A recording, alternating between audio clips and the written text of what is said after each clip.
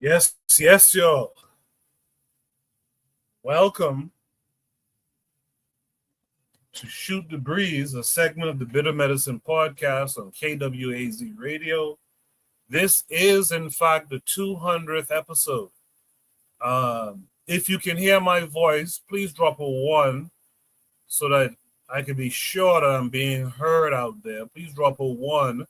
And if you can hear my voice, please like and share like the pro-Black perspective is urging you to do in the chat.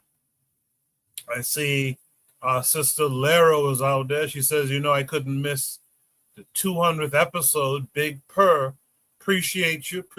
Thank you for showing up tonight. I hope everyone comes out and lends their voice on the panel, in the chat, etc. 200 is a kind of a big deal. To do something 200 times, you got to, on a weekly basis, you got to give some props to that, but the props are not just for me. The props are for guys like Buana, Black Steel, Anthony McPhail, Oni, Brother Bakari, Trigger Happy, 262 Plus, folks like Lero, the Matron, even recent folks like Kofi, the Black Critic, Ditso, Ozuli, Kevin Carre, all of you guys have added something to the show that makes it go on. For so long. 200 times we've done this. With that said, let me give you guys a heads up as to what we have going on tonight. We're going to talk about who will benefit from the so-called peace deal. You heard about the U.S. Signing a so-called peace deal in the Congo. Attached to that is the question of, is the Congo president selling out? We're also going to talk about protests in Kenya. Have Africans finally had enough? We're going to switch it up and then talk about, do the wealthy understand capitalism? Unfortunately, we have to discuss this tonight. Goodbye to African Stream. You probably heard about this on Twitter earlier this week. Goodbye to African Stream. And lastly, and this is one I actually look forward to tonight, it's a historical document. You need to listen to, you need to save it. You need to honor the Black soldier on this 200th episode. And that's really the theme of this 200th episode, the Black soldier. That's what we are. We've soldiered through to 200 episodes.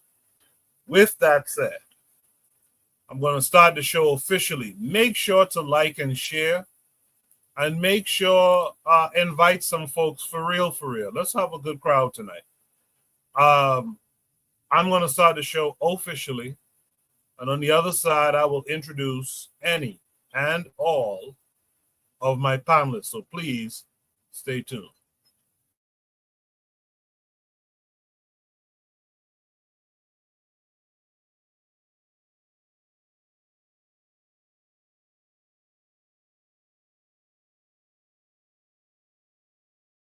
You are listening to the Bitter Medicine podcast on KWAZ Radio.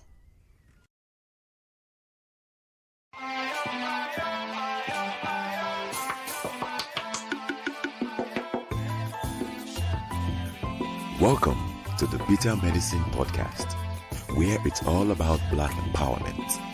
Our show focuses on Black news and entertainment, arts, science, economics, history, people, and strategies that uplift, empower, and motivate Africans within the diaspora. And now, your host, whose favorite color is black, Goku.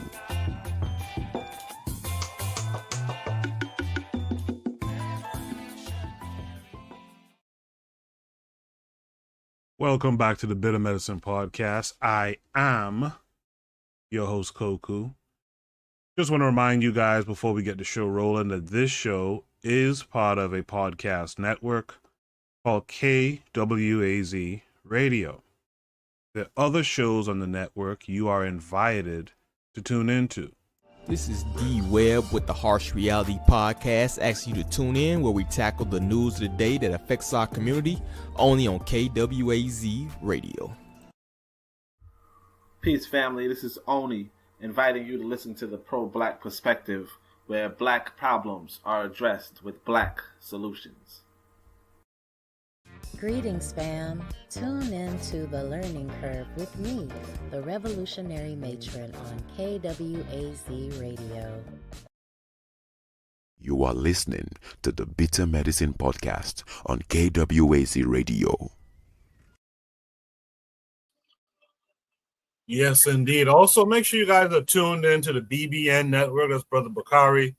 Make sure you're tuned in to Forecast and Considerate Cheek on the Forecast Radio. And make sure you're tuned into Kofi, the Black Critic. With that said, let me, I'm muting some mics now because there's feedback. But with that said, let me introduce my panelists so far for tonight. Hopefully we'll have more of you joining us tonight. First but not least, let me introduce Oni. Oni, how are you today? I'm cool. Peace. Happy 300th, man. Thank you to you as well. With that said, let me introduce my co-host, Jacadero. Jacadero, how are you this week? Big congratulations. I'm in a good mood. Congratulations once again. You deserve it, Coco. I appreciate it. Thank you very much for playing a part in reaching this 200th episode milestone. Buana, how are you this week? I'm great, brother. I'm great. Hopefully we'll have a great episode tonight. I'm ready to mess with Jacadero all night, so I'm good. You wish, Buana. You wish. Good stuff, Buana. Thanks for being here as always. And Black Steel, how are you this week? Man, let me tell you, man. I can tell you all my problems, man. But anyway, so car trouble had me on the side of the road, sounding like Han Solo in Star Wars, man. I thought they fixed it. But anyway, so it's been okay. It's been all right. I can't complain too much. I'm still here. Glad to be everybody. Happy 25th anniversary. Happy 200th episode. Proud to be a part of this podcast. Congratulations to Jacadero for his promotion from temporary to co-host. Very proud of you, brother. Looking forward for the show. Thank you very much. And with that, last but not least, so far for tonight, our brother Nine Obafemi. How are you doing, sir? You have to unmute your mic if you're speaking. Peace, brother. Yes, sir. Thanks for coming through. Yeah, man. Glad to be here, man. Congratulations on your 200th episode as well, man. Yes, sir. If you guys don't remember, I interviewed Obafemi. I was trying to put it up there, but it's in the background funny. But from MCE. We'll talk more about that later in the show. But hopefully we can have a good show tonight. Like I said, if you want to join the conversation, click the link and you could be on the panel as well. I see we got some folks in the chat. We got Anthony McPhail saying what's up to everyone on KWAZ Radio. He said he'll be up in a minute. He says, happy 200th episode. Congrats. Appreciate it, Anthony. Real Black Gentleman's out there. He says, congrats as well. And we got the lovely our matron, the revolutionary matrons out there in the chat as well, saying greetings. Thank all of you for being here. All right. With that said, we're going to shout out the 200th episode throughout the night. Actually, here's Anthony. Anthony, how are you this week? Peace, man. I'm doing good, man. Happy 200th episode, Brother Coco. Yes, sir. Well, it's happy 200th episode to all of you as well. So. Yeah. Hey, I just got through talking on the phone to Obafemi. He's with us. Yeah, Obafemi's on the panel right now. Okay, all right. Yes, sir. Thank you for that. I appreciate it. All right. Without further ado, let's do Shoot the Breeze topic number 1. Obafemi, before I drop Shoot the Breeze topic number 1, did you get my email today? Yes, I did. I just responded to your email before I hopped on. So yeah, I did. Okay, I'll check it while we do on the prompts, and I'll present some of that throughout the show. Okay? No doubt. I appreciate it. Yes, sir. So Shoot the Breeze topic number 1 tonight on this 200th episode of Shoot the Breeze. Shoot the Breeze topic number 1 says, who will benefit from this so-called quote-unquote peace deal? And this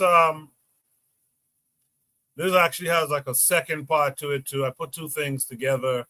The second part is the Congo president selling out? But first things first, let's get to the attachment for the first part of this prompt. Let me share my screen with you guys. Really be interested to hear what you guys have to say about these topics tonight.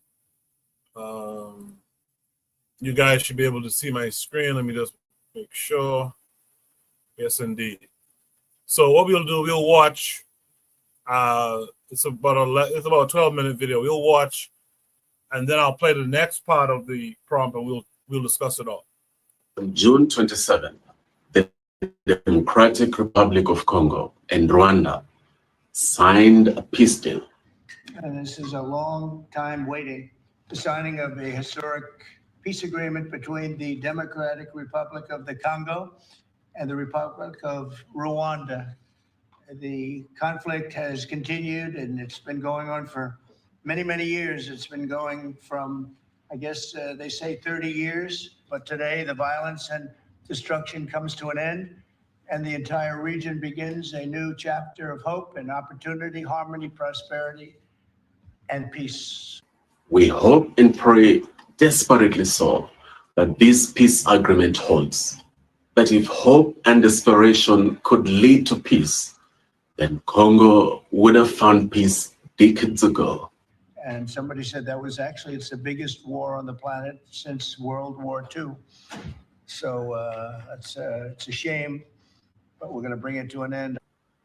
The United States played the role of a mediator, a powerful midwife, to what should have been the birth of a new chapter in Congo. But while headlines and diplomatic handshakes portray optimism, an unsettling silence surrounds the details of the deal. What exactly was signed? What was traded? And more importantly,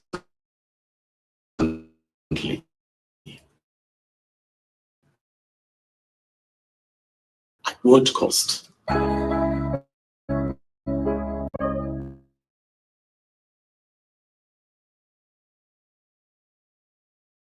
Let me welcome the foreign ministers of Rwanda. Relations to the president's countries. They should know that the United States is committed to the pathway of peace. But to my fellow Americans, this is really a celebratory moment. This is a big moment for our country because under the president's leadership, we've taken what was 30 years of killing and war, the worst war in terms of death count since World War II, and now we're on a pathway to peace. This moment as the beginning of a new story, a story of prosperity and of peace. So thanks to the president, congratulations to the entire team, and to my fellow Americans. We should all be really proud because it's amazing what active presidential leadership can accomplish when it's geared towards peace and prosperity. And that's what we have in the Oval Office right now. So great job, sir.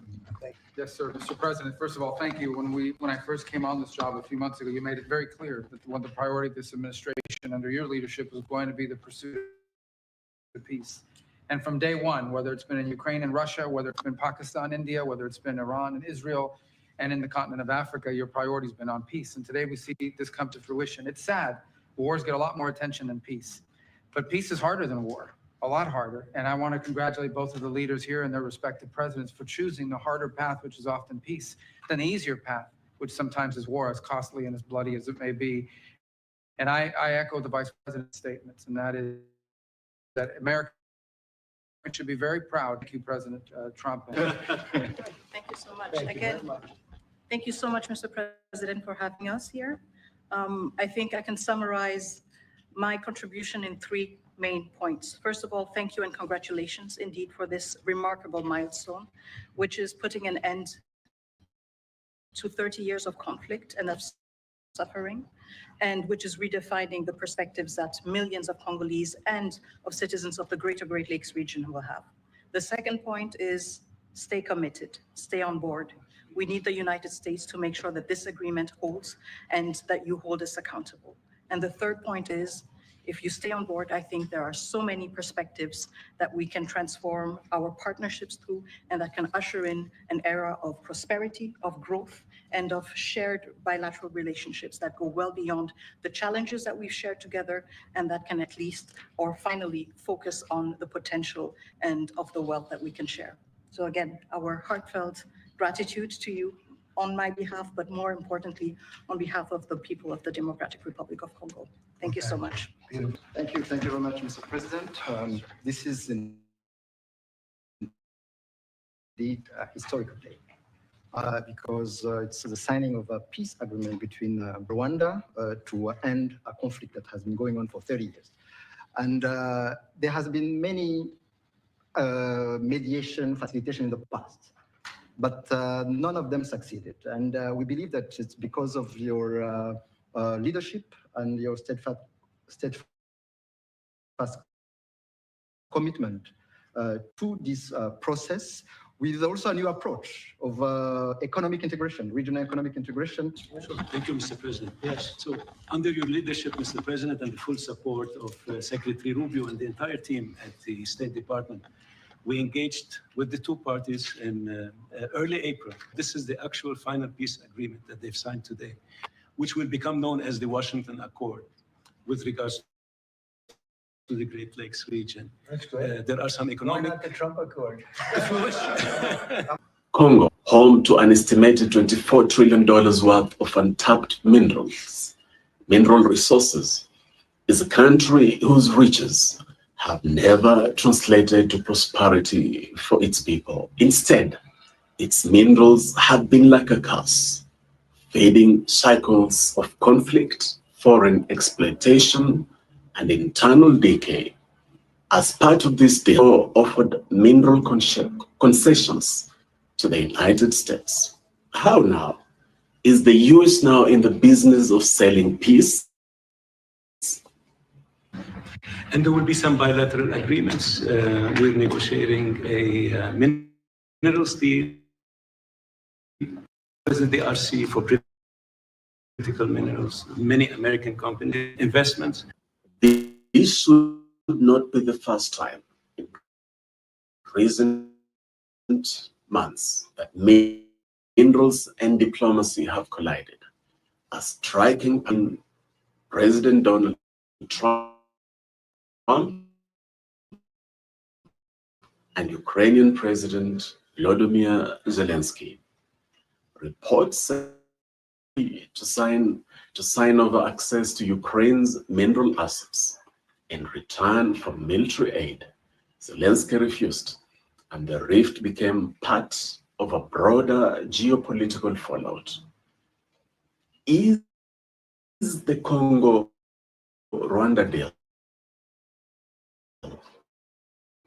merely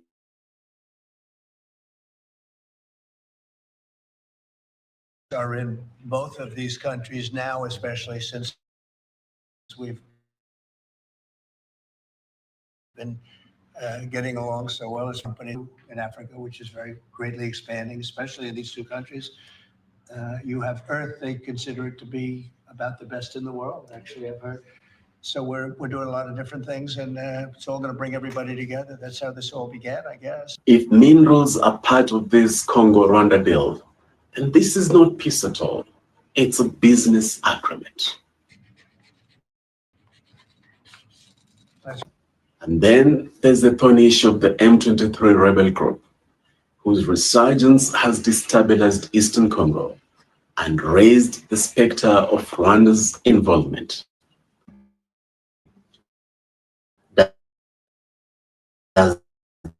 this peace deal saying down arms for good? Who will monitor that disarmament?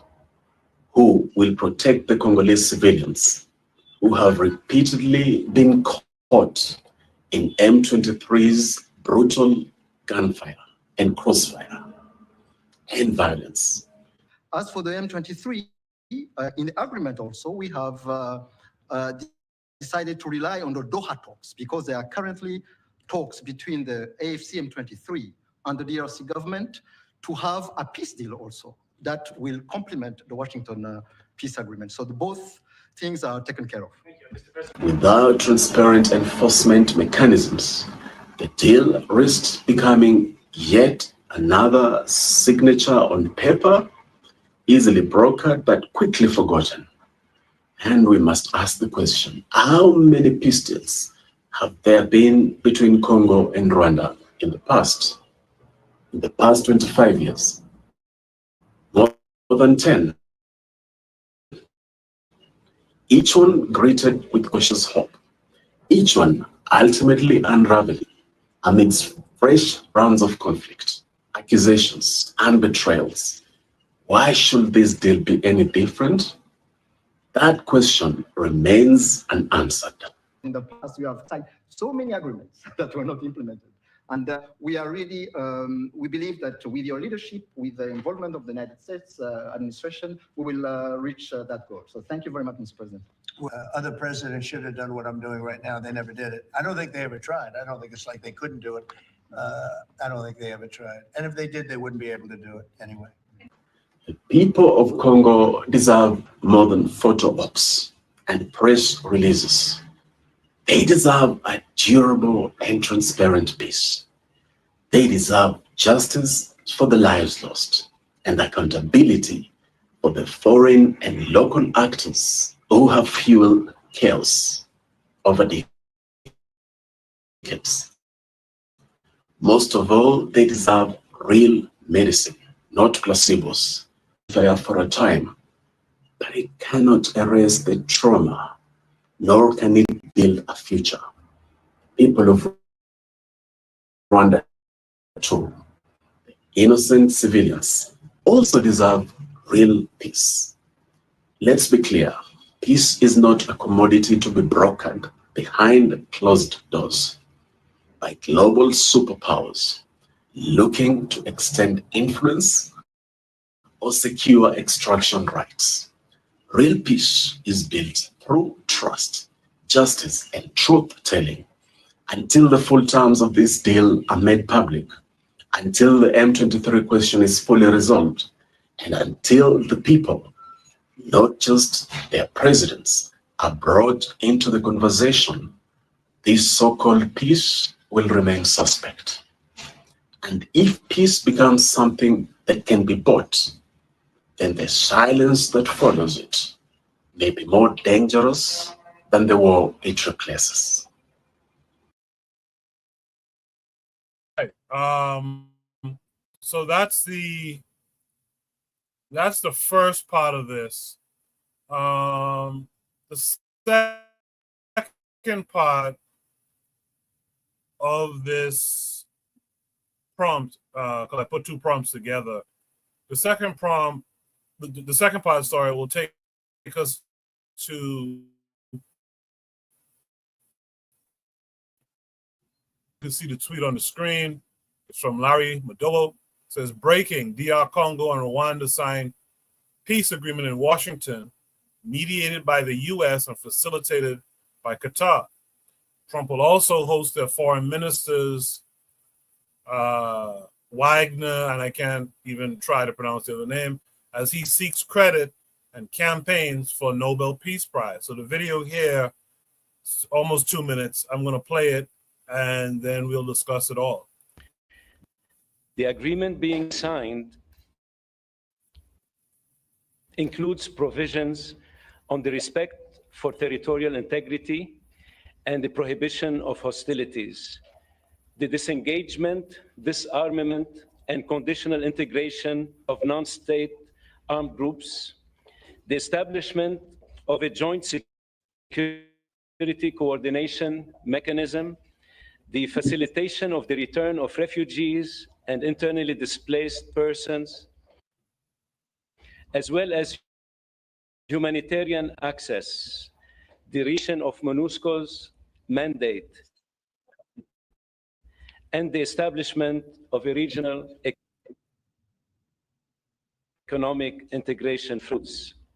An annex on the functioning of the Joint Security Coordination Mechanism, and the full text of the concept of operations of the harmonized plan for the neutralization of the FDLR and disengagement of forces / lifting of defensive measures by Rwanda, which was agreed to under the auspices of the Luanda process on October 31st, 2024, and adopted by the foreign ministers on November 25. Today, the agreement immediately enters into force. Thank you very much. Congratulations.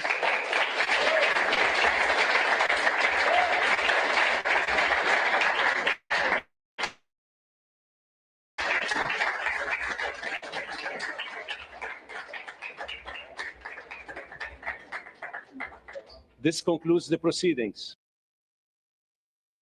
All right. So shooter restart number one is a combined topic. It says, who will benefit from this so-called quote unquote peace deal? And it's the Congo president selling out. In the chat, our sister Lero says to sit up there and let that man insult you like that is crazy, disgraceful.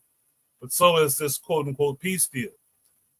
Black Steel in the chat said the jokes write themselves. I want to start with Black Steel on this one. Black Steel, what are your thoughts? Who benefits from this so-called peace deal, and is the Congo president selling out? Well, to answer the first question, all right, there are, there's always a few truths mixed in with the lies. So yes, the Congo War has been the world's deadliest conflict since the Second World War. That's very true. Millions of people have lost their lives in this conflict. So that's true. So I think if you could this is going to end hostilities between these two countries. That I could see that as a good thing. However, right, you always got to look for the sleight of hand, right? And the sleight of hand is that first of all, the United States is getting access to mineral. They have mineral rights in the Congo. Millions, billions of dollars worth of mineral rights is going to help the United States, right? That they have access to. The Congo probably more than likely not getting paid fairly for these minerals. Number one, I think it speaks to a failure of African leadership. We all know that African Union is not a serious organization, but these two African nations could not resolve their differences. They had to go to the United States. I think that's very telling about how colonized we still are. One thing I think was very interesting is that how they're talking about how this administration, meaning the Trump administration, wants peace. And they literally just bombed Iran last week. They're in the middle of helping Israel commit genocide. So who wants peace? It's really disturbing when you hear these people sit up here and lie like this. But again, that's par for the course. The Congo president selling out. Most of these African, let's keep it a buck. Most of these African leaders tend to be sellouts, right? They're financed by the West. They're kept empowered by certain colonial powers, and they use their political strength to help finance the rape of the theft of resources from their country and oppression of their people. So I don't think it's even a question. Of course he has. He wouldn't be president if he didn't sell out at this point, because they probably would have killed him if he had been, or they'd be trying to depose him. So whenever you see a leader that is praised by the West, by the Americans, you need to look at that leader with suspicion. You need to kind of keep your eye on that guy, because there's a reason why they're praising him. I think Malcolm X said something along those lines. But yeah, I just don't see where, the killing of civilians, that if that's stopping, well, I don't think it's really going to stop. But let's say that ends. That's a net benefit for the people of these two countries. However, the devil is in the details. Where are the resources going?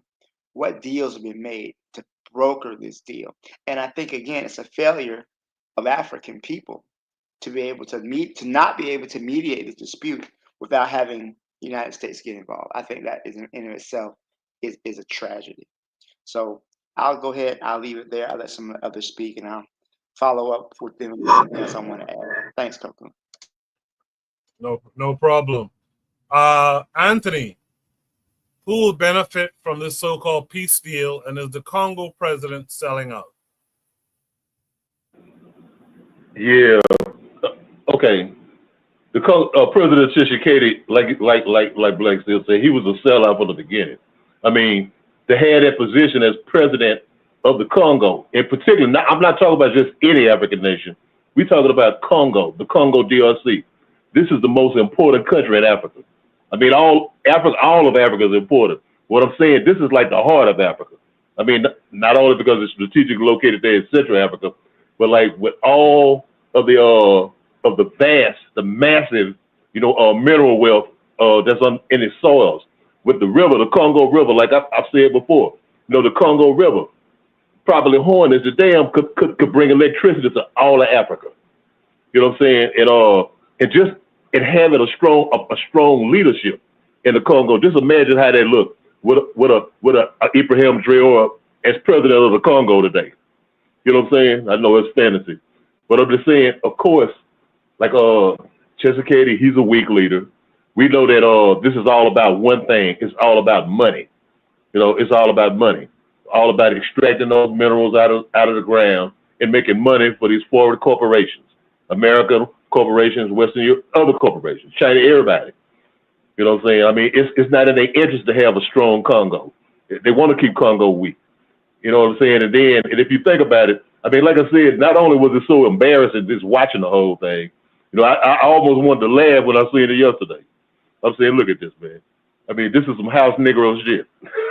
But just for the simple fact, like, we know, okay, you seen it coming when Trump and them, when they sent their little delegation to Angola. Now, we know Angola in the 70s was Marxist country, revolutionary country. Eduardo dos Santos, he stayed in power so long, and they got in his ear and say, hey, man, you could be rich. Forget all that old rhetoric stuff. And so now he go, one of the richest African presidents. Well, they went to him and said, we're going to facilitate this right here because we're going to do something in the Congo. Okay, so they went there, talked with him. That's when, when they had that little summit in Angola. That's when they got on the telephone, called Kagame, and said, look here, we finna hold up on this bullshit because it was too much light coming on what was happening in Eastern Congo with the M23 rebels and with the massive rape of women and putting children to work for $1 and $2 a day. It was too much light getting shed on this, man, by a lot of Congolese expats and by Pan-Africanists all over the world, and it was making them look bad. So they said we got to do something about it now. We got to do something about this here. So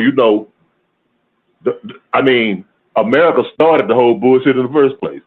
Of course they could stop it. You know what I'm saying? Call Kagame, tell them to hold up. Y'all hold up with this bullshit. We finna try to we trying to make this look like it's a peace deal. Everything, and so it's gonna be business as usual, but we're gonna take some of the other bullshit out of it. Man, it's a fakery 100%. A fakery 100%. Tshisekedi gonna get his money, his little crew around him, they're gonna get their money. And Congolese children gonna still be working in mines.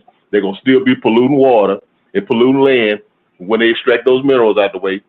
Hopefully sisters don't have to be getting raped like they was by the million, because that's one of the main things they look, this psychological warfare that they conduct to keep the people destabilized and traumatized.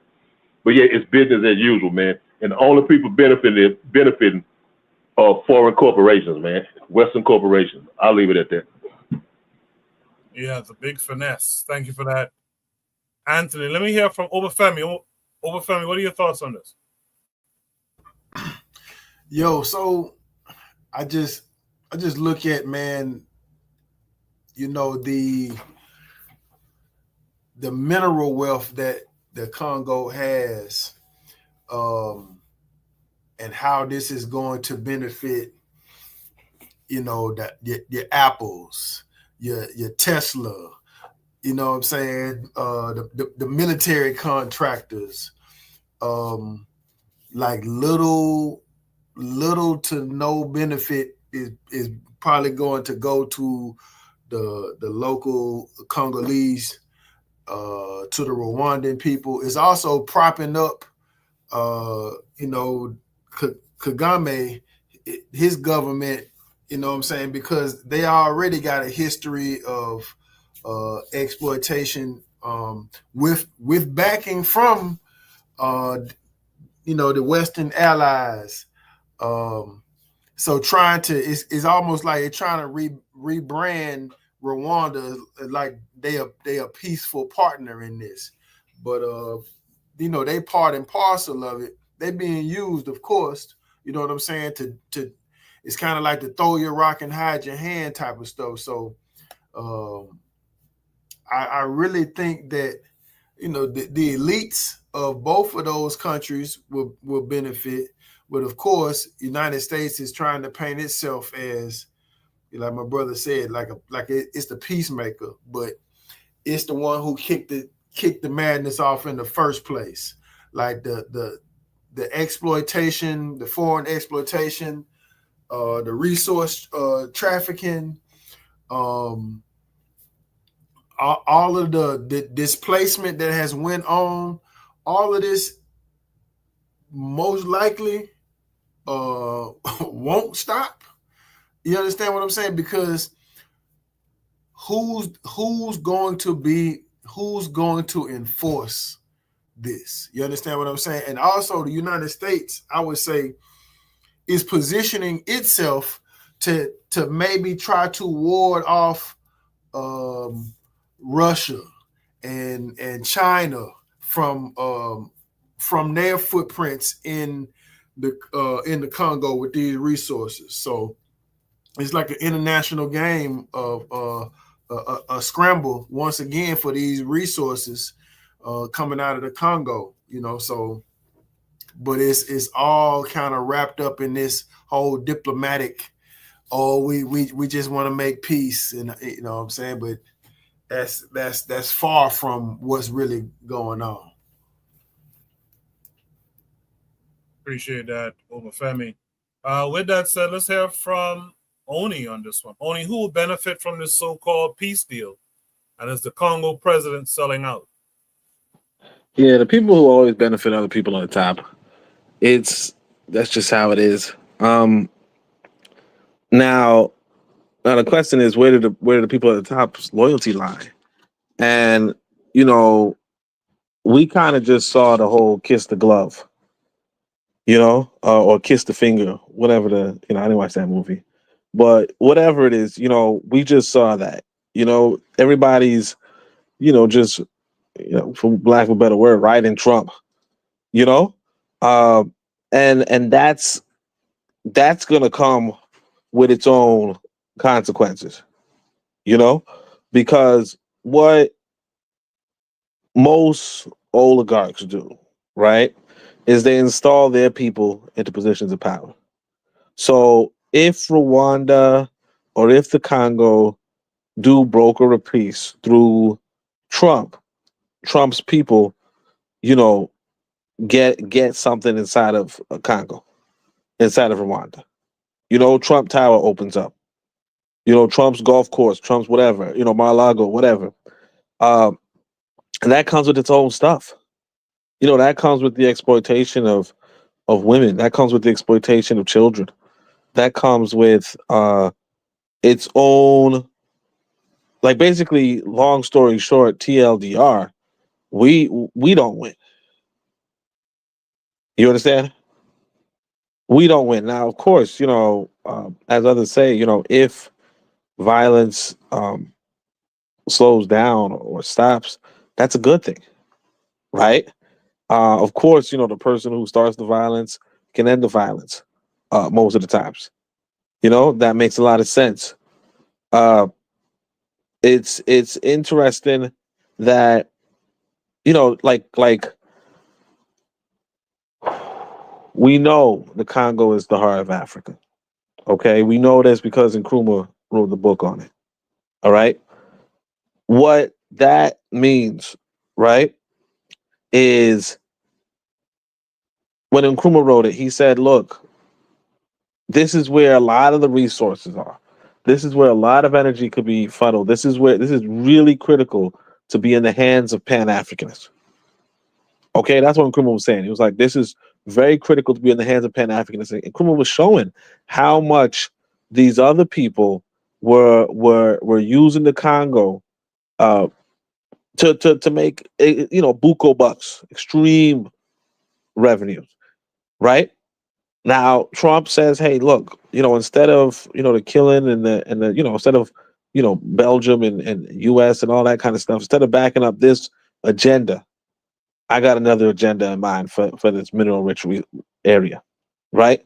And of course, like we said, that might put some peace in the region. We don't know, right? But it's like this is what we have to understand. Peace before, the war before was profiting the Wazungu. Now Trump is saying, let's do a switch up, and we just have to peep game. But of course, it still begs to reason. What are we going to do, right? Because again, if the Pan Africans ain't winning, it's not a win, and we gotta look into that. That's it. Good stuff there, owning. With that said, let's have from Buana. Buana, what say you? Yeah, this is an obvious clown show. This is a clown show because it seems like these two countries, African countries, they have no memory. They have no memory. For the Congo, let's start with the Congo first.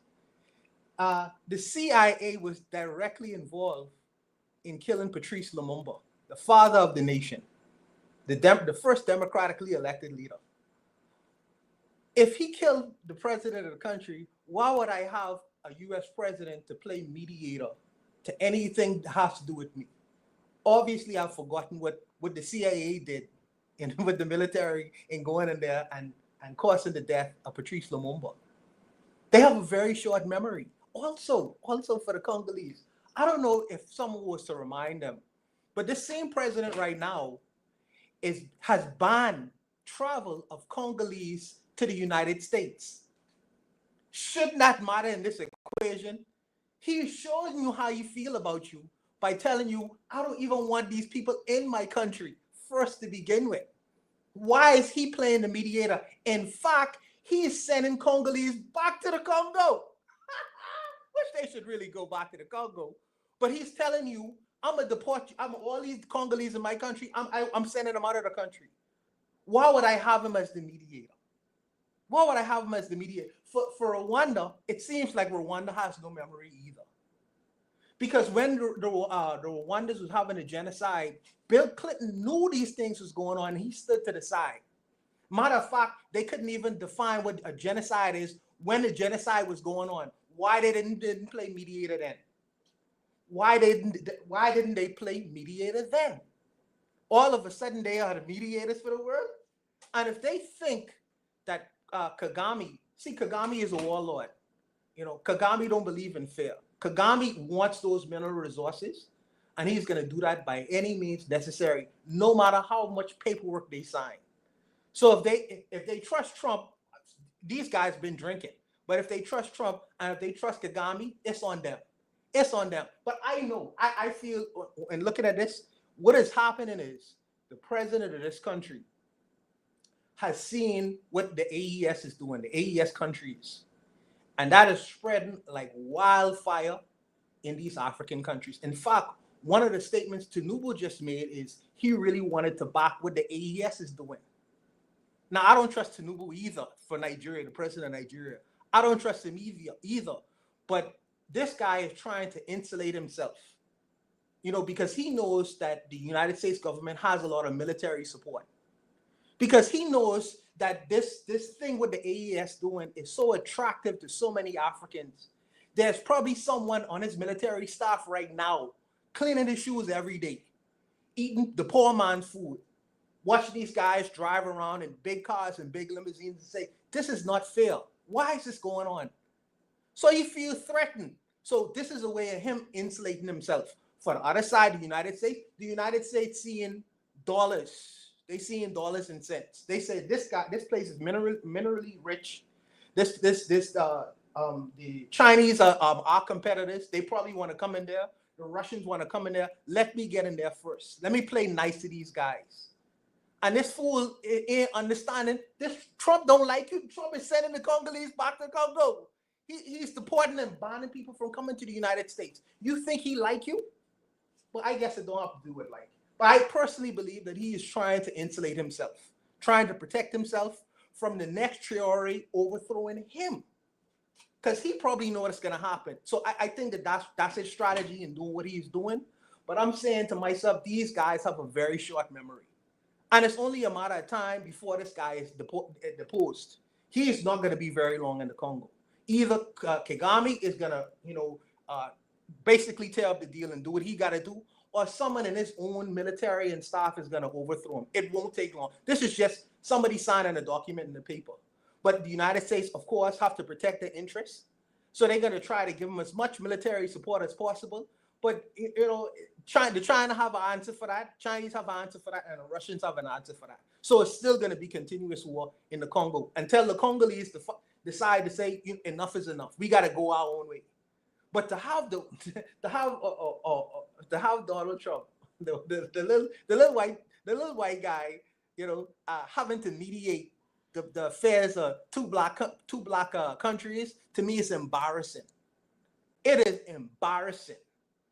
If you have to have a mediator, why don't go to among your brothers, find a fair minded country and have them decide and mediate. You won't go run to the United States and have the little redhead man decide, come on, bro. It is very embarrassing, but that's my position, and I'll just leave it there. Good stuff, Juan. I appreciate that. Last but not least, we got Jacadero. Jacadero, who will benefit from this so-called peace deal, and is the Congo president selling out? What are your thoughts on all of it? What a joke. Honestly, it's a joke. It's pretty self-explanatory, the fact that this was done not in Congo. That's number one. This wasn't done in Congo. This wasn't done in Rwanda. This was done in the United States. And then anytime that you have the person sitting in the middle is usually the person that's benefiting. So whenever you guys watch these segments of whatever deal that's brokered, who's ever sitting in the middle, sometimes it's two people that are sitting in the middle, and watch body language, who's ever shaking the hand with the overpower. So from, let's say camera one is in the middle, when you see the president or the head of state or whoever is in position for Minister of Foreign Affairs from that country shaking hands, and camera one would be in the middle. When you see that handshake of, let's say A side is left, let's say you guys are looking at the screen. So my left, my right, Minister A, if they have a handshake where their hand goes over Minister B, that person is winning the deal. That person has won the deal. So the people that benefit from this, it's the elite. In this case, the political elite. Is the president of Congo selling out? Yes. This wasn't just this week that he was selling out. He's been selling out, and his predecessor was selling out. And the predecessor's father, because the predecessor was I believe the son of the last president. There was an attempted coup last year, I believe, if memory serves me correct, an attempted coup on his head, and it was on President of Congo Felix Tshisekedi's head, and it was believed, well, it was a rumor that possibly there was external influence because there was 3, maybe 4 Americans involved in that coup attempt. But they stopped it. And I don't know how they stopped it because those guys were in the presidential palace. Once somebody gets to the presidential palace with guns, usually in African, South American, Caribbean, and everywhere else, it's a done deal. Consider yourself done. This was terrible. I'm not sure on what Kagame's role in this is, aside from the peace deal. It's largely been noted and documented that, he feels that part of Goma, if not all of Goma in Eastern Congo is Rwanda territory. And those individuals that fled from the Rwandan genocide are or have made Goma a home. So I'm not 100% sure on where this is going. This sucks. Point blank period. This sucks. Ibrahim Traore has already a lot on his shoulders. He's fighting terrorists inside of his own country. Same with the rest of the Sahel countries of Mali and Niger. Shout out to Abdul Rahmati Sheani and Assimi Goita.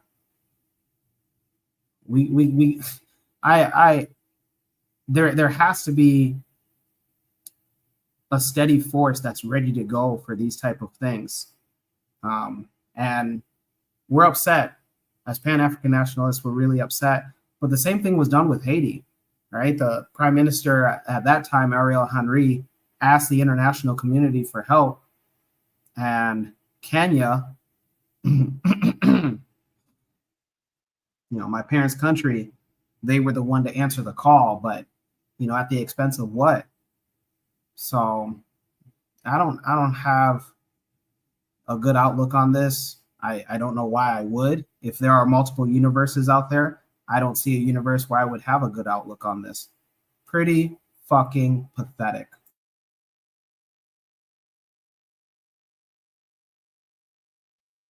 Appreciate that, Jacadero. In chat, Trigabi262 Plus says, puppets have the memory of those who control them. Speaking to Buana. Lero says, at the end of the day, the land belongs to those who successfully struggle for it. Those who desire a quote-unquote free Congo have to claim and defend it.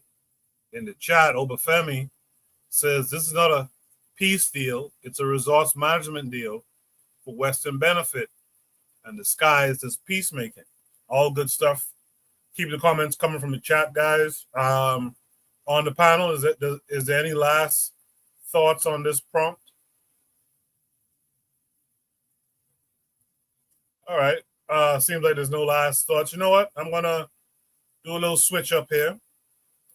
I'm going to share a little bit of music with you guys from MCE. Obafemi is a part of this group. This song is called Money and Fame. Let's check it out.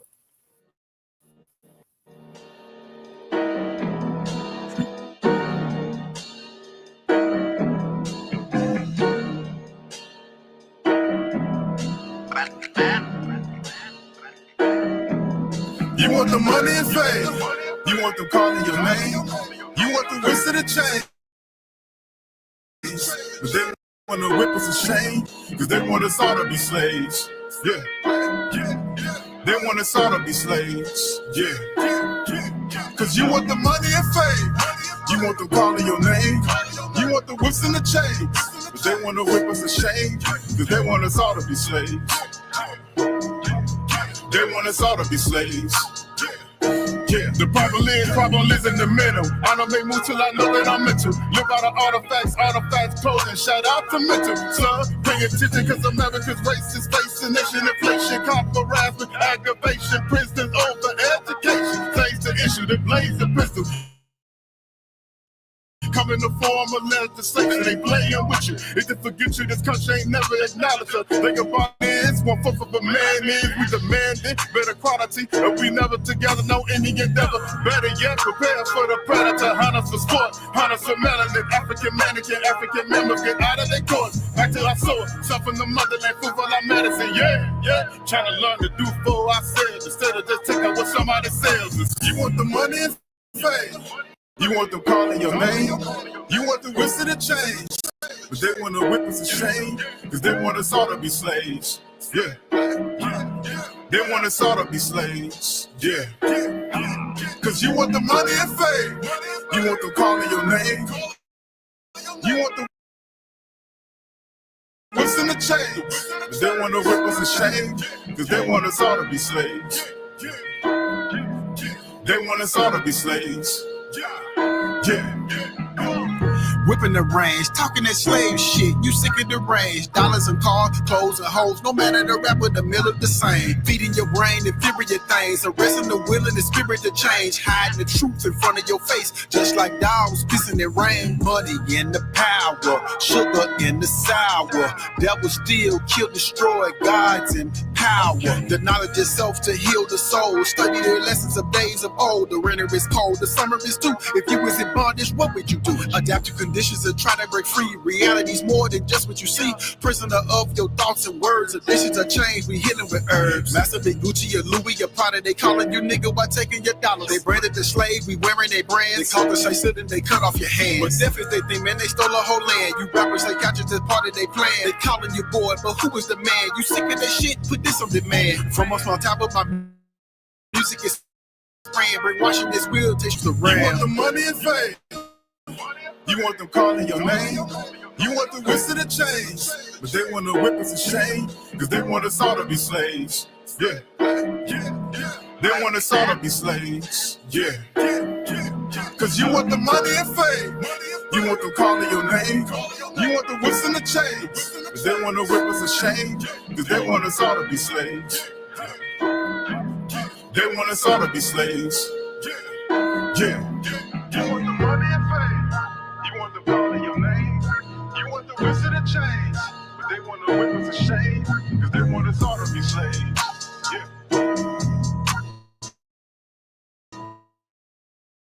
They want us all to be slaves. Yeah. You want the money and fame.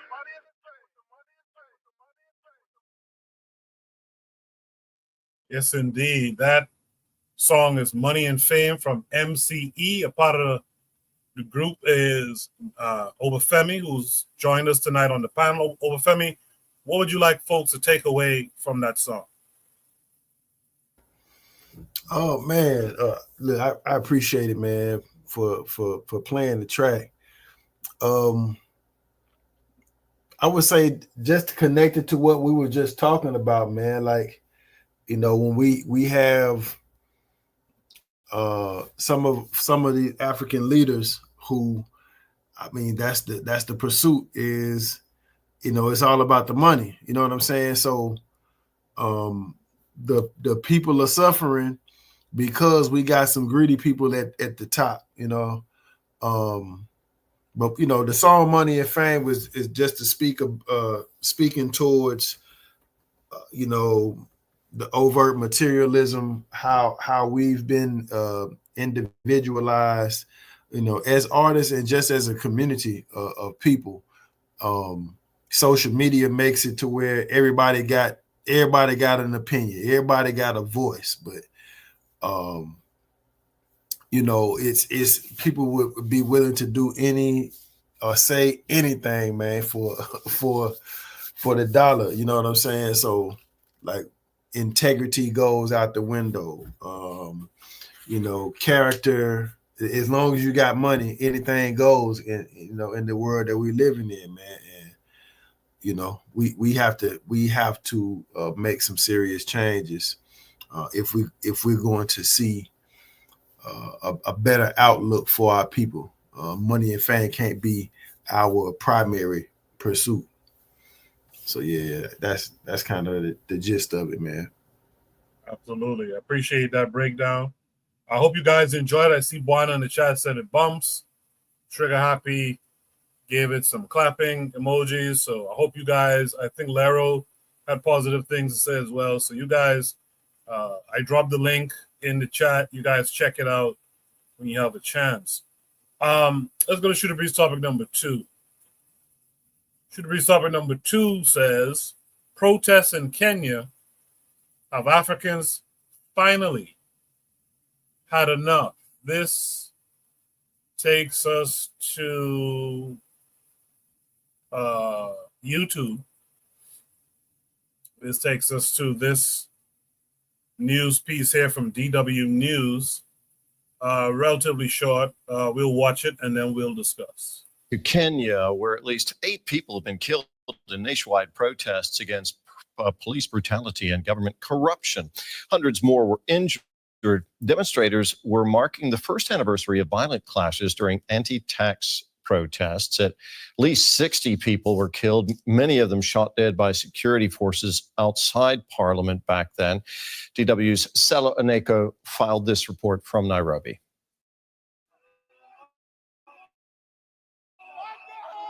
The protests started with excitement and defiance.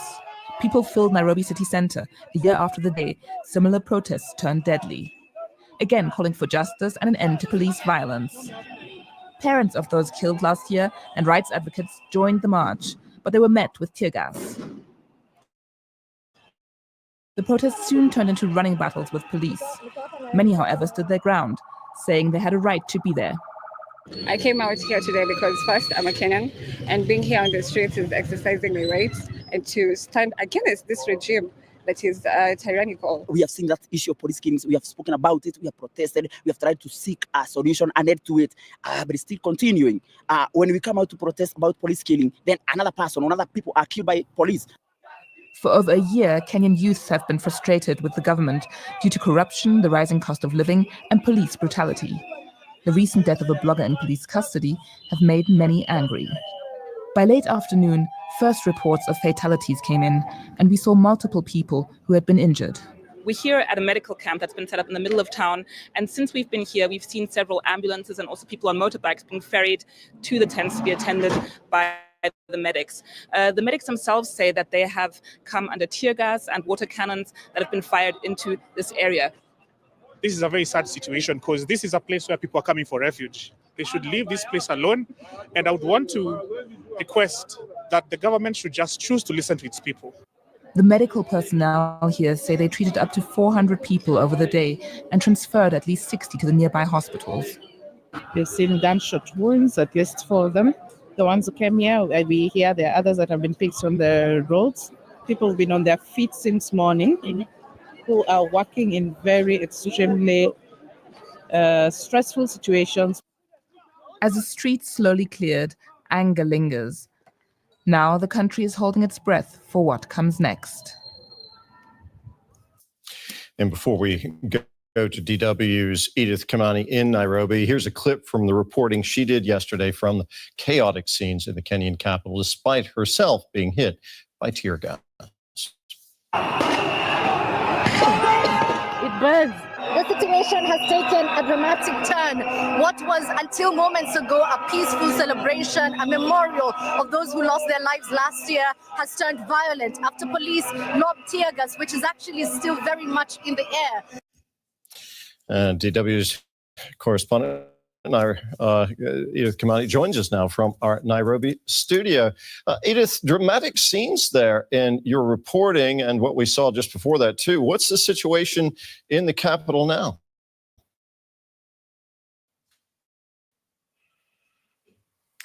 Well, the situation this morning has gone back to normal. One might say things are fairly calm, relatively easygoing. People have resumed back to their offices and life seems to be moving quite as normal. But of course, as reports of just how many people were killed and how many people were injured come to light, I'm sure that there will be more reactions. We have reports of at least 16 people dying now in yesterday's demonstrations. The head of the rights group Amnesty Kenya has alleged that most of them were killed by police. What more can you tell us, Edith?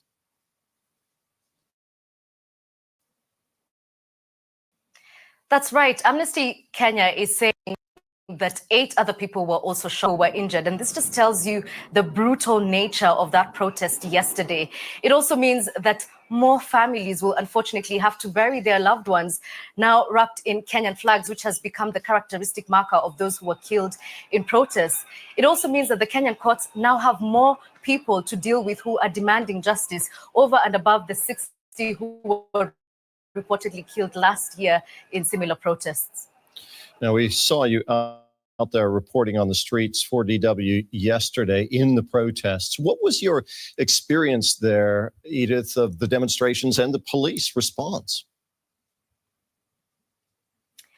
The police response started off fairly calm in the morning. There was a celebratory mood. People were dancing and recalling the names of those who had been killed in last year's protests. But very quickly, things took a turn. And I actually witnessed Rex Masai, who is the mother of one of the first people who was killed last year, being tear gassed herself. Now, we were in tactical gear because this is how we cover protests here in Nairobi, but the people who we were covering, they didn't have any protective gear, and they were still pushing back police officers, remaining defiant and brave through it all. And so very dramatic scenes, as you said there earlier, and indeed coming so close to violence and death in some cases. Remind us, Edith, what's driving this unrest? We've got grievances against President William Ruto and his government. What are the protesters really demanding now? The primary thing which is top of mind is the deaths of those people who died during last year's protests. The protests last year were primarily about the state of the economy. 60 people reportedly killed, then no justice since. Only 2 cases have made it through the court process. And so a lot of Kenyans were back in the streets demanding justice for those lives. And in the lead up to this, another person died in police custody. And so there was yet more fury about the way the police handle civilians. And this is another thing that protesters are demanding.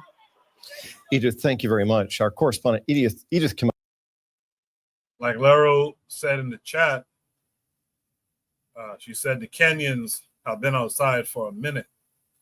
Shout out to them.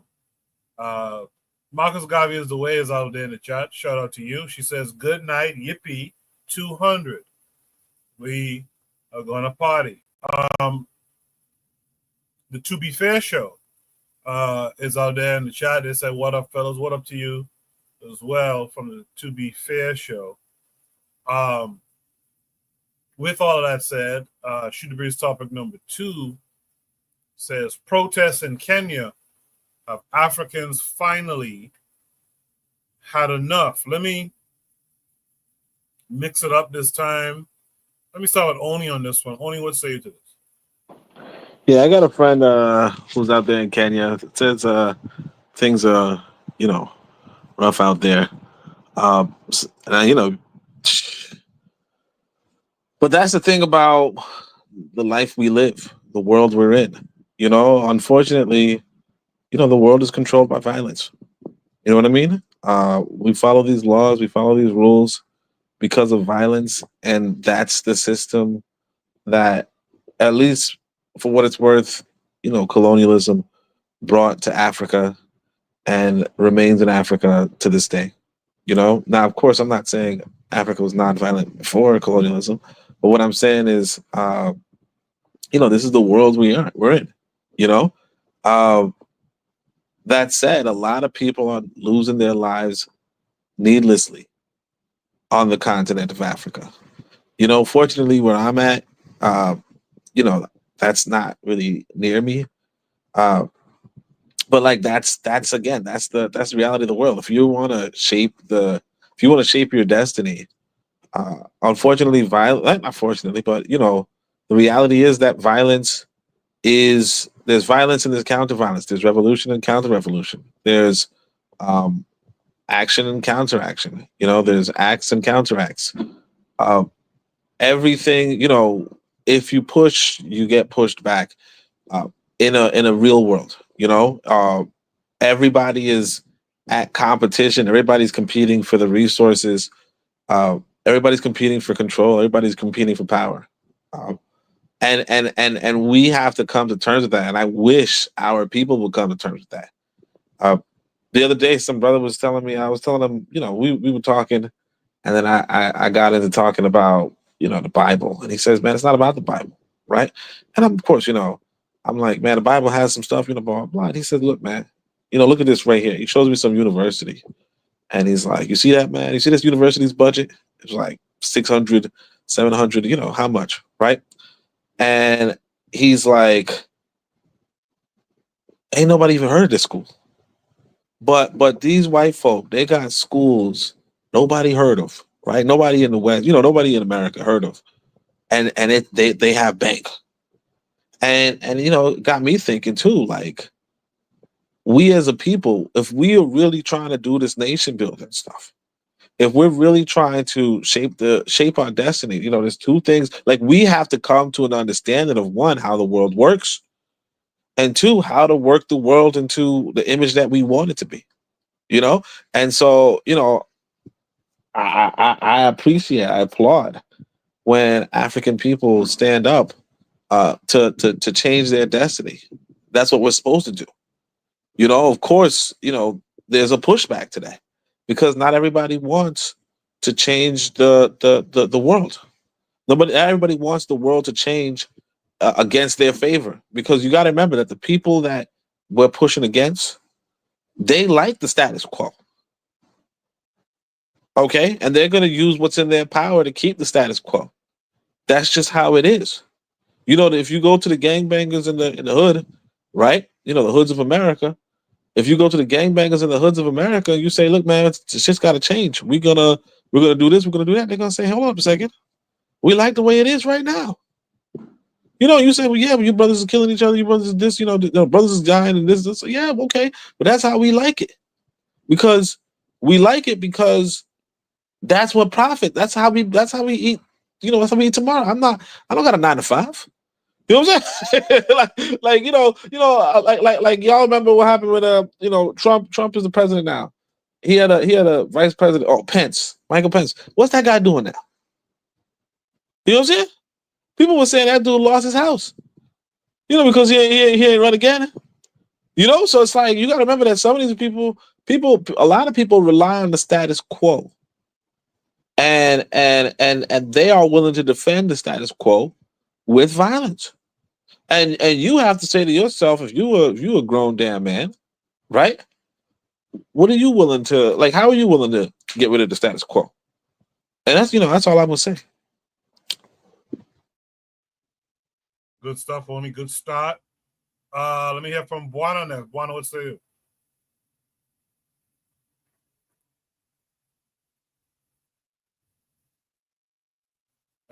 I guess Buana stepped away or something, or his mic is muted.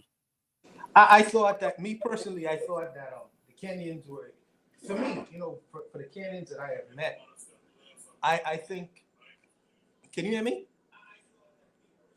Can you hear you now? Yeah.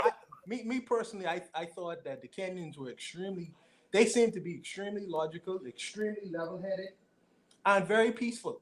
Very peaceful. So to know that these guys in Kenya are angry and lashing out, obviously they have something to lash out about. Because to me, Ruto have a lot of problems. Even though he's extremely successful, I don't know if the Kenyans are able to experience some of that success that he has experienced. I don't know if it's necessarily touching the ground in Kenya. I've heard great things about how Kenyan society is very well structured and there's a lot of development there. But it seems to me like the Kenyans have a beef. They have a gripe. So I'm very, very curious about what Jacadero will have to say about it, because I didn't know there was this degree of anger inside Kenyan society right now. So I'm very curious to know what he has to say about it. But I'll leave it there. Appreciate that, Buana. With that said, let's hear from Black Steel.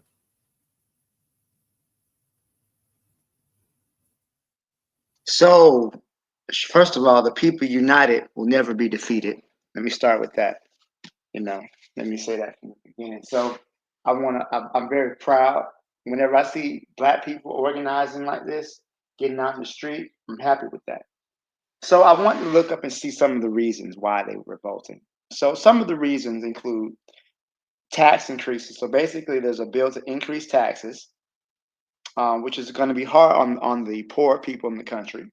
Police brutality, government corruption, economic hardship, and calls for accountability, including the resignation of President William Ruto. So, and I also see that not only is this going on in Kenya, but also there's a lot of protests going on in the country of Togo as well. So I think there's an awakening going on across the continent, right? But it's coming from the bottom up. It's not going to come from the top down. All true revolutions come from the bottom up. This is a people's revolt, right? And I think that they have finally, people are tired of the way their countries are being ran as being just more resource extraction by the West, and people are sick of it. So I think, and also too, I think what Traore is doing in the Sahel states is an inspiration. People see Traore coming in, he's taking control of the businesses and getting rid of the colonized, and the people are excited about it. The people want more of this. They want their leaders to take the stance that Traore is taking, right? As the people begin to organize more, as they begin to this is a reaction, right? People are mad and they're reacting to what they feel is unfair conditions in their country. But as they organize, as they become more forceful in their demands, this has the potential for real change. I'm excited for it, but also too I'm wary because the governments involved, they don't have any type of restraint when it comes to dealing with protests in their country. I don't know who they said it was, but I think it was Tanzania, one of the countries that just straight up banned protests. In Kenya, they're using live ammunition and just shooting and killing people. This is a reaction of a government in crisis. You know, the most dangerous animal is a wounded animal, is an animal you have backed into a corner. So these governments who are afraid of losing control, and what do the people want? They want you to stop being so corrupt. Why is it that the cost of living in Kenya is so high? Why are the people are taxed so heavily? These are real concerns these people are having. You can't just ignore them, right? You can't, excuse me, you can't shoot your way out of it. You can't kill 50 million people that live in Kenya. So something must be done. Something will be done. And I think this is definitely a step in which the people are beginning to speak up for what matters to them and what benefits themselves. All right. Thanks, Koku. I'll leave it there. Appreciate that. Let me hear from Obafemi on this one. Obafemi, what say you? Have Africans finally had enough? I kind of share some of the sentiment the last brother that spoke with, like it's going to come from the bottom up. It's happening from the bottom up. Like the younger generations it's like they see through the illusion of what's been called independence. You know what I'm saying? Because they see through the different types of enforcement of the system, like from government politics and classism that's going on within their countries. So majority of people suffer while there's a small group of people who are reaping most of the benefit. And I think that a lot of the youth across the continent are seeing past that facade. Like, oh, you've been told we've been free, we've been independent since the 50s or the 60s. And they saying, no, we not. Like we suffering. We got a lot going on. You know what I'm saying? And I definitely think that social media has had a role in helping to broaden Africans on the continent's horizon about what's been taking place. I do think that there is like I call it a rebellion. You know what I'm saying? But the rebellion is like a symptom. You know what I'm saying? The fact that people are protesting is letting you know something's wrong. You know what I'm saying? The people ain't if it's good to go, the people won't be lashing out like this. So something's wrong. But that there has to be more consistent, I would say, organization for long-term effect. So when things start to go beyond these artificial borders to connect these struggles, people are going to, the leadership is going to have a major problem on their hands. You know what I'm saying? The political education, as that increases, and also establishing revolutionary institutions.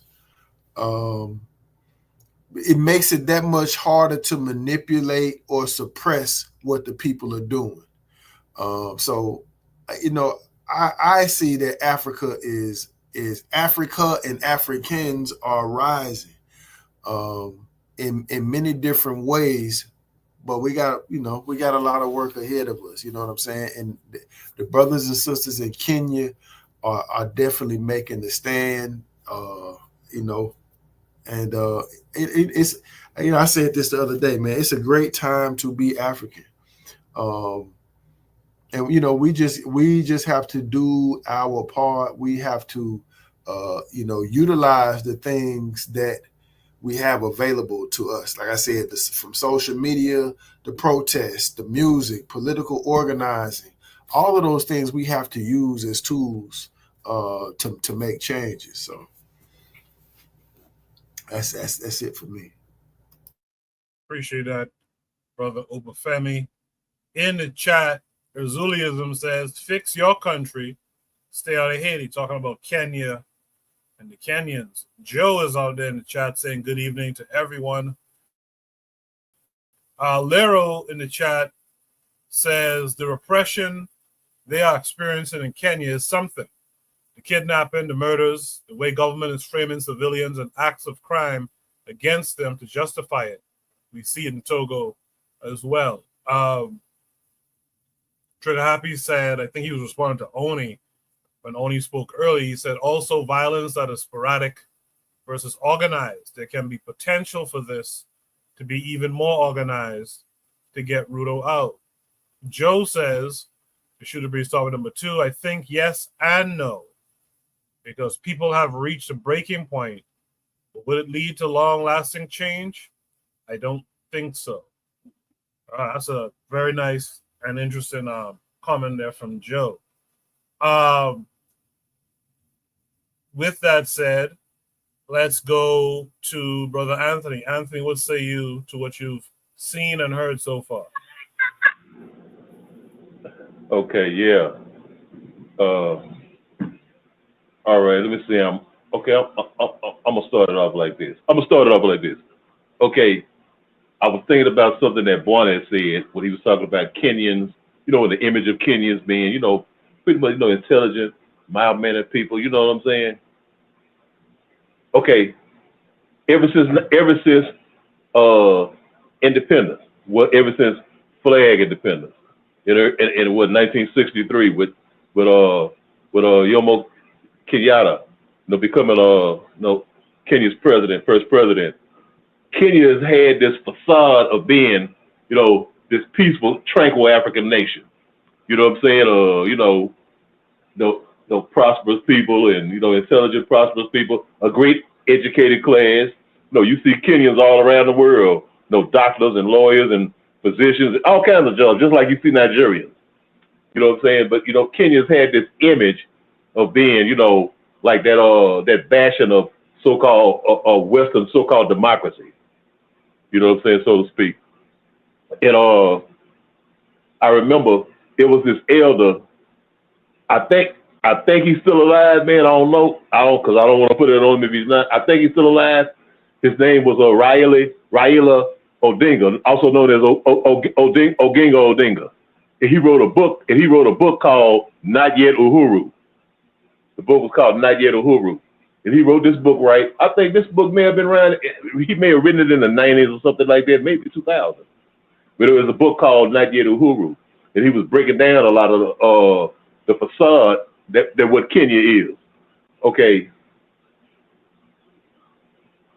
Here you go. We have a nation. And I can remember personally, I remember when I was a young boy, I was about 11 or 12 when President Uhuru died. I was about 11 or 12 when he died. I remember it was a thing on 60 Minutes about him, you know. I remember when he died, and the brother who took over after him was this man named Daniel Arap Moi. Now, President Kenyatta, he did a good job at hiding a lot of shit. You know what I'm saying? It hiding the bullshit that lied underneath the sore, the festering sore that lied beneath the surface in Kenya. He did a lot to hide it. But when Moi became president, a lot of that shit started coming to the surface. What you seeing now, we were seeing that back then during Daniel Arap Moi's rule. You know, and Arap Moi didn't have any problem with sending the soldiers out there too.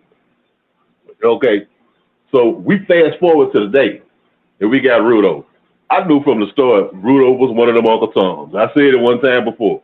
He was Uncle Tom, and he took his marching orders from his master, from his slave master. You know what I'm saying? And in some ways he's a more dangerous Uncle Tom, because not only will he send soldiers abroad for his master to go to Haiti and shoot Africans over there, but he'll shoot his own goddamn African citizens. You know what I'm saying? And had no problem with it. It could sleep at night. You know what I'm saying? The first time I heard that brother talking about Kenya is the home of all African people and all Africans and African Americans, everybody could come here, I knew right then, I said, no, what he's saying, this is too good to be true. It's more to him than that. You know, so I just started studying. I said, yeah, I knew it. This dude is no good, and he's a lackey, and he's gonna do exactly what they tell him. He's gonna do whatever he can to hang on to power with them. But the people have spoken. The people have spoken. They want him out of there, and I'm hoping, and they're gonna get him out of there. He's gonna leave. But what I'm saying, I hope that they don't let the euphoria of getting Ruto out. We got Ruto out. He's gone now. You know what I'm saying? And I think that's the be all. That's the end all. You know what I'm saying? Because see, you can have a Ruto point 2 coming up behind him. It's just like us right now. We saying when Trump get out of power, you know what black people gonna say in America? Oh, we got Trump out, Lord. We got Trump out. But you know what I'm saying? Who coming behind him? You know what I'm saying? So, but we got drunk off of the euphoria because we got him out. But don't get drunk off the euphoria when you're getting Ruto out. You know what I'm saying? You got to fight a war all the way to the end. But see, that's one thing that we never did. And that's why the soil of neo-colonialism, neocolonialism, imperial, whatever you want to call it. But see, that soil, that festering soil that we see all over Africa and all over the black world, everywhere we are, even in the Caribbean. You know what I'm saying? Or anywhere where we have our nations in. We still suffering from a lot of those same problems that we had, when we got our flag independence. Some people call it growing pains. You know what I'm saying? But when you never heal that sore, that shit just gonna come right. It's gonna come right back. Kenya has never healed that sore. It's not only corruption. It's corruption. It's been corruption. It was corruption in Jomo Kenyatta's government. His government was known for corruption, for nepotism and corruption. It was known for it. You know what I'm saying? But they hid it under wraps. You know what I'm saying? It ain't just the cost of living. The cost of living for the average local Kenyan always been tough. Not the middle class, the elites or whatever, but it's always been tough because you don't run your economy. You got some East Indians and other people who run your retail economy. It's always been like that. It's always been a struggle. You know what I'm saying? So all of this is not just because of this fool right here, Ruto. It's because of a whole lifetime of bullshit that African people have been going through all over the continent and all over the world. And the people found it, they get to the point where, like, you know what? We done listened at Malcolm. Malcolm said the ultimate price of freedom is death. And I think that Africans get now, because these days you get Africans who don't have that memory of certain things, and they like, you know what, you got to just kill me. You know what I'm saying? You got to just kill me.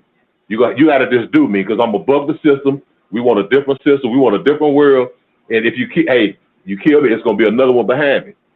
You know, because we want our freedom and we want control of our destiny. But yeah, man, yeah. I mean, I'm glad to see the people doing what they're doing, but I just don't want them. Don't just be happy because you get Ruto out. Okay, you got him out because see another puppet could come and be put in power. No, you got to change the system now, man. You know, we got to put our people, our young brothers and sisters, intelligent brothers and sisters, who got a Pan-Africanist, Black consciousness mindset. Whatever. I'm knock off right there, man. Appreciate that, Anthony. The thing that leaves me with Jacadero, I think, is the last person to speak. But before that, Lero in the chat says, and why are they in Haiti? Talking about Kenya.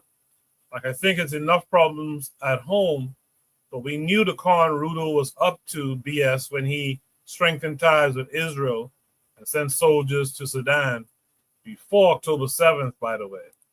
Trigger Happy 262 Plus says this like left field, but somewhat related to the topic. But it's always hilarious to me that white people's traitors, the good whites, do not amount to Ruto. White people's good blacks are the buffoon in Ivory Coast and Ruto, but our so-called good whites are voyeurists, LMAO. Zuliism is in the chat. He says, if the heart and minds is sick, the body is sick. So with that said, Jacadero, you heard everything everyone else had to say. What say you to all of it? Have Africans finally had enough? At least Kenyans. Kenyans are showing that they've had enough, especially Gen Z. You know, one of the things that Gen Z pretty much grew up with was watching Gen X and Gen Millennials go with the status quo. Police brutality is not new in Kenya. It's just that now it's at the forefront because Gen Z has figured out a military method on how to make it so that way it makes them look like the worst type of victim, or the best or worst type of victim, however it is that you look at it. So I say that to say, in America, in the United States where I'm at, protests are laughed at. People scoff at protests because for what it's worth, it's just a calorie burner event. You know, you just burn calories. It doesn't really amount to anything substantial. But all over the rest of the world, governments take protests, even the smallest of them, very serious. And why is that? It's because they're recruitment centers. Essentially, recruitment centers or recruitment events to say, hey, today we have 10, next month we're looking at about 50. And then if it goes good, we're looking at about 100 within 3 months. And that 100 turns into 1,000. And then now you have a whole group that has their own agenda that's the opposition of whatever it is that they're protesting about. When you look at Ruto and what he's got going on, bring it back to Garvey. And Garvey said it best in the philosophy of, or the lessons of the book about African philosophy. And he says, good governments put down rebellions. Good governments put down rebellions. And he's been doing one hell of a job of putting down this rebellion. You know, people don't look at it as coup attempts, but essentially when you have individuals that are storming parliament, your official government buildings, and then it's rumored that they got pretty close to State House this past Wednesday. When you don't get overthrown, I mean, you know, like I said again with the Tshisekedi situation, how have you not gotten overthrown? You're doing a damn good job. Now, he's not doing a good job with relating to the people. So you think. Don't let the internet fool you. I have a personal story. So last weekend, I went to go and watch my uncle run a marathon. And of course, marathons are places where oftentimes East Africans, specifically Kenyans, dominate. So the half marathon is where my uncle ran, and then the full marathon was going on. So I'm around the finish line, and I noticed that there's a gentleman that's waving a Kenyan flag, and he's on the path. He's on the pathway where the runners are set to finish. He has a Kenyan flag, and he's ready to embrace the first Kenyan that's going to cross the finish line. For those that don't know, among the Kenyan social stratosphere, we got a couple terms to identify that we're against Ruto. And one of them is called Wantam, W-A-T-A-M, I believe is how you spell it, but Wantam. And what that means is that it's broken. Well, it's Kenyan English, and it says Wantam, meaning one term. And so we're saying to the other Kenyan, like, yeah, Ruto will only have one term. He won't be a two-term president. So feeling good and feeling great and ready to embrace my fellow Kenyan with a fist in the air and with a smile, probably the biggest smile on my face, I yell out from the crowd, Wantam, thinking that the internet is real life. And guess what happened? Shit hit the fucking fan. That gentleman, standing at 6'3", I believe, he was taller than me. He turned to his left in my direction, took off his sunglasses, and yelled, "Where are you from?" And my stomach dropped in my pants. He came closer and he repeated it. "Where are you from?" Why do I bring this up? Is because what you see on the TV or on the internet, you might think that this is real life. What's going on is that not only we have a group of people that are against Ruto, but there's a political agenda, believe it or not. Ruto comes from the Kalenjin. The Kikuyu and his former vice president, they come from they're the Kikuyu. It is largely believed that this is a war that is waged by the Kikuyu to try to get Ruto out of the head of state position. And that gentleman that asked me, "Where am I from?" I told him, I was like, "Hey, this is where I'm from." And it's largely Luo land. It's known as Luo land. And, he disregarded and, calmed down. But if I would have said any place around Kikuyu land, who's to say that I would have been speaking with you guys here today? I say all that to say, have Africans had enough? Kenyans definitely have had enough. But there's a lot going on, a lot. Anthony had brought it up. Hey, don't just be happy if Ruto leaves, which he's not going to leave. That's not going to happen. Just one thing about Ruto is that, he really prides himself on becoming a president from being a chicken farmer in his early days. And also just being somebody that did not have a chance in hell of being the president. It was Raila Odinga and Anthony. Yeah, Raila is still alive. People are upset with Raila because he was the opposition. Now there's no more opposition. The opposition after last year's anti-finance bill protests in Kenya, the opposition made amends and joined with Kenya KWAZ, the ruling political party. So he's not well liked right now. But have Africans had enough? Absolutely. In Kenya, they've had enough. But I also want you guys to really think about this. What Gen Z has largely done should be a playbook for eons to come. Why? Because their ideology is based on three things. And three things that it looks like they've studied how to be able to protest tactically and be able to get to a position where they say, "Hey, you're gonna meet our demands, and there's nothing that you can do about it." What are those three methods? Number one, they say that we are partyless, we are tribeless, and we are we are partyless, we are tribeless, and we are leaderless, because they've seen in the past that the government is usually able to infiltrate by bringing tribalism. Leaderless, because they've seen in the past that whoever is the leader is of an opposition group, they just pay that person off, and or they just get rid of you physically. Tribeless, partyless, leaderless. But I want us to also look at this and say, besides that, what else is there? Well, they're mainly Gen Z, they're mainly kids, and they're mainly unarmed. So it's really tough for a police officer. And again, they've done it. There's reports of course, bodies being dropped. But it's really, really difficult for a police officer to shoot somebody that they would look at and say, that's my little brother, that's my little sister. We could take a lot from what's going on in Kenya. Have Africans had enough?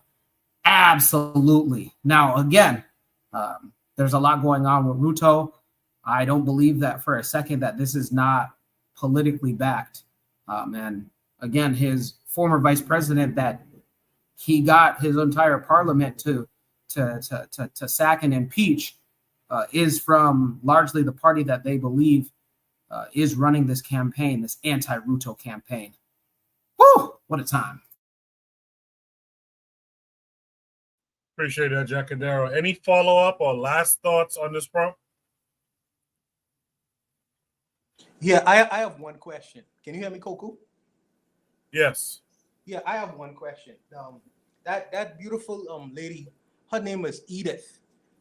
I guess she was carrying a Christian name. Do many people in Kenya have, because Edith is an old English white woman name. I'm curious to know whether like many Kenyans like carry Christian names like that publicly, or do they use their actual Kenyan name? Is that like a thing, or it's just because she was a Christian Kenyan, she had that name Edith? That's a great question, Bwana. That's an awesome question. That's an East African thing. You know, in East Africa, either you're Muslim or you come from a Muslim or you come from a Christian background. And oftentimes, this wasn't always the case. I think it really started with 80s babies because, you know, my dad didn't have a Christian name, even though, you know, he's a pastor himself. But I don't know what happened in the 80s. I'm not 100% sure. Maybe it's something that I can ask him. But 80s babies and then up until now, what happens is you give the child either a Muslim or a Christian first name, and then the tribal middle name, and then of course a tribal last name. So yeah, that's you'll not only find Edith's, Maureen, Laureen, all these Old Testament names. I know 3 people, Wana, that are named Barnabas. Barnabas. SDA is huge in Western Kenya. SDA meaning Seventh-day Adventist is huge. So you'll even find people named Lightness or Enoch. Huh? I digress.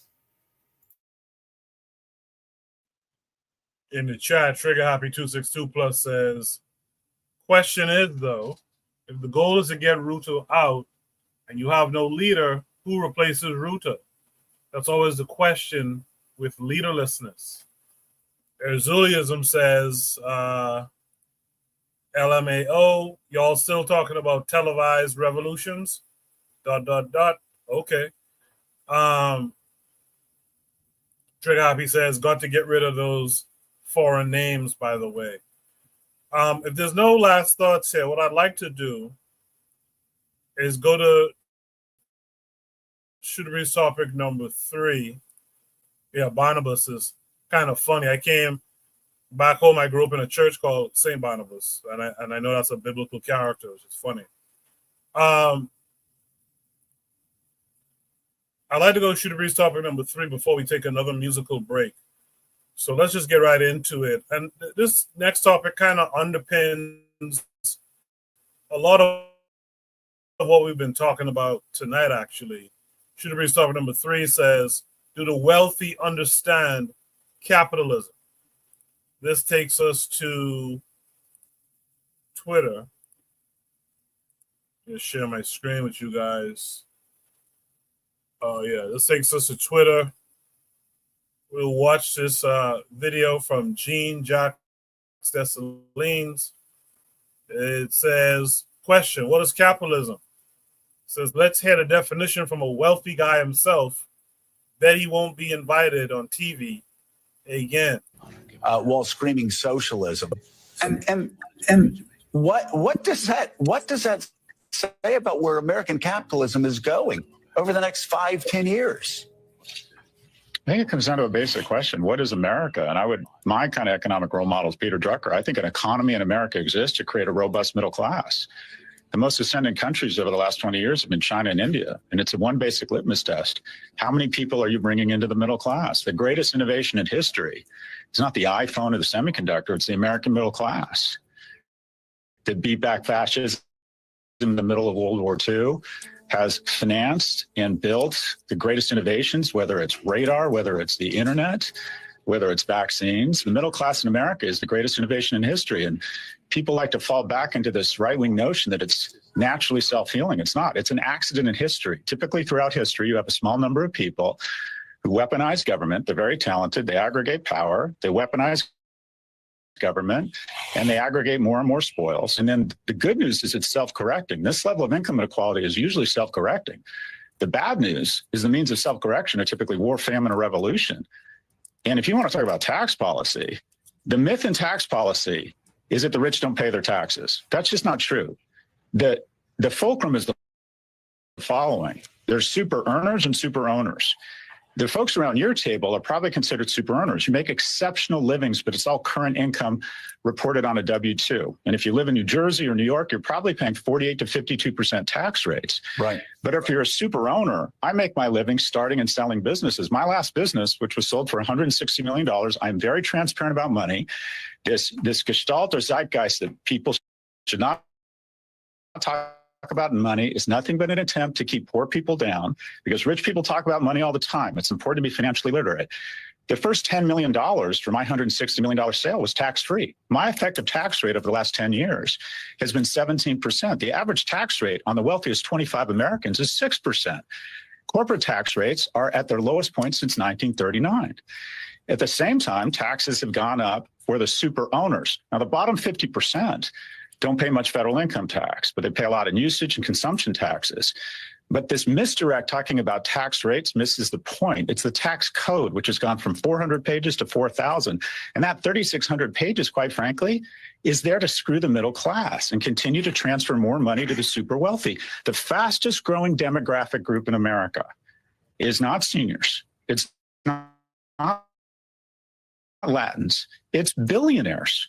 We had 500 billionaires 10 years ago. We now have 2,500. So if you want to cram more and more wealth into a smaller group of people, we're on our way. And the weird thing about America is that we support it because our superpower is our optimism. The Achilles heel is that 99%, the bottom 99% who are getting screwed, don't mind these policies because they believe at some point they're going to be in that 1%. But where are we? We're in a country that's had unprecedented prosperity, but similar to the way William Gibson described the future, it has not been evenly distributed. When 40% of US households are struggling with some sort of medical or dental debt, when a quarter or 20% of households with kids are food insecure, and yet we have one man, Jensen Huang, and I like Jensen, who is now worth more than Boeing. I mean, something is wrong here. And just let me go to the psychology of happiness. I think a lot about happiness because I struggle with it, Joe. You effectively, once you get above a certain level of wealth, you get no incremental happiness. So why on earth would you not go back to a tax policy of the 60s, 70s, and 80s, where say above, pick a big number, 10 million, you actually pay more than 10%, maybe more than 20%, maybe more than 50%, because the difference between 30,000 a year for a household and 50,000 is enormous to the well-being of that household. Low-income kids in low-income households have higher resting blood pressure, but the difference between making 10 million a year and 15 million a year offers you no happiness. But these individuals have weaponized government, and we risk revolution, whether it's CEOs being murdered in the street, righteous components of it, or Black Lives Matter. What are these movements? They are targeting the wealthy. We are in the midst of a series of small revolutions to correct income inequality. And the reason we put an insurrectionist and a rapist in office is because for the first time in our nation's history, a 30-year-old man or woman isn't doing as well as his or her parents were at 30. Why? Because the majority of households are having the oxygen sucked out of the room such that a small number of individuals more than nation states. Income inequality is out of control. Our tax policy has gone full oligarch. Yeah, he won't be back on TV no time soon.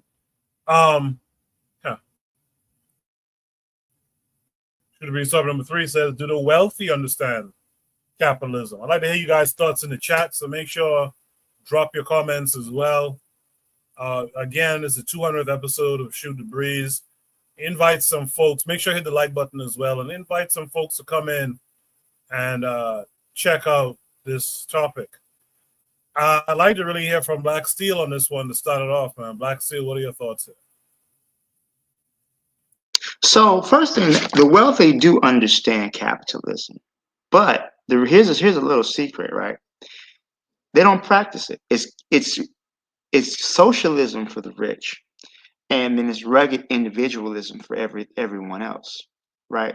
So so we understand what capitalism is, right? It's a system, an economic system, in which the means of production is privately owned, right? So those things that generate wealth, like factories, farmland, those are owned privately, right? But the thing is that the people, the capitalists, they don't play fair. They talk about a free market exercise, but they don't really practice free market. Basically meaning you let the people decide if your goods are worth buying and things like that. But what happens is that the market incentivizes greed. It incentivizes monopolization of industries. So the really wealthy people do not practice capitalism, right? You see how they work together, how they lean on the government to create policies and tax codes that benefit them. When in 2008, when the stock market crashed in the United States, they didn't have to go by the free market. They didn't have to struggle and build themselves back up. They got bailouts from the government. They didn't go to jail for that. In fact, the only person who went to jail was the rich person who stole from other rich people.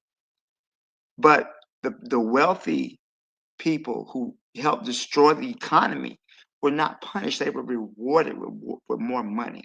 So the system, the government as it exists, is a government, which he mentioned in the conversation, which is an oligarchy, which means ruled by the rich. And the reality is, the United States has always been an oligarchy. They want to pretend it's not, but the reality has always been an oligarchy. They did a study. They calculated the wealth of George Washington. That man was worth $100 million. He was the richest man in the colonies, and he becomes a president. These so-called people who created this government, they were all wealthy, slave-owning landowners, people who had vast amounts of wealth or who married into wealth, and they wanted to make sure they feared more than anything. They feared true democracy.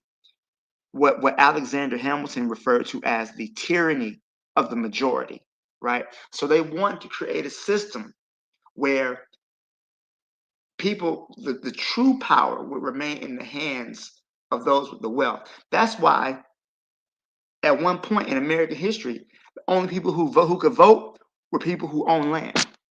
You had to be a landowner and able to vote. Now they've changed the rules of that recently, but overall, the wealthy do not practice capitalism in the way that we think they do, right? They want the regular person, rugged individualism. Pull yourself up by your bootstraps. No help for anything. They're cutting everything from Medicaid. The governor of Texas just vetoed school lunches for the kids during the summertime. They're cutting back on everything to make life livable for people here in America. But when you get to these upper classes, what they do, they're sharing resources. They're working together to influence the government. So they understand capitalism, but capitalism is for us, the regular people, people who don't have $100 million in their bank accounts. They want us to fall into the illusion of hard work and saving. Eventually, we'll join the upper class. And I'm sorry, but 9 out of 10, you're gonna die in the class you're born in. All right. So just understanding how it works. They don't practice capitalism.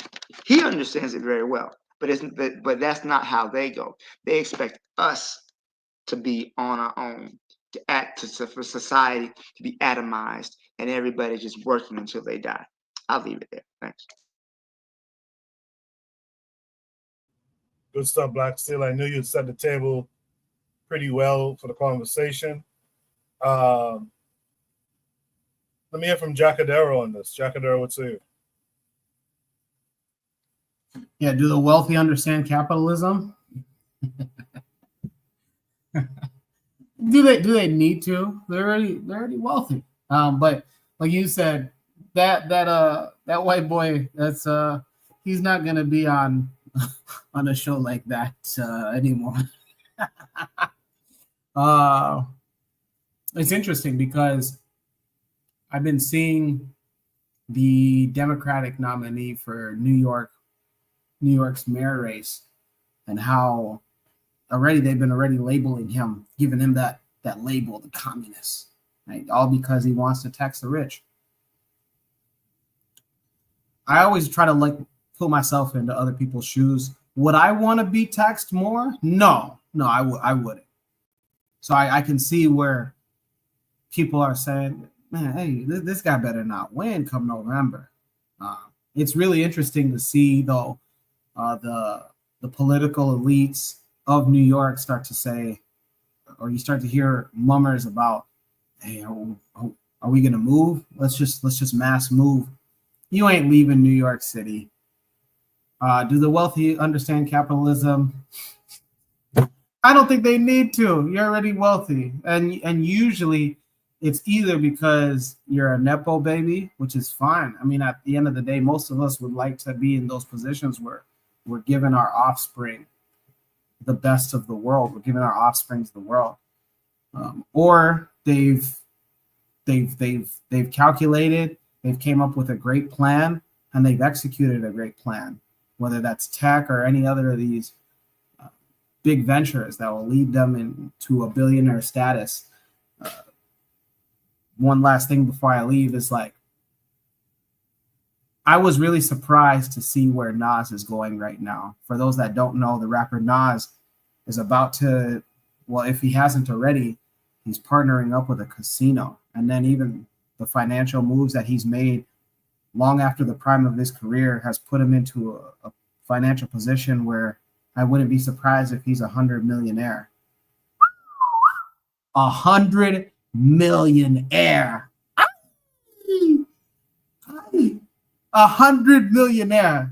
Do the wealthy understand capitalism? If I had $100 million worth of assets, I wouldn't give a damn. I wouldn't give a damn. $100 million? Shit. One of these Bahamian islands, that's now going to be the land of Ochanda. And Buana, maybe I could make you a cabinet member of that government. Good stuff, Jacadero. Let me see. Is Obafemi and Anthony back? If Obafemi is there, I'm back. You're here. Is Obafemi here? Because he's on the panel. Is he here still? No, man. He says power went out. All right. With that said, Anthony, what say you? Do the wealthy understand capitalism? Yeah, they understand capitalism because they created capitalism. But what I'm saying is, okay, this is what I'm gonna say. First of all, I want to get this out of the way. I'm not a socialist. I don't believe in socialism. I don't believe in capitalism. I don't believe in, in the sense of what they say capitalism is. But one thing I want us to not confuse is black business is not capitalism. You know what I'm saying? Because some people tend to say that. I've heard some brothers, talking about, Well, you can't, black capitalism ain't gonna buy your way to freedom either. Well, I mean, there's no such thing as black capitalism because black people don't control the means of no production. You know what I'm saying? Most of our wealth is really like, I want to say, I mean, it's not like control of oil and gas and electricity and you know all of these things that you see these big companies have monopolies over with. That's not us, man. I mean, it's a smaller scale thing. Yeah, I mean, yes, some of us have some money, but I mean, if you look at it though, we ain't got no money compared to the other people. You know, when you look at it, like Bill Gates money. You know what I'm saying? If we got 100 million, he's one of the richest black guys in the area, or black women in the area. You know, 100 million or a billion or 2-3 billion. Oprah, I think Oprah, they say she had a billion. I don't know. P. all of they say they're billionaires. I don't know, but I think it's largely due to they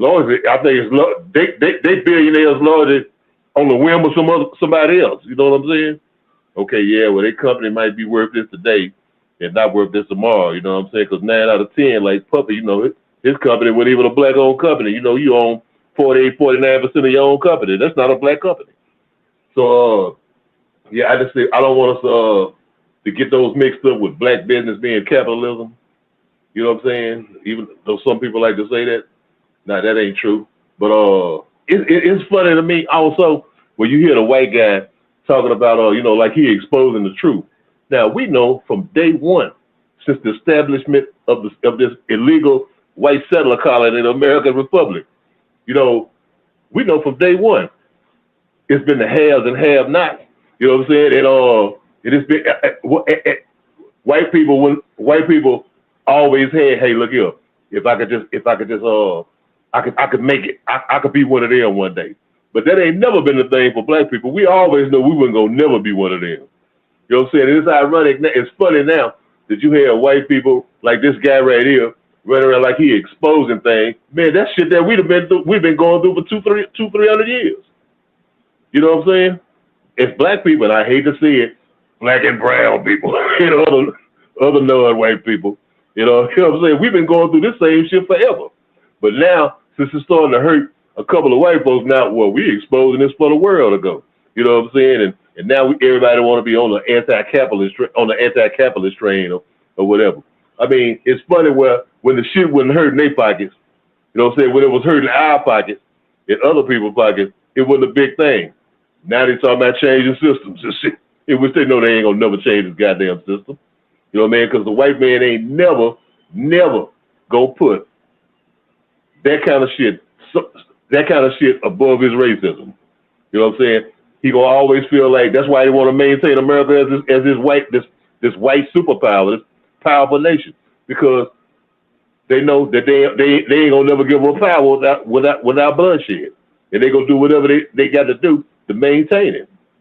So no, man, that's, you know, we can't go for this. We can't go for that bullshit. Yeah, they know what money is. They started paper money in America. They know what it's all about. But I think we get caught up in too much of the okie doke and stuff like that. And, you know, with guys like this coming on, y'all saying that, well, he ain't gonna be for long. Man, you know what? That's just like, it's like they give you some medicine to soothe your sores sometimes. Okay, you in pain out of this economic crunch or whatever. Let's go sit a white boy out there saying some shit that sound like it's good. You know what I'm saying? And so you hear that and you like, oh yeah, man, yeah, you know, you go for it. But man, that ain't nothing but smoke and mirrors, man. That's bullshit. I wouldn't even go for that bullshit. I'd lock off right there. Appreciate that, Anthony. In the chat, Trigger Happy says regular commerce is in all economic systems. So anyone making that point isn't being nuanced. He also said Gaviism greater. Earlier, Lero said America has long been a corporate oligarchy enforced by soft authoritarian structures. They only have the aesthetics of democracy. Once again, Shooter Breeze topic number 3 says, do the wealthy understand capitalism? That takes me to Buana. Buana, what say you? Yes, sir. So can you hear me? Yes, sir. Yes, sir. So I first, let me start it like this. I disagree with my brother a little bit, Anthony, when he said there is no black capitalism. and I'll get back to that. But let me start it like this. I understand what Black Steel has to say. You know, I really understand. When he says that the market is not, no, he said that the market doesn't play fair. And I am thinking about Elon Musk. Elon Musk makes a car called the Tesla. And the Tesla is a particular product that Donald Trump says that he basically created a monopoly on the Tesla car. Because in China makes a car called BYD. Now, BYD is a car that is extremely similar to Tesla. But here's where BYD beats Tesla. The Chinese have figured out a way to make that same kind of car, the Tesla, much cheaper. Cheap enough for the regular consumer, almost like at $30,000 a car. But Donald Trump said, no. We don't want that car to be exported inside the United States to be sold to American citizens. Why? Because it'll cut his good friend out of the market. If I could buy a $30,000 BYD car instead of buying I don't know how much a Tesla costs, why wouldn't I buy a BYD car? It has the same kind of technical advancements inside of it, and it does basically the same thing. So he says, no, we don't want that product imported inside the United States. Is that fair? Absolutely not. He's created a monopoly. So of course the market doesn't play fair, especially if one of your best friends is the president of the United States. So I kind of understand where he's coming from with that. Of course the market doesn't play fair. Of course not. But I in reading and understanding things, I understand that some people have figured out the market.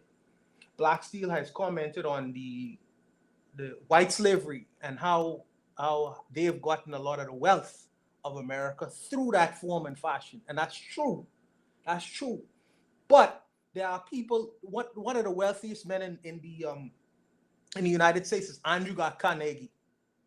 Andrew Carnegie came here as an extremely broke Scottishman. As a matter of fact, he worked in the, I think he worked in a cotton mill. He was a telegrapher when he came to the United States. Simple jobs. And through investments, he became one of the most wealthiest men in America. And one would say, okay, Bwana, he only became wealthy because he was a white man living in America. Well, I read about a guy, his name was Reginald Lewis. Reginald Lewis was, I think, the first billionaire in the United States of America. He owned a corporation called T.C. Beatrice International. And he talked about capitalism. In fact, he wrote a book on it before he died. His company was worth $1 billion inside the United. I think that it was registered in the United States, but he did business internationally. He wasn't a wealthy man either. He came from Maryland. He was a descendant of slaves as well. There's a book called Black Fortune. Black Fortune. And in Black Fortune, they talk about the people who came out of slavery and became millionaires, multi-millionaires inside the United States of America. C.J. Walkers, all these other people. So they was able, out of slavery, to figure out how am I able to become wildly successful? And these was ex-slaves who had the ability to do that. Now I understand when Black Steel says that, I think, or Anthony says that we in industries like oil and gas. You know why? Because in America, just like in the Caribbean, they used to have no compete laws. No compete. That means even if you wanted to go in certain industries, it would be illegal for a black man to enter certain industries. Same thing in the Caribbean, by the way. Same thing in the Caribbean. They had no compete laws. That means if you wanted to become a store owner, you was barred from becoming a store owner. Why? Because you was a black N-word and you was banned from that industry. Well, the mega industries that you see today, they wasn't always big. Way back when, in the 1700s, 1800s, when these guys were starting off and realizing the potential of oil and electricity or whatever, the black man was barred from them industries. So when you fast forward that to the day, generations later, you see this massive wealth. And the reason why they have that massive wealth and the black man is still trying to play economic catch up is because we was barred from them industries. Imagine if real laissez-faire was at play. then the black man would have a substantial amount of capital, and we will be able to compete with these white guys at their own game of capitalism. But like I say, I understand, like you say, the system itself was designed where they cut your legs off and say, you run it with the rest of the guys and compete with them. I understand that. But there have been some people who have been able to figure certain things out and say, well, I will not exist in this market, but here's a market for me. Here's a market for me to play in, where I could find myself to be at least a little bit competitive. So I kind of do believe there's such thing as black capitalism. There's black capitalism in Nigeria when the goat farmer has his own goats and he's competing with other farmer with a bunch of goats. They grow them, they rear them, because that's the what do you call it, the market to production or field of production or whatever. These are guys are producing livestock and things like that, and they selling it for a certain price, and they keeping the profit from it, and they recycling and do it all over again. I think that it is possible. I think that there are always going to be impediments for us to compete and grow. I do believe that does exist. That's a real thing. But I think that other people have done it, and even our people have done it as well in historically, and they continue to do it. The brother just thought, and now Nas is coming from what, Queensbridge, and now you about to get now $100 million to us is a lot of money. But that's shit money to the really wealthy people out there. And I understand these things. But I'm not going to pretend like people have not been able to benefit in this idea of what capitalism is. His capital was rapid. His capital came out. His means of production was rapid. And he produced the products enough for people to want to buy it and became a wildly successful individual.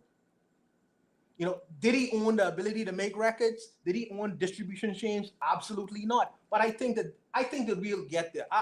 Some of us have gotten there, but I think that we'll eventually get there if that's where our interest goes.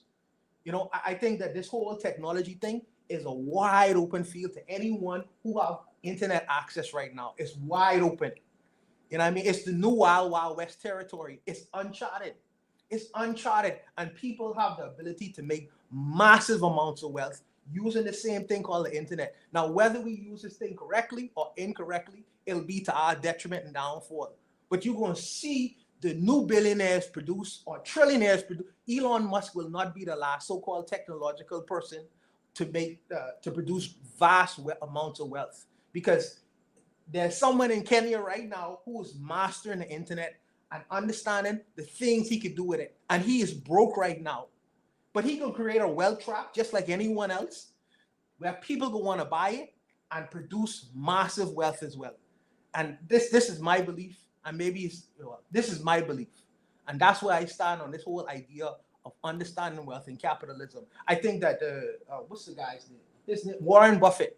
Warren Buffett say, it's break my heart to know that I paying less taxes than my secretary. But he understand all the animals, all the tax animals, and how to get around them. These are some of the things that we don't invest in because we feel like, well, the game is insurmountable. What's to put my name in an LLC and pay the same kind of taxes of a corporation? I don't have to pay my taxes as an individual. I pay my taxes as an LLC, as a corporation, and then pay that instead of paying me as the individual who have to pay 27%. I don't know. I just think that certain things could be figured out, but that's my position on it. I don't know. You know, I know the brothers will want to respond to that, but that's where I am with it. Before I move on to the next person, I'll allow Anthony, if you want to respond to that, now's the time. Yeah, okay. It really was funny though, man. I ain't gonna lie, it really was funny, man. I say, brother, you should have been a comedian, man, for real, because you're a great comedian. But I'm just saying, no, man, that's still, hey, 1 Negro, 2 Negroes, 3 Negroes, 4, 5 Negroes who made some money, that still don't make it black capitalism. It's black people making money, but it ain't the same thing, man. It basically let me also say this. I was talking about black people, African people in this country. I wasn't talking about in Nigeria or in Kenya on the continent or in one of our black nations. Okay, that's a different thing now. Because you talk about black people who, well, let's just say it anyway, who are in control of nations. We ain't in control of no nation right here. We ain't in control of shit right here. You know what I'm saying? So I wasn't talking about like, in a nation like Nigeria where, where you got black men and women who control the means of production. We don't control the means of production here. Me having a successful restaurant business ain't controlling the means of production. Me having a record label ain't controlling the means of production. You know what I'm saying? When I say the means of production, I'm not saying just, okay, here goes a string for me to make some money. Yeah, anybody can make some money. Hell, nigga, I can go out on a corner and sell some drugs and make some money. That ain't capitalism. What I'm saying is, I'm talking about controlling the life-sustaining situation. I mean, mineral wealth and all this stuff. Where this big money come from? Railroads, airlines, and stuff like that. I mean, controlling the institutions of a nation. I'm talking about nationhood. You know what I'm saying? Because see, I look at black. I have to look at us in terms as nation building. I'm not looking at us in terms of individualism. Me by myself, man, I ain't shit by myself. But me with Koku and Barna and all us together, we something. You know what I'm saying? Because we together and we building towards a goal. Me just making some money over by my damn self. Well, I'm just making some money. Well, I buy me a car, a house, and feed my family, and that's all good shit. And that's all stuff that we need to start with. But that's not something that I'm gonna brag on. Like, oh, I done made it. I ain't made it until my people free. That's when I made it, when my people free. When we got some land our own, and when we building our own stuff, and we controlling our destiny. Me making some money on this white man's land, that's just like, hey, I'm a glorified sharecropper. You know what I'm saying? I'm paying them half of it or more than half of it, and I'm getting a little bit of it. You know what I'm saying? They're just like somebody like these guys, Jay-Z and all, how they had clothing lines and stuff, and find out that they even own the goddamn clothing line. They just put their name on it. You know what I'm saying? That ain't capitalism to me. That ain't black capitalism. Yeah, it's black people making money, but it ain't capitalism. It ain't Bill Gates capitalism. You know what I'm saying? It ain't the capitalism that you're saying we got to fight to overthrow this shit. What you gonna fight to overthrow black business? Oh, brother, we gonna all get together and fight to overthrow your business in the Bahamas. No, man, we ain't fight. That ain't capitalism. You just a businessman, trying to make a way for you and your family, man. You know what I'm saying? And and possibly get with other brothers and sisters and build to make a greater Bahamas, in the future. So that's all I'm saying, but I ain't gonna go longer. I'm just saying we gotta distinguish just some black men and women having their own business and making money, and take care of their families and even doing community stuff. That ain't capitalism. That ain't black capitalism. That's just us putting our shit together. You know what I'm saying? Because we don't run this motherfucker. You know what I'm saying? We still on the plantation on this motherfucker trying to get free. I'm not up right there. Appreciate it, Anthony. In the chat, Trigger, he says, just quickly, it's even debatable to say they control those nations. Lero says, I think black capitalism exists, but do black people have a monopoly on industry? No. Also, Brother Bakari is here saying peace and black African power. He says, sorry, I'm late. With that said, Buan, you want to respond? Go ahead. No, all I wanted to say is to Anthony is this wasn't Elon Musk country either. This ain't Elon Musk country. South Africa is Elon Musk country. This wasn't Andrew Carnegie country. This was, the Europeans who came here. Well, I guess they were Scottish and English. But I'm saying, hey, Buana. It ain't Elon Musk country, but Buana, Elon Musk is a white man from South Africa, and these South Africa was a white settler colony, just like the United States. Matter of fact, they used to call it the USA, the Union of South Africa. These people work together. Buana. Look at South Africa, apartheid South Africa lasted because guess what? White people in this country and in Britain and everywhere else helped them. That's why they lasted, and that's why they still there. Sure. No, but you mean capitalism in the terms of on a national level. That's the kind of you mean like the Nigerians controlling the oil in Nigeria, that kind of, and selling it. That's what kind of capitalism you talk. We talking about two different things. So I understand where you're coming from.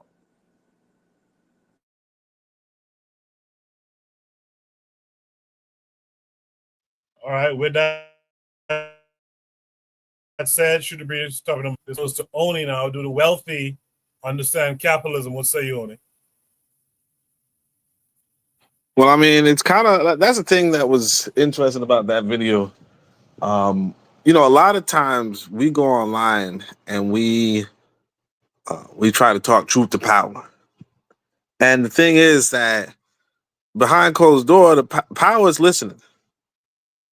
You know what I mean? Power is listening. Sometimes, you know, like for instance, I might do a podcast and there's 3 people listening, and it ain't nobody with no power. You know what I'm saying? Nah, I'm joking, but but on the real though, like everything we do online is recorded. You know, it's somewhere. I mean, maybe not exactly, but kind of. You know, I remember one time I went into a Twitter space, and if you go on Twitter space while you're on your computer, you're gonna see closed captioning available. So everything you say is being transcribed and listened to by some computer somewhere, writing everything down, logging down everything. So if you having your little private meeting, blah blah blah blah. Basically, the technology exists, is what I'm saying. The voice recognition technology exists. We talk about talking truth to power. We say, hey man, this, problem with this person is that they racist. The problem with this person, they capitalist. The problem with this, and these white folk know that they're capitalist. They know that they're quote unquote racist, right? Because, like of course they know what they're doing. It goes back to, what works for the white man. Like Barna was just saying, Elon Musk. Now, Elon Musk was already filthy rich before he came to America. His father owned emerald mines.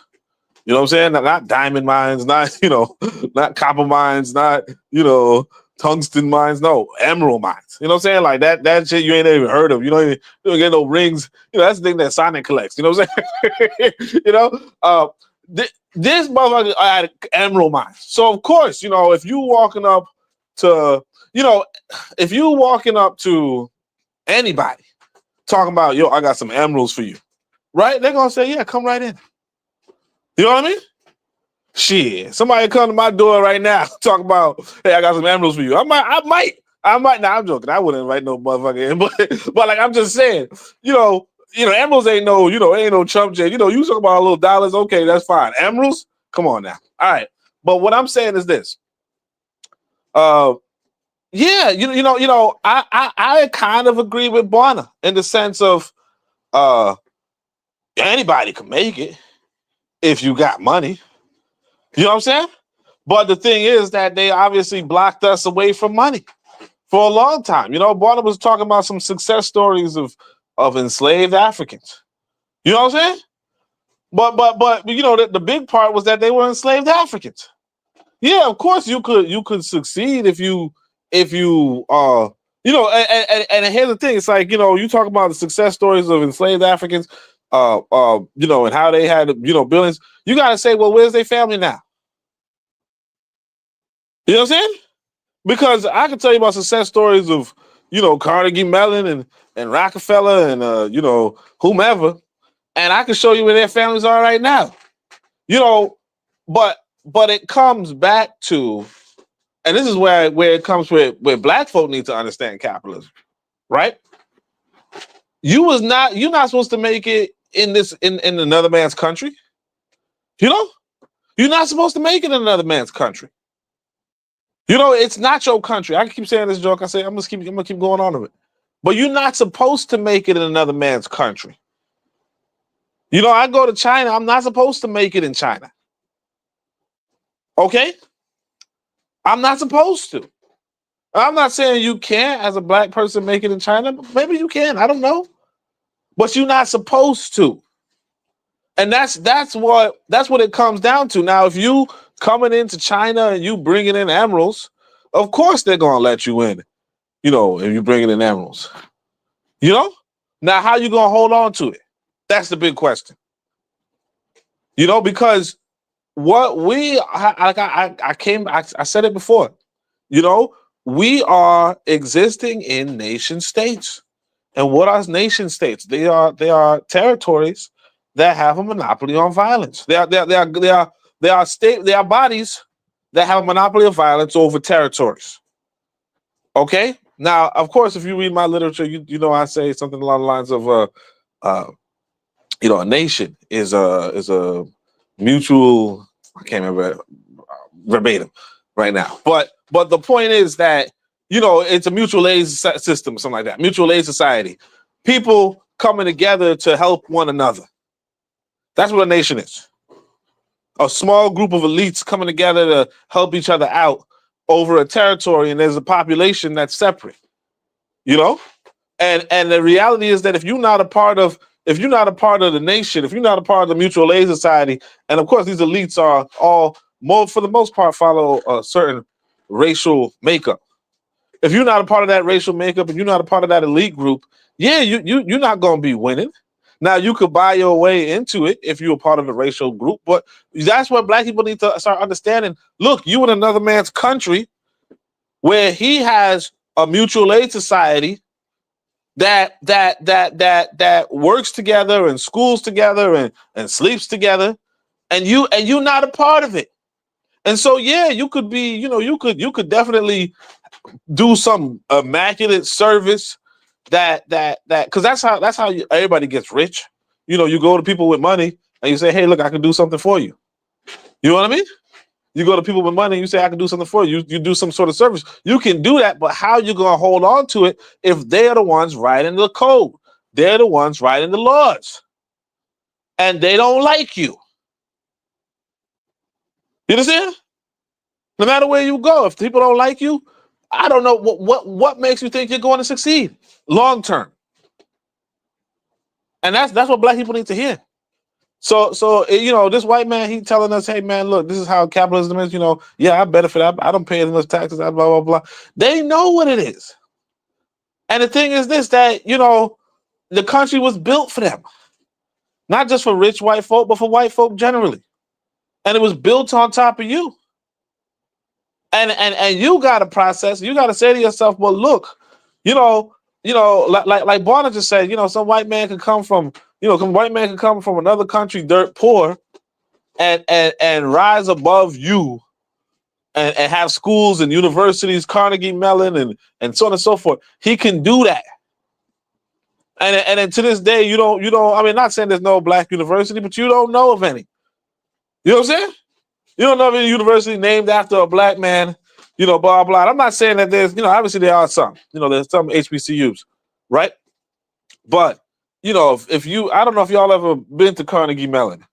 You ever toured the campus? You ever seen what they're doing now and then, and so on and so forth? If you pay attention, right, you're gonna see, hey man, look, if this white boy really came out of nowhere on nothing, you got to see that there's a system in place that's against your race, and you got to make some distance. You got to make some distance. That's all I'm gonna say. Good stuff, everyone. Is there any follow-up or last? Yeah, I gotta address that. I gotta Go ahead. speak to what he said for a second, man. It's not about liking anybody, right? Here's the reality: the system of capitalism, does not create wealth, right? But what it does, it concentrates wealth, right? So all wealth, all money is produced through labor, right? So in a socialist system, the benefits of that wealth is spread equally, right?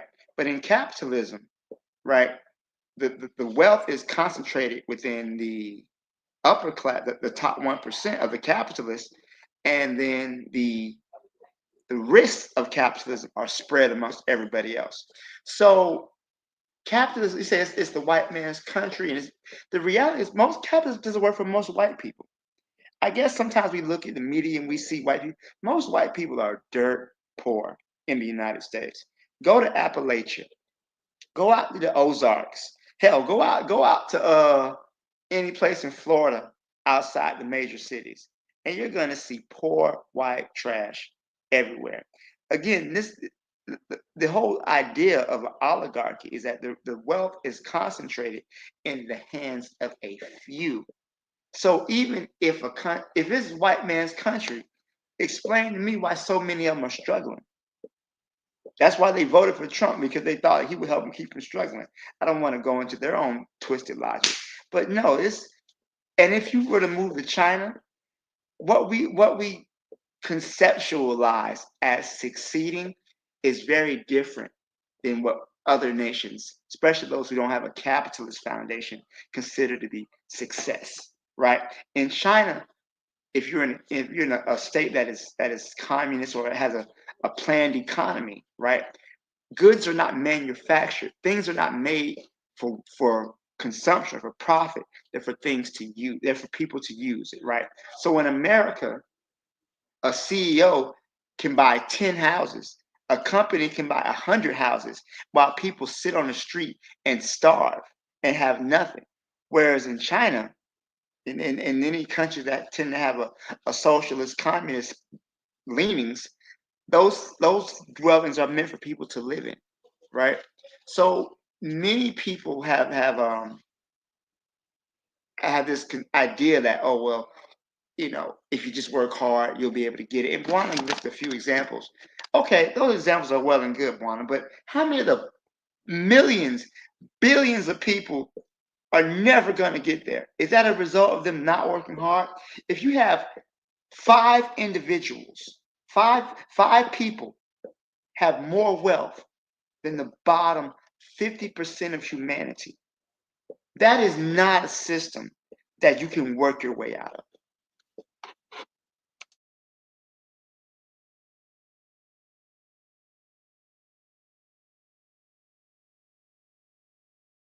Don't y'all get quiet on me now. Hold on, what happened?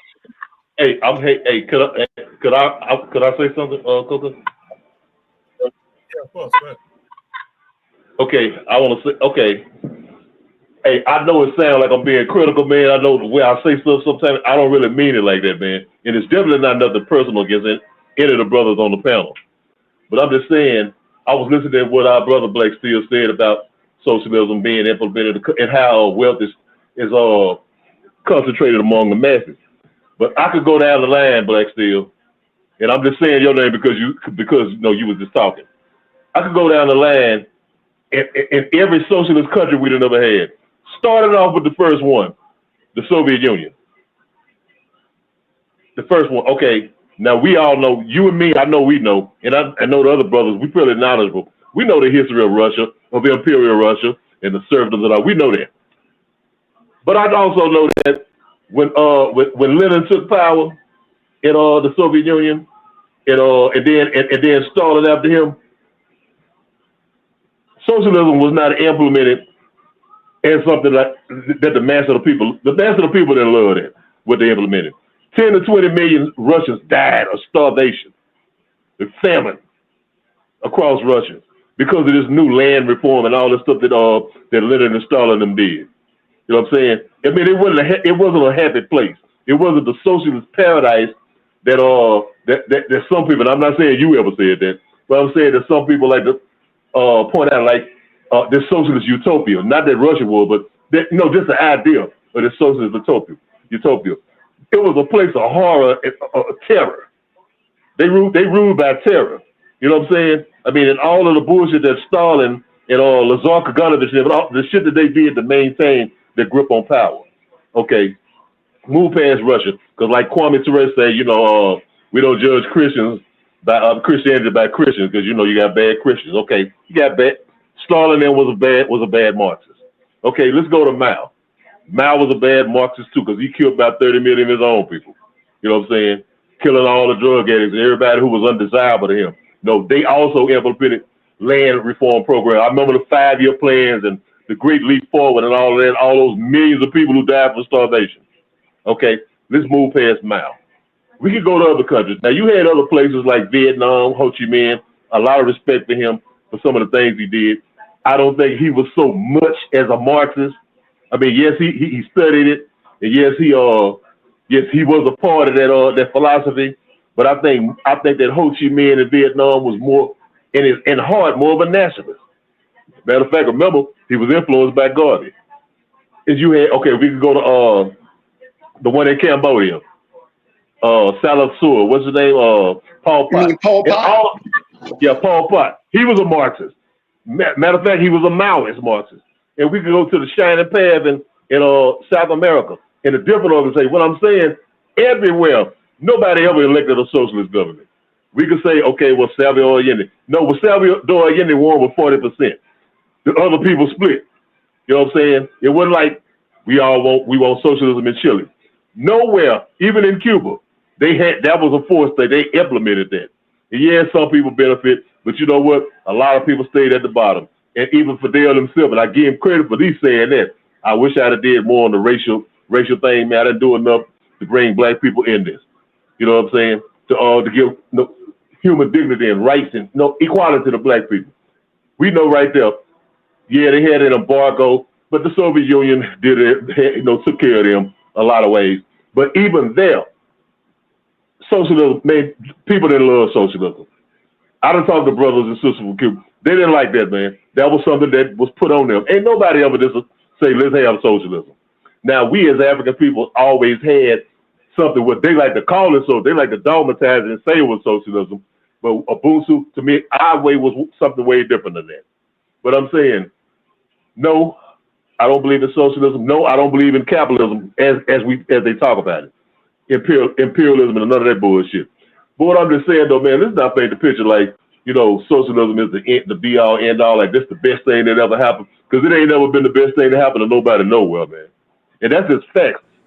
We can use the fact, not opinion. I'm talking about the facts. I want to also to chime in here because Black Steel say you all being too quiet. So I want to answer his question, take it back to capitalism, and say it's not a matter of working hard. And what I say is this: I used to be a houseman way when I was a younger person, sweeping the floors and shit like that in hotels and stuff like that. So I understand something about hard work.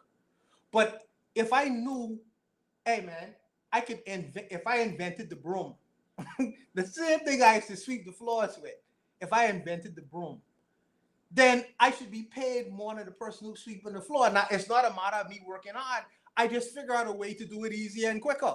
There's something in American history called the gold rush. And in the gold rush, people was taking shovels to go out west to find their gold or whatever. You know who became wealthy in the gold rush?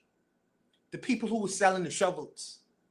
All them people who was actually trying to find gold, the mind said, you know what? All these people can need pickaxes, they can need shovels, they can need things to shift the dirt to try to actually, instead of me going out to go find the gold itself, let me sell them the pickaxes and the shovels. These are the people who became wealthy. And it's not the fact that one person was working hard over another. It's just somebody observed and said, hey, there's another way I can do this and benefit from me thinking about the problem and solving the problem in a better way than all these other people who's been doing it the hard way. Let me find an easier way to do it. And I feel like we are talking about some people who have produced certain things which has made life easier for some people, and they become profitable because of doing that. So I don't think it's a matter of hard work. I think it's some people have been taught to solve problems differently, and they've created products that's made the work easier in itself. So why punish them and give them the same reward as the people who sweep on the floors every day? I think that's very unfair, and you're stifling innovation. America is a place that's not only been birthed off of hard work, slavery, and all these, but has also produced innovators as well. We have been great innovators. It's unfortunate we ain't keep the patent for many of them, because you ask the question, where are these people's families now? And when you look at things in generations, look at a lot of the wealthy, even the children of the wealthy people you mentioned. And some of these people are drug addicts. They have not understood how to maintain that wealth and build on top of that wealth. That's why I go to wear a room by the time you get to the third generation. But I'm saying if we build off of certain things that we have innovated and put out there to the market as a product itself and give it to our children and show them, yo, it's not the hard work is in the thinking too.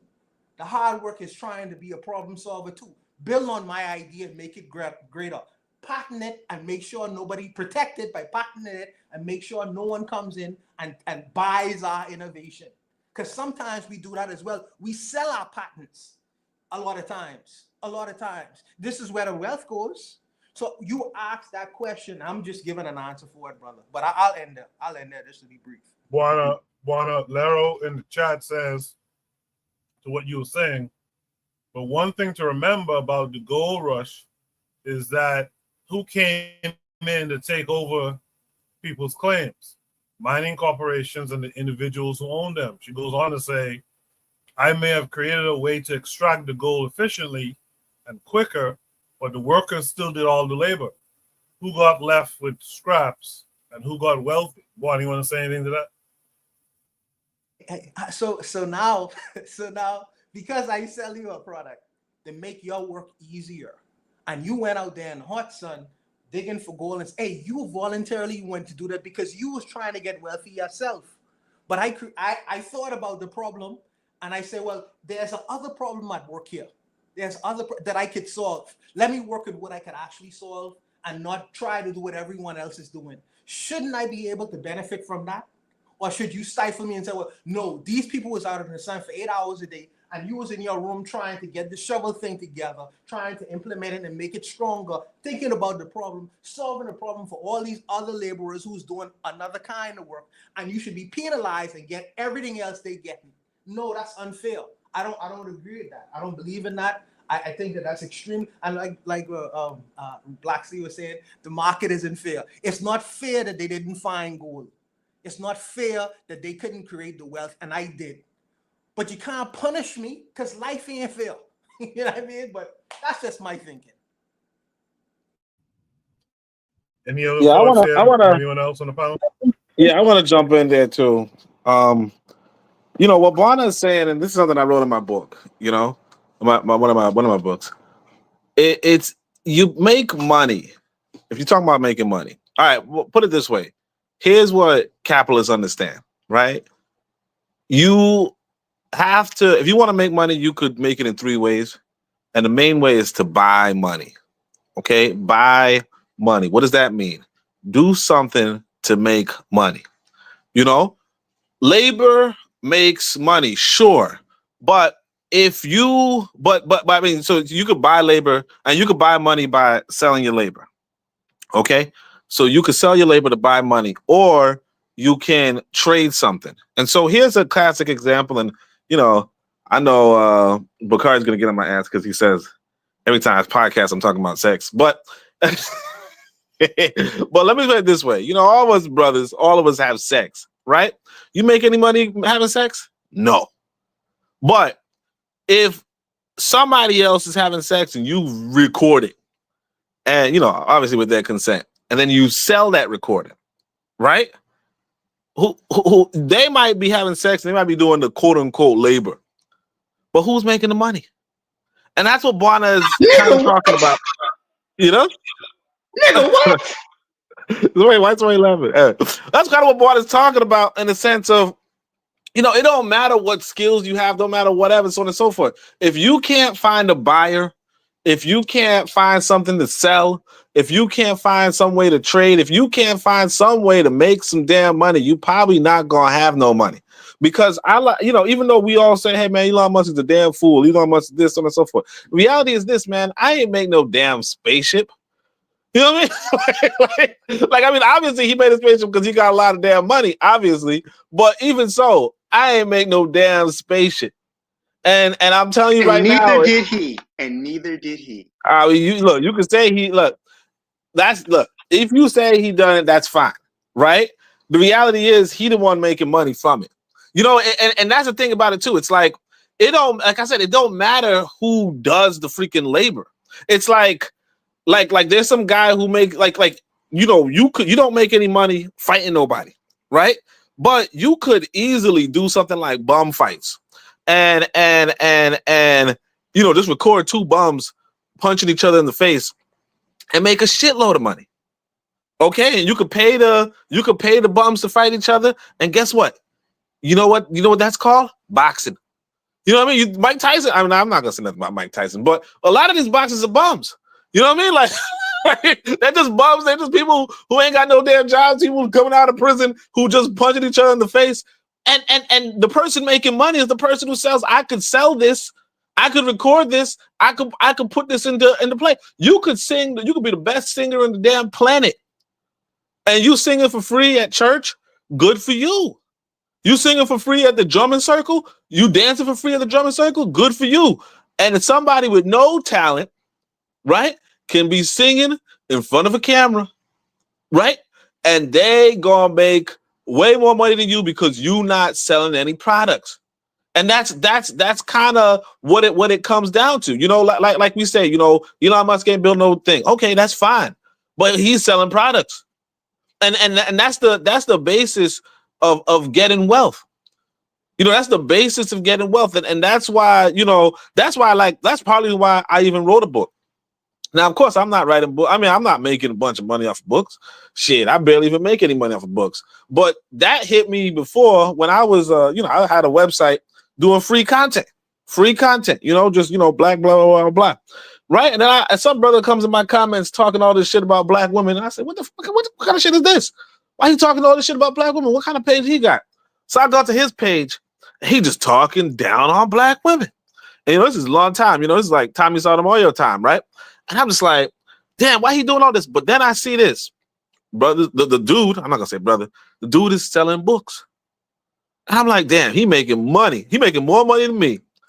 Selling books, talking down about black women. I don't know if he's making any money. You know what I'm saying? Because I got in the book stuff. I'm not making that much money either. But what I'm saying is that if you are not selling anything, if you are not trying to buy money, of course you're not going to make as much money as the next man. And if you are just a part of labor, right? Labor is a little bit more secure than the business, honestly, right? But if you're just doing labor, of course you're not going to make more money than the person who's putting their capital on the line. You understand? Of course you're not going to make more money than the person who's so on and so forth, right? And that's just what it is. So when we talk about, you know, wealth concentration, you know, going in the hands of the people with capital, yeah, obviously it's not going to go in the hands of the people who are not using their capital. So basically, what you're saying is you're pro exploitation. Just call it what it is. Just call it what it is. Look. I'm gonna go by my good brother D Webb. He pointed it out before. He said, "Look, you know, you call it exploitation if you want, but if you in today's age, okay, in today's day and age, you signed a contract for a certain amount of money to get paid to you, and I mean, when D Webb said that, I was like, you know, he's right.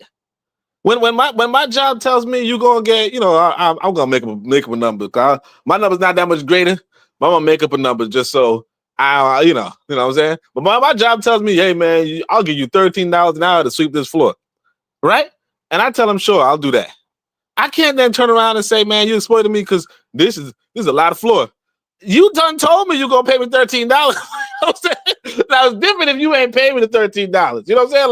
Like when my ancestors were here, you know, when they wasn't paying us nothing, now that's a different story. But if you told me I'm gonna give you $13 to sweep the floor, and I say, sure, here's my resume, I can't then turn around and tell you, oh man, well shit, why you only paying me $13 to sweep this floor? That's you know, and I agree. Cause we all like you call exploitation, but they up front with it. They tell you, look, we only gonna pay you $13. We only gonna pay you $14. And you say, man, but I'm worth at least 20. So then don't go to the guy who told you gonna pay you 13. You know what I'm saying? Sometimes it's done by contract. You sign the contract, you put your name on it, you put your social security number on it. You know what I'm saying? So I mean, if you want to call it exploitation for somebody to upfront tell you I'm paying you $13, you know what I'm saying? Then you could do that. But most people are gonna say, hey man, you know what? I actually agree to that. You know, it is low, but I agree to it. And that's and if consent means nothing, then so be it. You know what I'm saying? If consent means nothing, I mean, shit. You know what I mean? That's why y'all got Trump. You know what I'm saying? If there's no last thoughts here, let's take a bit of a musical break, so to speak, before we finish the show tonight. We're gonna go past 11, of course, but it's the 200th episode, man. Like, why not be able to go a little bit over on the 200th episode? I want to thank everyone who's participated tonight, including Obafemi. This is another one of his songs. This is a solo song called Level Up.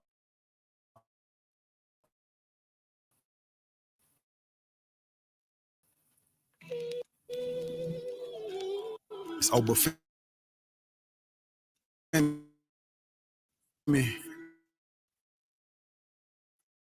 Hombre, made to be, damn it. We gets it in. You know it. Mm-hmm. Yo, slice up the ginger root. Many days, warmer nights. Country kings do it right. Goofies on the sideline. Wanna dip my limelight. I ain't sipping Sprite mixed in with the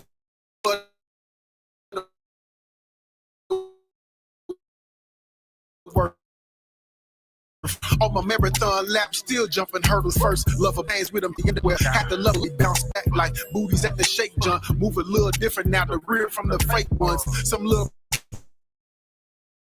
brother with a daddy didn't teach him shit. Tears from a mother popping addies, but the pain hit you. When the drummer might hit your door, I do my part to speak life into the youth, bro. We still in here. We gets it in. You know what I'm saying? Obafemi. ARBG's in here. We still moving. We still grooving. Can't stop us. It don't quit, no.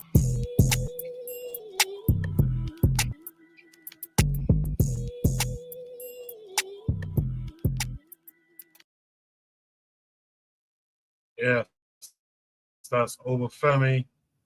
Level Up. Obafemi has a power outage where he's at, so that's why he hasn't. That's why he's not on the panel. But we send him our appreciation. Still, with that said, I guess I should go to the next topic of the night. Shoot the Breeze, topic number 4. Shoot the Breeze, topic number 4 says. Hold on, Cuckoo. Before you go, I have a serious mischievous question. What's going on? Give me a second. Oh God. Why don't you trying to say something? What's up? Oh yeah. I have a mischievous question to ask you. So if I'm in Obafemi's studio, sweeping up after that Obafemi is producing his music and stuff like that, right? And I help take out the garbage and stuff like that. Should I get the same thing, products or money that Obafemi is getting for producing this music? You should be paid a living wage, or you should be paid enough money to make your to support your bills. You know what? You guys are so funny, man. You guys think y'all are funny and smart, but all you're doing is just justifying the exploitation of poor people who are mainly black. So to answer your question, if he sweeps his floor and he does it, he should be paid a living wage, right? He should be paid enough money to be able to live. Who determines what a living wage is? Who determines that? Society determines what a living wage is. You should be able to pay. You should be able to be paid enough to be able to pay your bills and to live comfortably, right? You shouldn't have to work 2 and 3 jobs to make it. I'm sorry, we just shouldn't have to. So hold on now. Let's follow the logic now. Here we go. So no, no, I'm with you. Let's go down this rabbit hole. Let's go. So Black Steel. So a living wage, and right, and I should live in a nice place. So if I want to live in a place that's suitable for me, a 3-story bed, 3-story house. Nobody said you had to live in luxury. Okay, you get your needs. No, what is livable? What is this? No, you get your so basically. Yeah, I ain't going nothing less than a 3-bedroom house. What you talking about? Food, shelter, clothing. Right? You get a clean, livable house. Who determines where I live? Who determines where I live? You can live where you want to. Right. So and the person should be able to fund that. They should be able to pay wherever I want to live, somebody should be able to pay that figure, wherever I determine I want to live. What are you getting at, Juan? No, I'm saying. No. Just let's skip over the. Let's skip. Okay, let's skip over to what you're trying to get to. Let's get. You as a person who's a socialist inclined person want to determine how much my employees should be paid. You are determining how much I should fund their lifestyle, where they might not produce the kind of labor that I'm inclined to pay them for where they want to live. Well, I think that comes from the way people devalue labor, right? So, for example, you could not have for example, right, where I work at, right? Even though the custodians don't make as much as teachers, could you imagine a school with no custodians? Could you imagine somebody not cleaning up and taking out the trash? That is a necessary job to do that, right? So even though he may not be in there making the music, he is doing a job that is necessary in order for that business to continue and to function. And then he should be compensated fairly. We absolutely agree to that. But what I'm telling you is that the market determines how much that person should be paid based on his labor, as the market determines how much you should be paid as a professional teacher teaching children every day. But you saying, oh, what is fair? What is fair?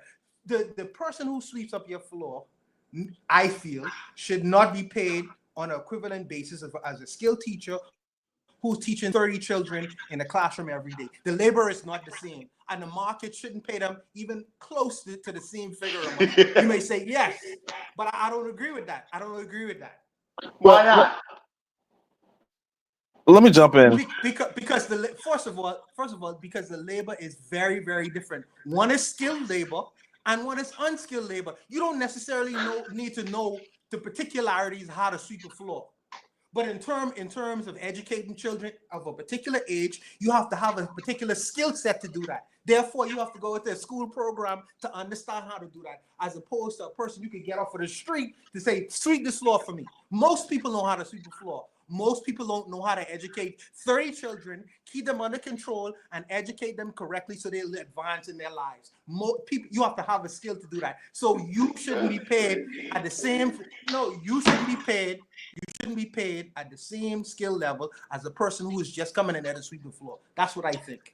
But only thing with that one, right, is that who determines what jobs matter more, right? So in our society right now, someone who's running around chasing balls and can make more money than you'll see in a lifetime, but somebody who is a plumber or a trash collector who performs a service that is necessary for society doesn't get paid a fraction of that. So are ball chasers more important than your local garbage man? Go a week without watching football, go a week without your trash being checking out, and you'll see which one matters more. Good, but what do basketball players mainly do? Football players, they entertain. Exactly. Bread and circus. America needs their modern day gladiators to provide a grand distraction from how they being screwed over every day. Bread and circuses, right? And ancient Rome. They need that, man. They need that. Bread and circuses, what you say? They need that distraction to keep them from rioting. Yeah, but here's the thing: you got to be real too. I mean, I'm in America. I mean, I go from America to Tanzania. You guys know that, okay? America has a minimum wage.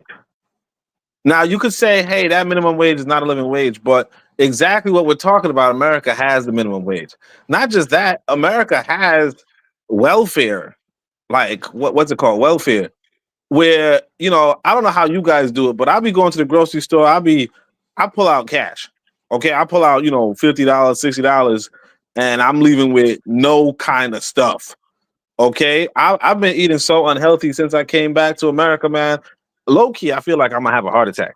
Okay, don't know if I'm gonna survive, but people in front of me, like I said, I go to the grocery store. Other people who have welfare can pick up tons of shit, like like $100, $200 worth of stuff for free.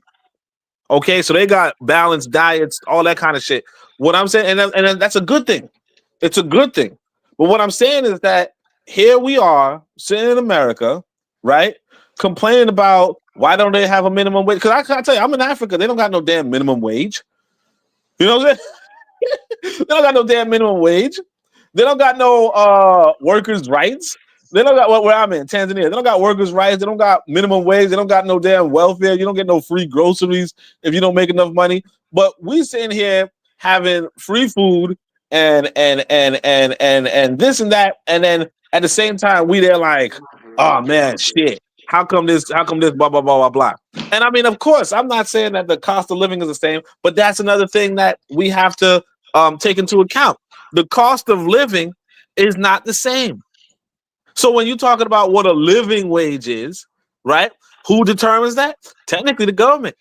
And the government, technically the state, technically the the governing body. But on top of that, where you live, right? The cost of living is different. If I go over to another neighborhood, just down the street, or go to another grocery store, I'm gonna be paying out my ass. And then when I go to another grocery store, I might be, like I said, I spend $60, $50. That same $60, $50 might be $100 somewhere else. And if I was, in a southern state or whatever, and that $50 in New York might be something completely different. Or even said differently, in New York, the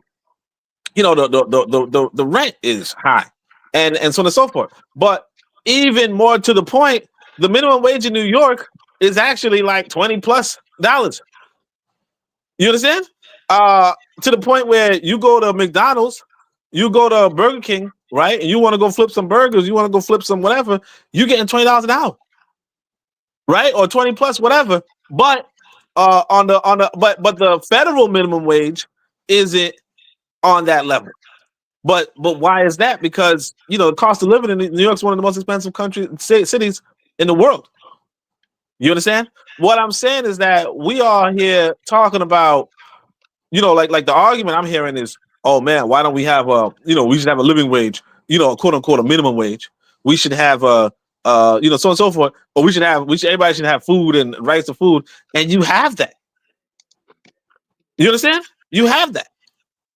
And and I think some of us have to come to terms with, hey, you know what? You this white boy kind of low key spoiling y'all, but and even so, y'all still on that, And I mean, look, I don't like the white boy. I'm not saying I like him. I'm just trying to figure out how is it that like what more do you want? If the minimum wage is different per state, per city, per where the wages might be minimizing, and you elect these governments, and I'm not saying that the governments aren't corrupt. I'm not saying that there's no gerrymandering or whatever. But if that's the case, like you have an imperfect system, fine. But again, it's not even your system. So it's like they're giving you a cushion. And even so, you being the foreigner, you being the stranger, you being the person about to lose your citizenship, you know what I'm saying? You being that person, and you still on that, so I mean, look, that's all I'm gonna say. That's it.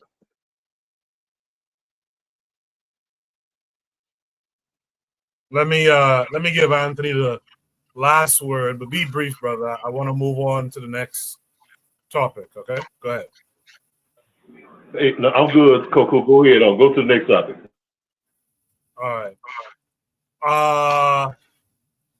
Debris topic number 4 says, goodbye to African Stream. Many of you who are on Twitter might have seen this recently. They put up this post here. Someone needs to mute their mic. I can hear feedback. It says African Stream is closing down. This is a tweet from African Stream itself.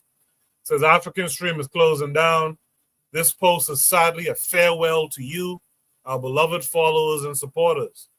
In the face of relentless attacks from the imperialist empire, We have made a painful decision to close down African Stream, a channel that many of you have come to love and trust. This decision has not been arrived at lightly, nor is it an admission of defeat by the empire. However, the assaults that have come in the wake of the baseless accusation by the then U.S. Secretary of State Anthony Blinken on September 13, 2024, claiming that African Stream is a Kremlin-aligned propagandist outlet, have made it impossible to continue with our work. Within days of Blinken's accusations, social media giants, including YouTube, Meta, Google, and TikTok, removed our accounts despite the U.S. government not providing any evidence to support its claims. We were also demonetized on X, an act that affected our ability to generate the funds needed to keep our operation running. Our personal social media accounts have also been subjected to shadow bans, further curtailing our reach. These assaults have left us with only one option: a tactical retreat. We are eternally grateful for the support you have provided to us over the past 3 years, particularly in the recent challenging months. It is this support that helped us grow into a formidable and dependable anti-imperialist Pan-African news outlet. Your feedback in the comments, your DMs, and shout-outs in the streets carried us forward. We take pride in the work we have done since we began in 2022. We have brought attention to often overlooked or misreported African stories. Our parting message to you, our dear followers, is to keep fighting, keep organizing, and keep the Pan-African flag flying. We will stop posting until July 1st, 2025, aside from some documentaries from Liberia and Mali that we will not be able to complete by then. I guess this comes with a post. Yes, it does. I'll play it, then we'll discuss. Hi, everyone. I'm very sorry to announce that African Stream is closing down. I know this will be disappointing to many of you who have supported us from the beginning. It's disappointing to us too. We made a genuine effort to continue after the attacks by the US State Department last September, but unfortunately we couldn't after US Secretary of State Anthony Blinken called us Kremlin propagandists. We were removed from YouTube within 2 days, Instagram within a week, and TikTok within 2 weeks. Additionally, we were demonetized on X.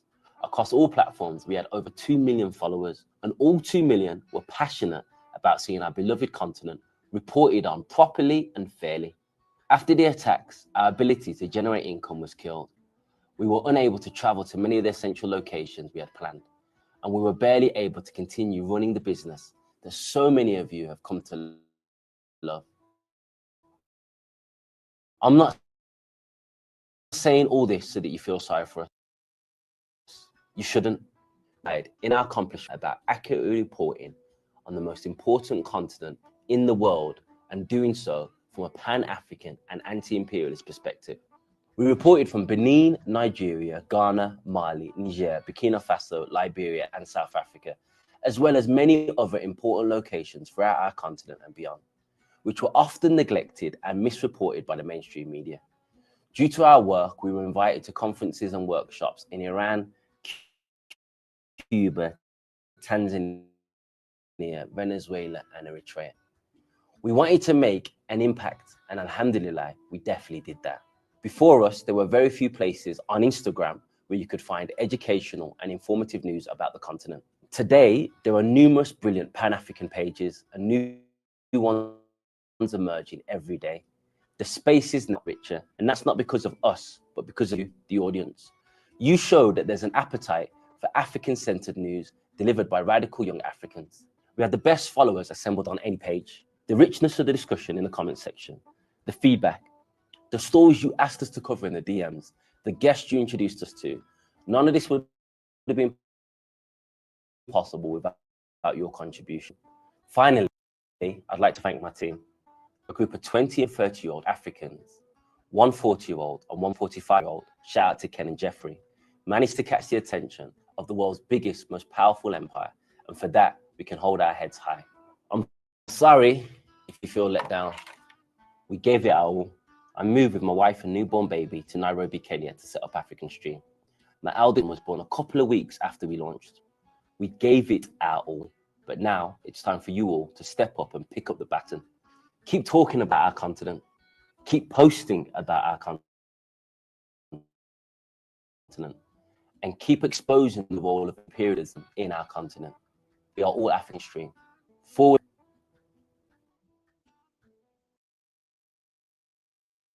Let me start with Jackadero. Jackadero, what are your thoughts on goodbye to African Stream?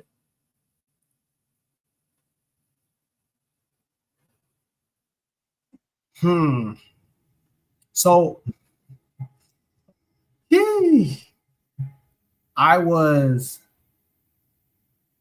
shocked, but I wasn't shocked, and I was shocked because I felt like they were under the radar, and surprise, they weren't. And then I wasn't shocked because I didn't think that they were on the radar that much. I'd be really curious to find out what was the straw to break the camel's back. And yeah, that terrible. I don't have much to add to this. I was shocked and then I wasn't shocked. Yeah. Appreciate that, Jackadero. Yeah, you don't have to be long-winded just to be long-winded. Brevity is good too. You know what? Let me deal with this right now. Anthony, what say you to this?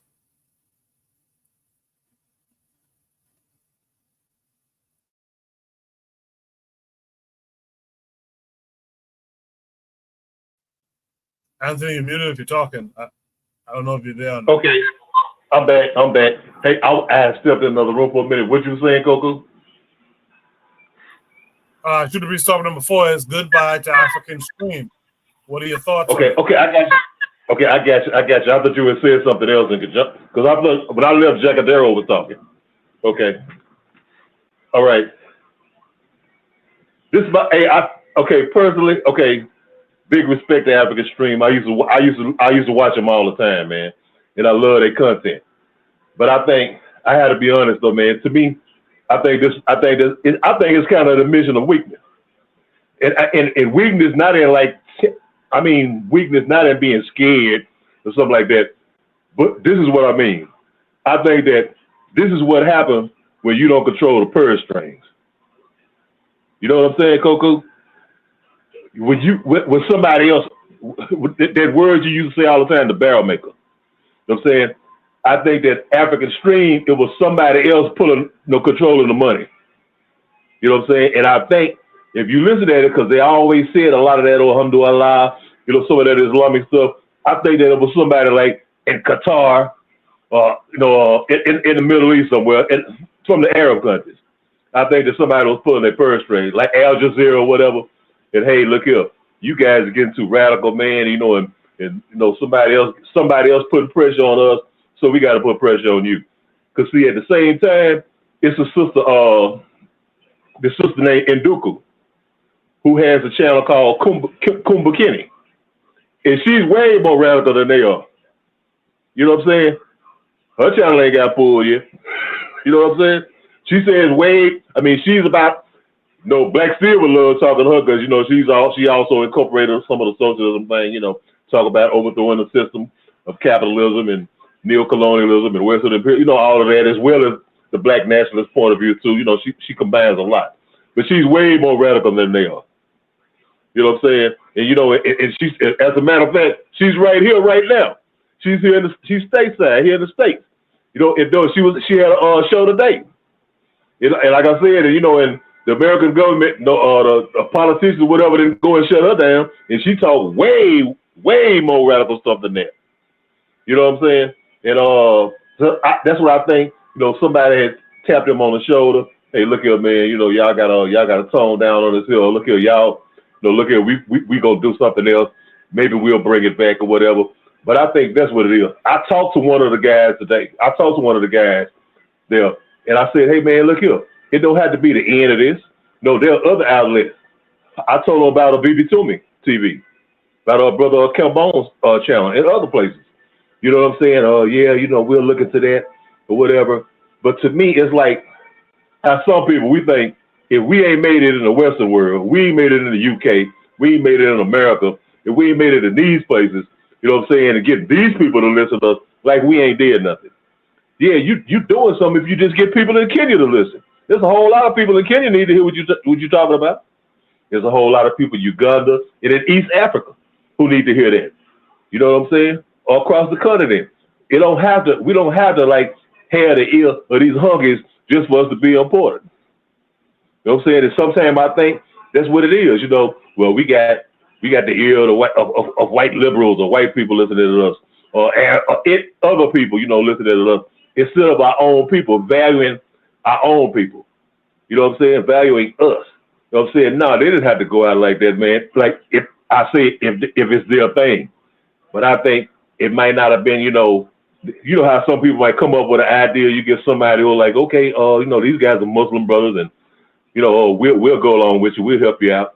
But then as soon as you get to talking too much stuff, because see, when an African is a Pan-African and he get to stop talking about certain things, sooner or later, the Arabs, they kind of get a little testy. Hey, you know, that's kind of hitting home. Because see, now you talk about North Africa. Because I remember they were talking about the guy, the president of Tunisia, you know, with his anti-blackness.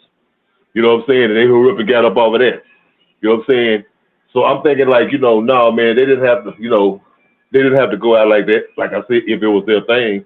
But I don't think it was necessarily 100% their thing. But, you know, but who knows though, man, you know, who knows, man. And I'll leave it right there. Yeah, I could see your point there, Anthony. Because a lot of times when you enter into those deals where there's someone backing you, you have to turn over your social media profit. And if Twitter and all that stuff is being cut out, which is one of the social media platforms he mentioned directly. If that's being cut, your financer might very well say, "Hey, man, I'm kind of good on that now," and you know that's it for you. You have to shut down shop. So there's a point that you're making there that's actually a good one. Anthony, before I go to the next speaker, Trigger Happy was asking that you say the name again of the sisters channel, or even spell it, if you don't mind. Yeah, it's Kumbukeni. It means reclaiming our narrative. Hey, Jackadero ought to know that. But it's Kumbukeni. It's spelled Kumben, I think. Kumbukeni. Kumbukeni.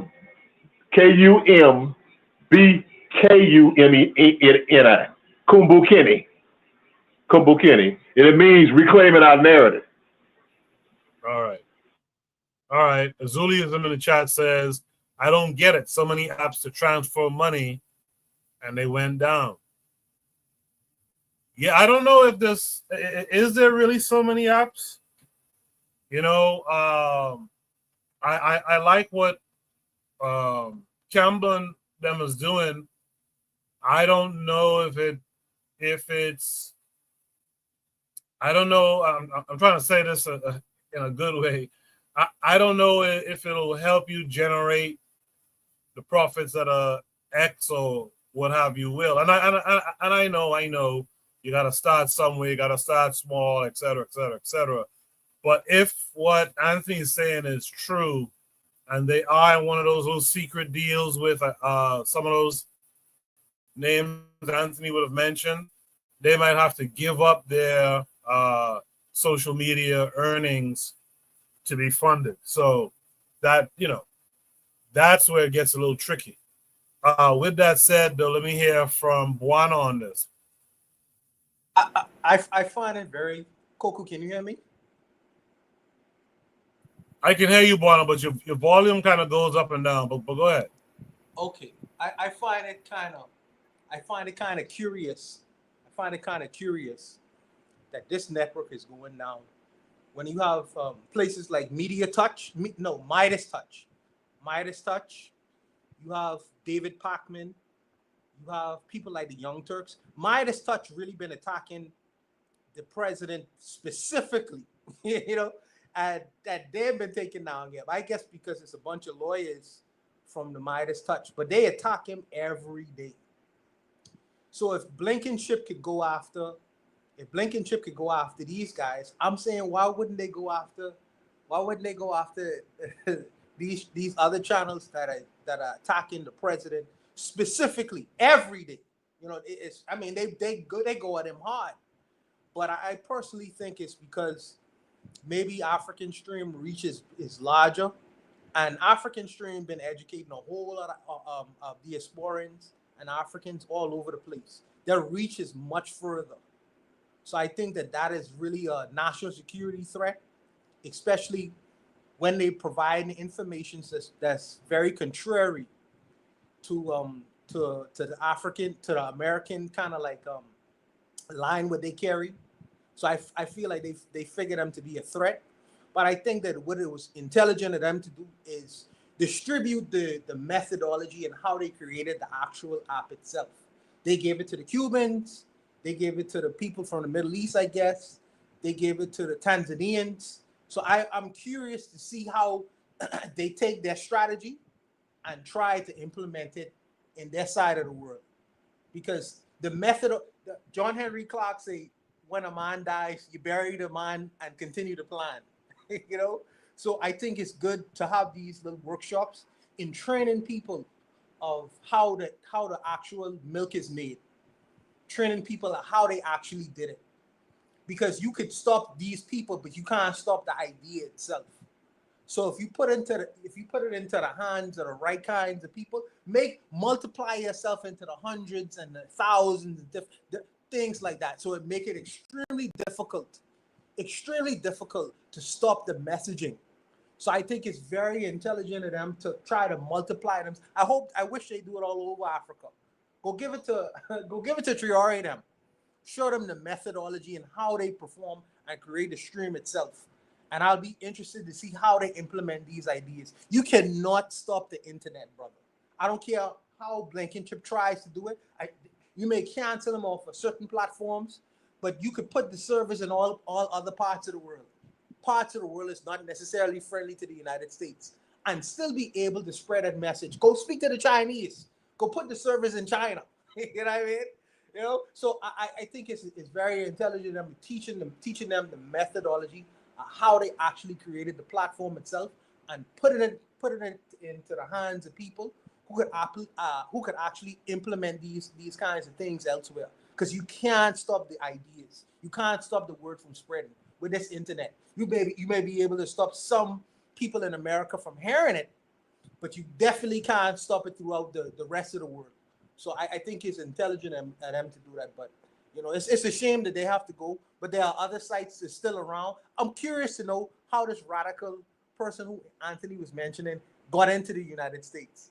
Knowing that these government people look at the internet to find out what your psychology is, to find out what you're into, and they still allow it into the United States. I'm very curious about that.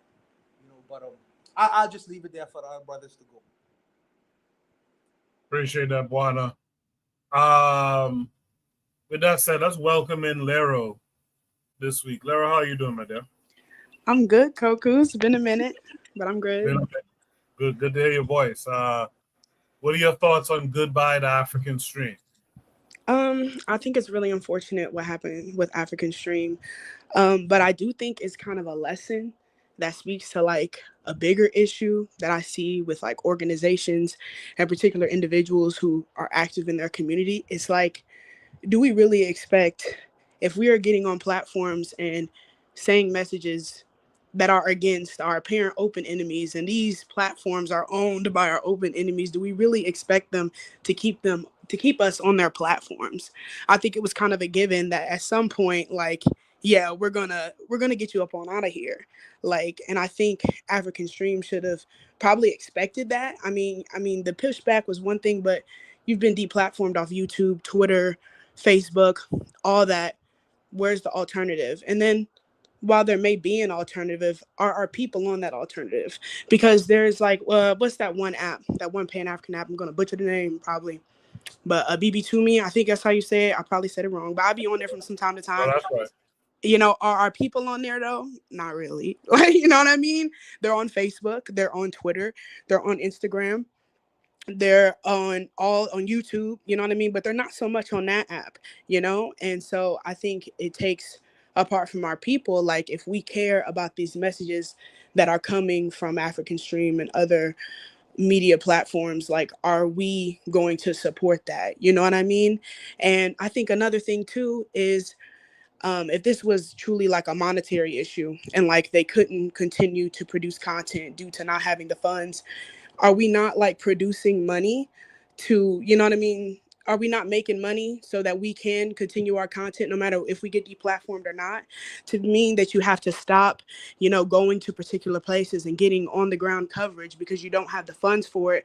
I mean, that's something you should have nipped in the bud from day one. And we see it a lot with our organizations out here. Organizations are spending a lot of money on protests, on bail funds, on lawyer fees, feeding the community, and they aren't regenerating enough money to actually do that. You know what I mean? And so they're having to put up GoFundMe's, which our people should support. You know what I mean? If these are positive entities, positive organizations, like, of course our people should support. But I think we should also be a little more financially literate and knowing that, like, yeah, we need money. You know what I mean?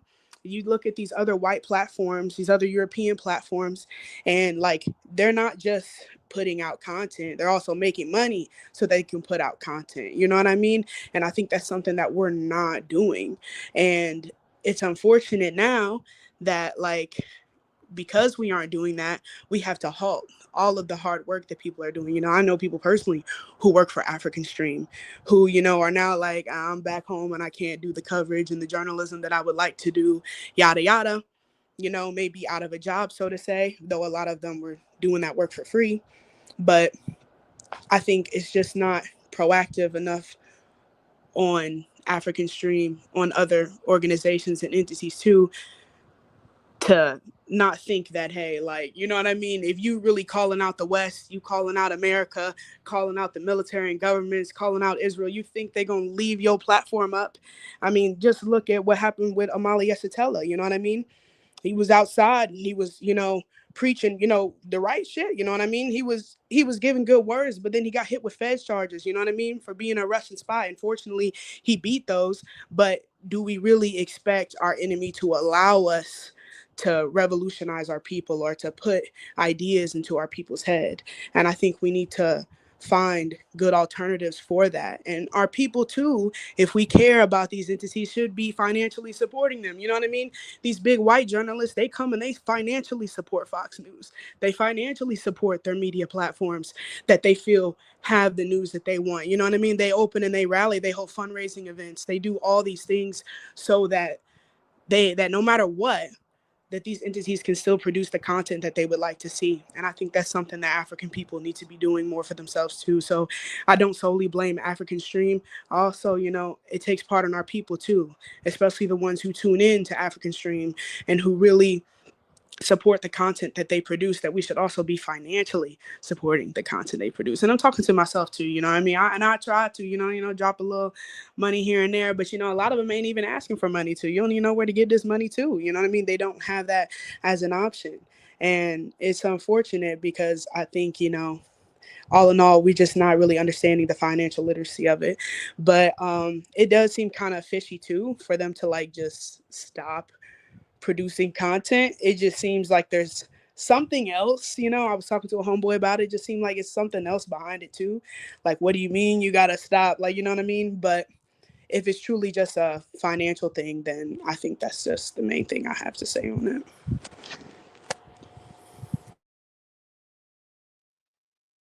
Appreciate that, Laro. Juana's in the chat talking about give him the money, Laro. Kofi's out there saying congratulations to the stream. Appreciate that, Kofi. By the way, shout out to Sister Raw. who said greetings to everyone earlier. I missed it, I think. Trigger Happy 262 Plus is saying also with Obadati Campbell, I remember listening to one of his panels where he mentioned that the focus isn't on the masses, but building stronger Pan-Africanists. That's how I interpret it, at least. Yeah, the Trigger mentioned it earlier, the quote-unquote issue, and it really isn't an issue, especially with what Trigger said just now, but the thing with that a BB Toomey is reach. You're not going to get a lot of people, but I think Lero hit a point too. I think our people, and there's something the matron talks about a lot too, our people just don't put their money up for the things that they actually need.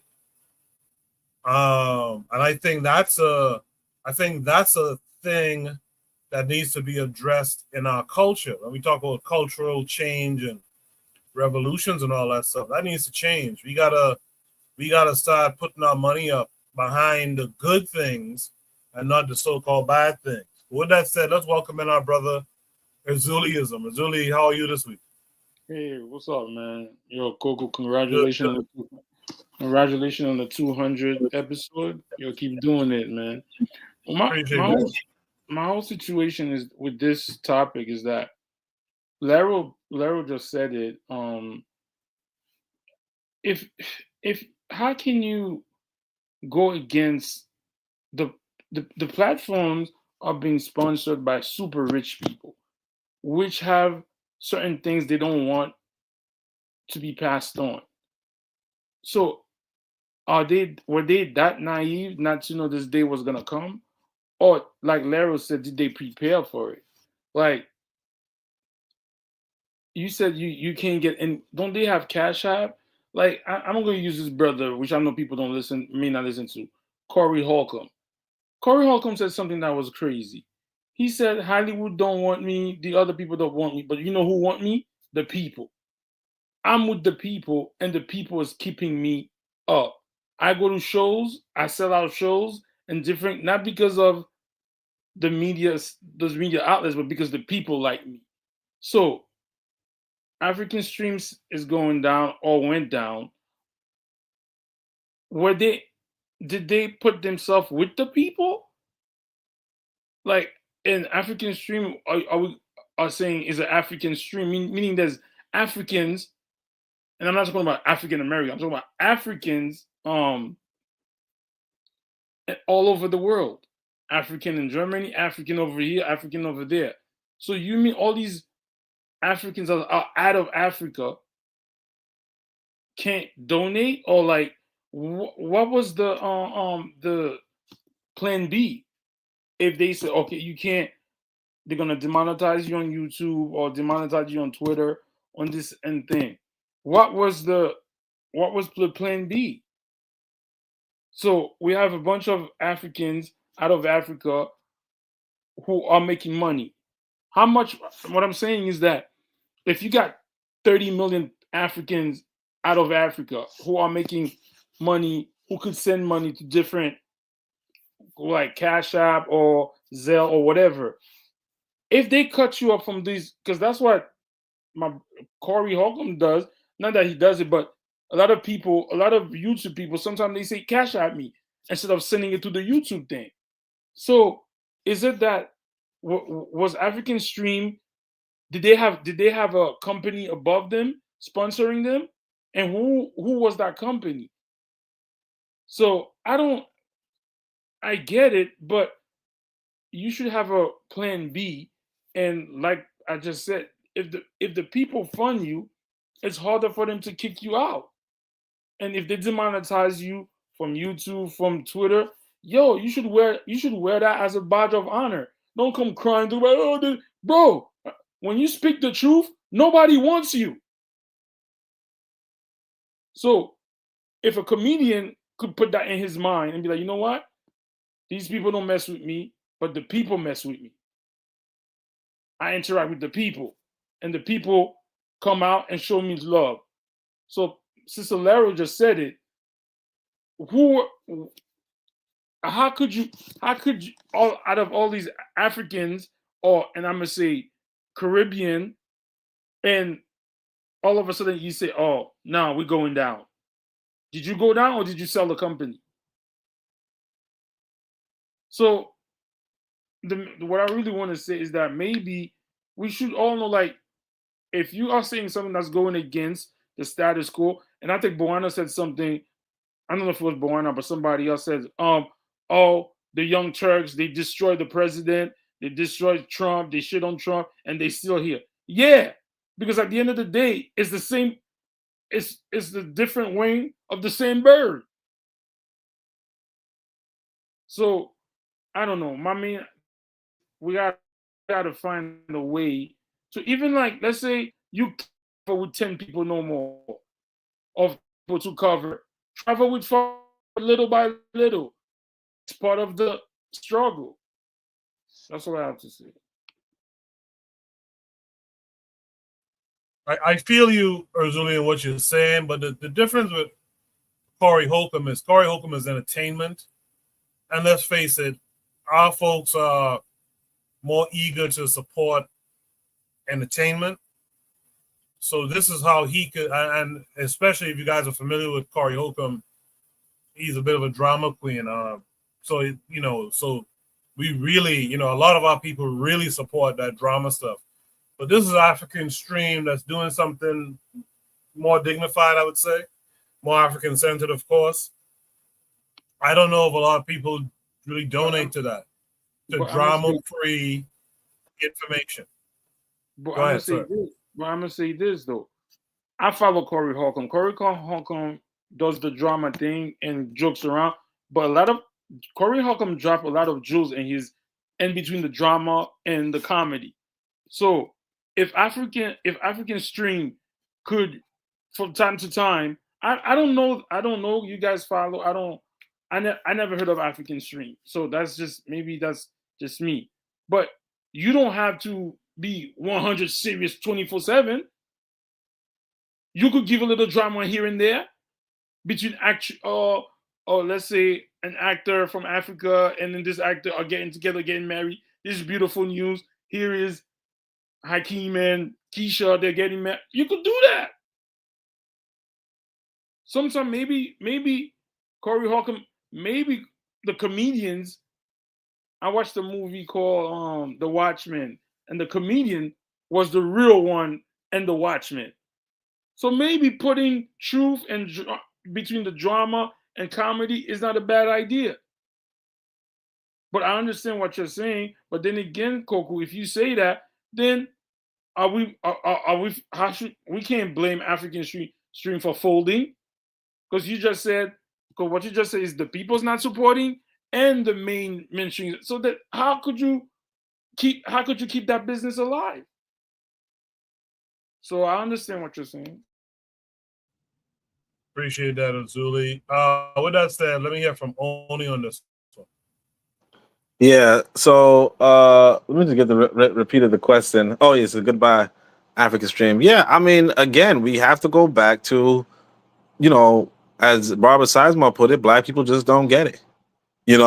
We have to go back to Black folk don't really understand capitalism, and we don't understand nationalism. And we're just going to put it that way. You're in a supply and demand market. And not just that, you're on a platform where not only are you on a platform where they just trying to make money. Okay? If you get in the way of their money, they don't want you on their platform. Period. Okay? But even on top of that, they blacklisted me. They blacklisted Koku. They blacklisted, they blacklisted us. All right? They are blacklisting even small people. So of course, if you're gonna go up and report on, certain countries, you know what I'm saying? If you're gonna report on other things, you're gonna talk shit about America, you're gonna fly, if you're gonna do all that shit, of course the state's gonna come down on you. And that's the thing that, a lot of us, see, like I said, I notice, especially because I'm now, an international man, right? I notice a lot of us is spoiled in America, and I don't mean to put it down, but I'm thinking to myself, I said to myself, I want to bring this big red, black, and green flag, put it on top of my house in Africa, and my wife's like, I don't know about that. You know what I'm saying? You don't know if somebody might misinterpret why you got a big RBG, or well, you might just get a little more attention. And I'm saying to myself, I'm looking around in here in Brooklyn. I don't see too many red, black, and green flags. You know what I'm saying? I see a lot of red, white, and blue. If I go to certain areas, actually. If I go to certain areas, I see some red, white, and blue. I even see some white and blues if you go to certain areas. But what I'm saying is that you don't see too much red, black, and green. And the thing is that you got to also say to yourself, well, what is a flag? Right? Are you, that's you representing a nation. You saying this is my nation state. This is my territory. This is my land. This is who I am. This is what I represent. Right? This is my nationality. Okay? And you doing that, you flying the flag, especially if you fly it over the other person's flag, right? Or the home flag, you might get a visit. And I'm telling y'all, I remember I used to hold meetings in Brooklyn, and there was this one brother who showed up to the meeting, decked out, man. He looked like, general, like black general. You know what I'm saying? This brother, he would tell us, hey man, sometimes he get visited from the state. State come to his door saying, hey man, cut out that shit you saying online. And a lot of folk get that, knock on the door, cut out that shit you saying online. And in fact, even white folk be getting that shit. If they say the wrong shit, they say, oh man, I wish somebody would do so on and so forth. They getting a knock on the door. Like, what you mean by that? Okay. What I'm saying is that you in one of the most heavily surveilled countries on the planet. The white man, what he tends to do is he tends to tell you, he tends to accuse others of what he's doing. So when he tells you, man, China has this heavily surveilled system, man, motherfucking China, you can't trust them, right? He's talking about himself. Okay? Here, you in one of the most surveilled systems. Barna said you can't erase stuff off the internet. Yes, you absolutely can. You understand? Because you don't got the codes. I'm not saying that you can't, do all the backdoor shit, but you don't control the backdoor neither. You know what I'm saying? Now you might be like, well, what about that Swedish guy in doing the Pirates Bay? You're not Swedish. You know what I'm saying? I'm not saying, it can't be done. I'm saying you can't do it. You know what I'm saying? You know what I'm saying? Like it could be done. It's just a question of what skills did this white man give you? Right? What skills did he give you? Right? And does he or will he ever give you skills to circumvent him? And he hasn't. And he won't. And if you relying on him, yeah, you're not gonna circumvent him. Simple as that. But what I'm saying is, with African Stream, is that they go on, they make this website. I mean, they're on the white boy's platform, his commercial platform. Okay, they're not on his private platform. They're on his commercial platform, the platform that he uses to make money. Okay, the platform he uses to attract advertisers and advertising dollars. They're on his platform talking about, man, this white man, blah, blah, blah, blah. Of course, he said, get your ass out of here, man. What was he supposed to do? What was he supposed to do? And that's what it all boils down to. A lot of times black people just don't get it. We just don't get it. This white man has a system for his profit, right? And his profit, the only time it includes you is when you working, and he doesn't intend to give you a piece of that profit. Now, if you want to, now what that comes with is a lot of times you got a lot of you get some perks, and he says be grateful. And you might be like, well, I ain't grateful, so on and so forth. That's fine. But if you're not gonna do shit to him, guess what? It don't even fucking matter. You know what I mean? It don't even matter. But as far as African Stream, another issue right there was that they're in the market that's not, supportable. Corey Holcomb, he's in that market of entertainment. Tariq Nasheed is in the market of entertainment and drama. Okay?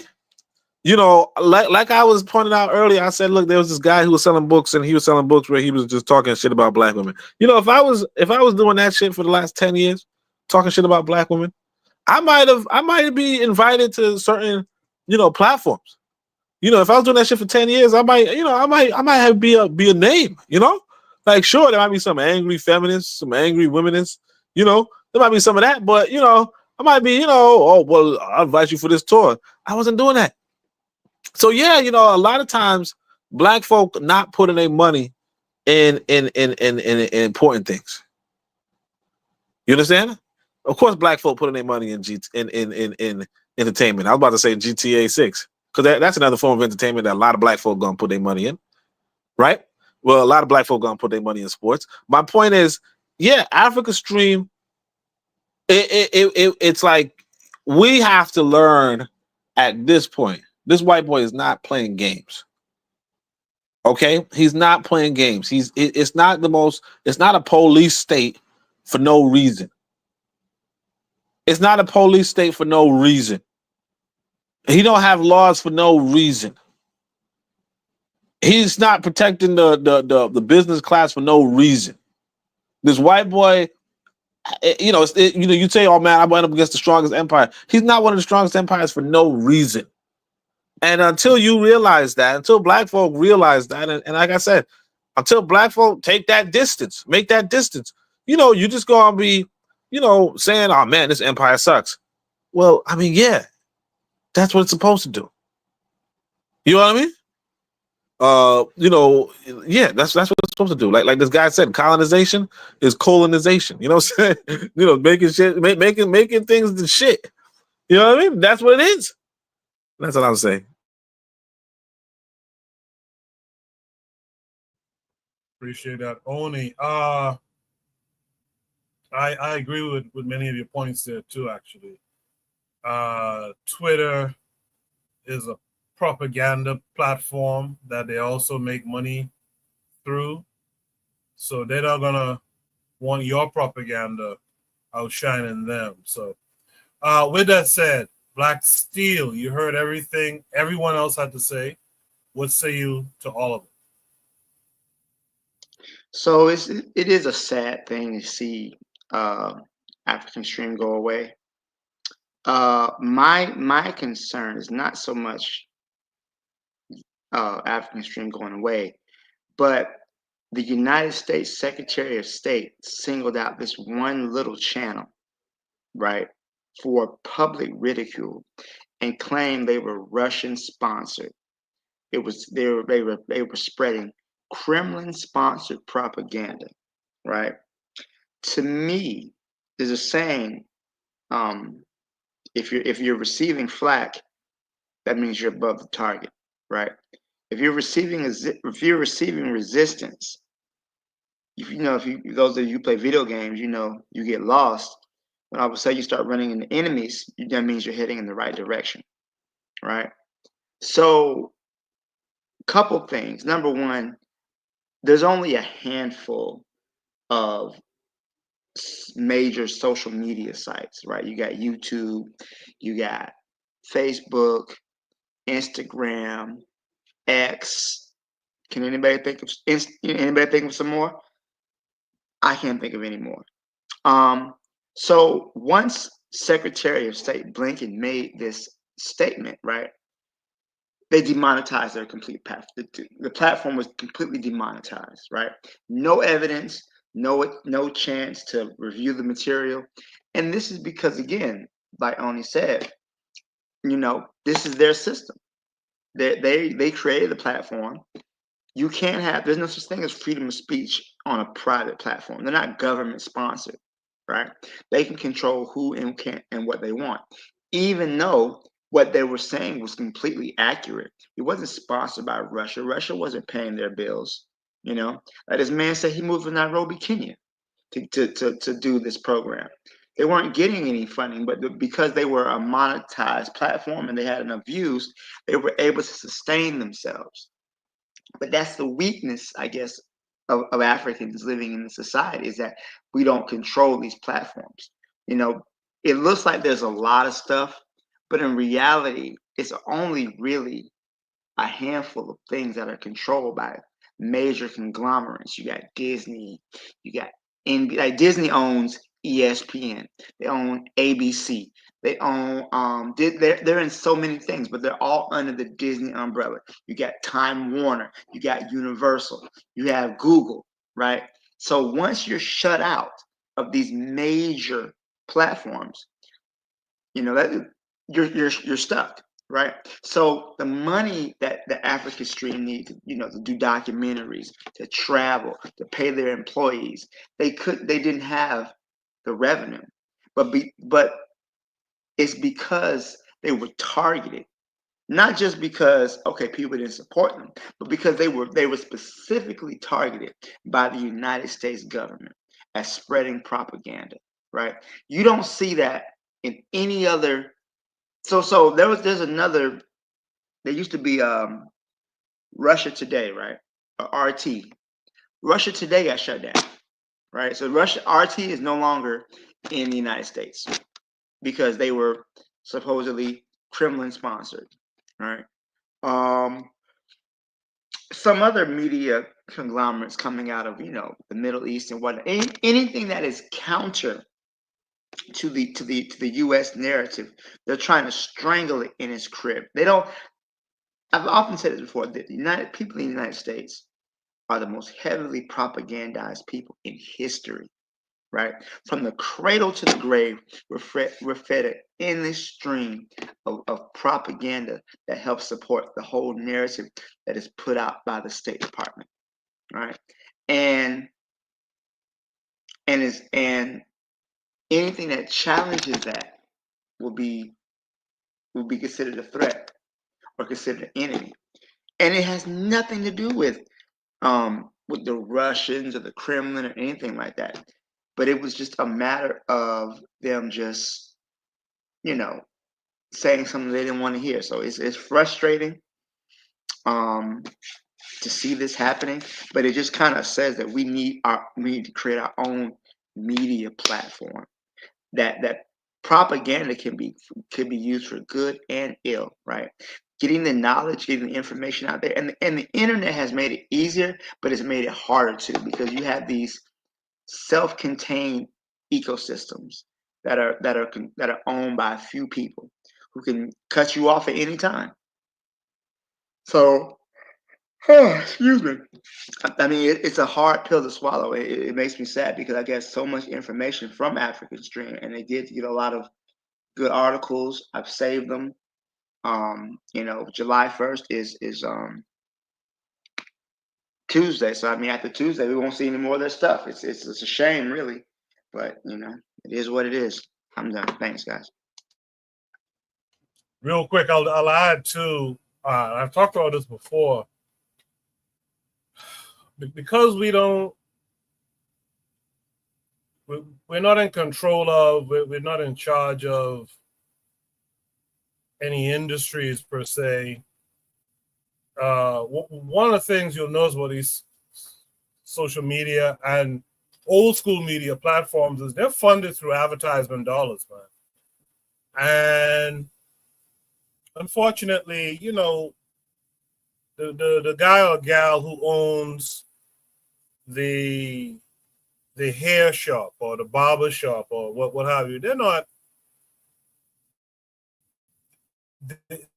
They probably don't even have the ability to, but they're not putting up money to advertise. So when we talk about building like KW7 is talking about, when we're talking about like doing something like black media, that's really how you fund that stuff. You fund, YouTube and all this stuff is funded by ad dollars, and we just don't do it that way. And we will have to figure out a way that the business class, if you will, of black folks will fund these endeavors through ad revenue or whatever alternative you can come up with. And that's a big knock for us too. Real quick, let's welcome in Brother Bakari this week. Brother Bakari, how are you doing?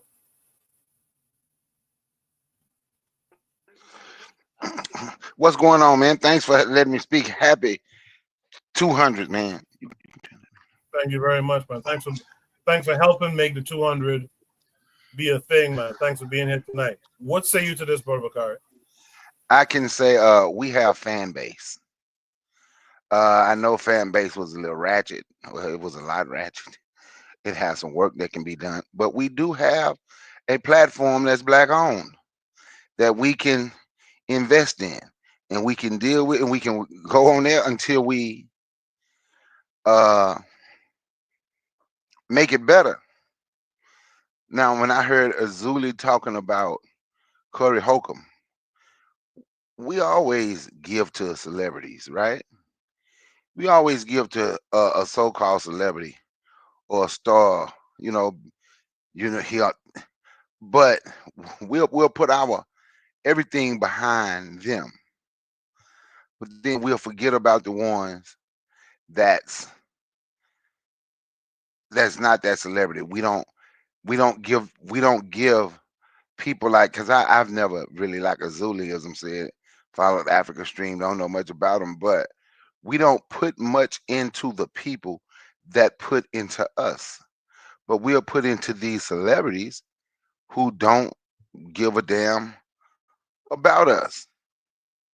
So if it's something that's going to be fixed, that's not just Africa Stream. I know they're the one you're talking about, but it's Koku.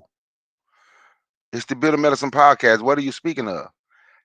How many people in your chat? Why aren't you getting those same damn Zelles and Cash App or Venmos that the guy that started FBA get? Or the ADOS are. These people like the Dane Callaways, you can make up stuff, and we looking for a feel-good story, and we are looking for drama. Even the people that say they're Pan-African and they support black, they're going to be in those channels more than your channel, because they're going to those channels and they can get a good argument. So if you created drama, Koku, you could blow up if that's what you wanted to do. I understand why you don't do it. Whatever you do, you want to do it the right way. You want to bring something good. You're trying to bring something good to African people here in America and worldwide, hopefully. But it's like, but that's where we are right now, in the way we see things and how we feel. And then the celebrities become the people that speak for black folk. You can be and say the same thing 150,000 times, and a celebrity can get up and say it once. May have heard you say it, but we gonna support the celebrity. We gonna support who's been put on a pedestal. I don't know why they say why they were taken off, why they're being taken off YouTube. But like I said, there is there's fan base. If we want to have something black and run our stuff on a black platform, download fan base, and we can use fan base. Have you ever noticed, Koku, when you do your lives, when you get ready to do your lives and you find other streaming service that you can share your lives with on YouTube? You ever wonder why fan base is not one of the services that you can share your live with? Why is that? I'm just have you ever? I don't know. I'm just being honest. I don't know. I'll say because it's black owned, right? Me too. So now everybody going to TikTok. The live I was doing today, and part of the live I did today, when I was talking about boycott, and I just thought about something that Amos Wilson said, and it stands here too. The first thing, you don't ever have to call a boycott for a black business. It's automatically taught, and even to black people, not to deal with that black business, because before we go to that black business, we are already searching for what's wrong. We are already searching for, when I go there, it's gonna be like this. I would tell you, yes, I'm on fan base. I haven't been on there a while because I got tired of just arguing. Can it be extremely argumentative? Yes, because you mute people and and anybody can come in the room, but you have to let them on stage. You can kick them off the stage if you want, but that's things. If we want our own, let's build up the one that's here now. Instead of we will go everywhere except, and we will work everywhere except on the one that's black owned. So I would tell Africa Stream, shit, go to fan base. I get the mic. You know, Bakar, you, as you were talking, you reminded me of something that I shake my head at all the time. So there's this former NBA basketball player as a podcast named Jeff Teague. And I enjoy his show as a basketball fan and someone who's familiar with his playing from college to the NBA. But as Jeff Teague and them are doing their stream, now Jeff Teague made millions of dollars in the NBA. His brother also made millions. Do you know there's people who donate, who what they call it on YouTube, super chat? These multi-million-dollar guys, you see people giving them $50 or $100, and I'm like, wow, we put our money behind celebrity, as you were saying, and just behind entertainment, period. But it's amazing. Does anyone else have any last thoughts on this prompt? What I'd like to ask you guys to do, if you haven't already, hit the like button. I want to thank you guys for hanging out with us. I know we've gone past the usual hours of late. But I have one more prompt I'd like to drop. And it's a bit of a listen, but I'd like y'all to check it out. I think it's appropriate for this being the 200th episode of Shoot the Breeze. I want to personally thank all you guys who are panelists who helped make Shoot the Breeze work, as always. Also want to shout out KW Don 7. I didn't shout him out earlier. He's in the chat as well. I want to go to Shoot the Breeze topic number 5. This will be the last one for tonight, but it has a little bit of a listen to it. Shoot the Breeze topic number 5. Shoot the Breeze topic number 5 says, a historical document. Listen, save. Let's honor the Black soldier on this 200th episode. This, of course, came with a link. And like I said, this is the last topic for the night. So if you're listening, you can join the panel and help us finish out the conversation. But this is for all you guys who are what I consider to be Black soldiers all the same. We're going to listen to this. It's a 22-minute video, so sit back, pour a drink, do what you got to do. But I think it's a good listen, and then we'll discuss it. Who am I? This is the Black Soldier, a pageantry dedicated to the late Honorable Carlos A. Cooks. It deals with a tribute to the Black freedom fighters and conquerors of the Black race. The pageantry, the Black Soldier. Who am I? I am the Black Soldier. Who is the Black Soldier? I am the protector and defender of Black people. I was the first soldier. I was a soldier before the other races of people evolved. Being the first man who built the first human settlement, I evolved as the Black soldier when wild animals threatened and attacked my people. I slew the animals or made them migrate out of my range and habitat. When my people split into tribes and nations, I am the one who kept the peace among my people. When the other races evolved, challenged us for our land and material resources, I met the challenge and secured our land and resources. Sometime I have been adventurous and left my native Africa as a conqueror. My conquest has been universal, but enlightened and humane. I have won most wars, but I have lost some too. Each time someone have enslaved or conquered my people, I have always emerged and rid my people of the aggressive aliens. At present, I am weak because my comrades are confused and divided. They have forgotten where their allegiance should be.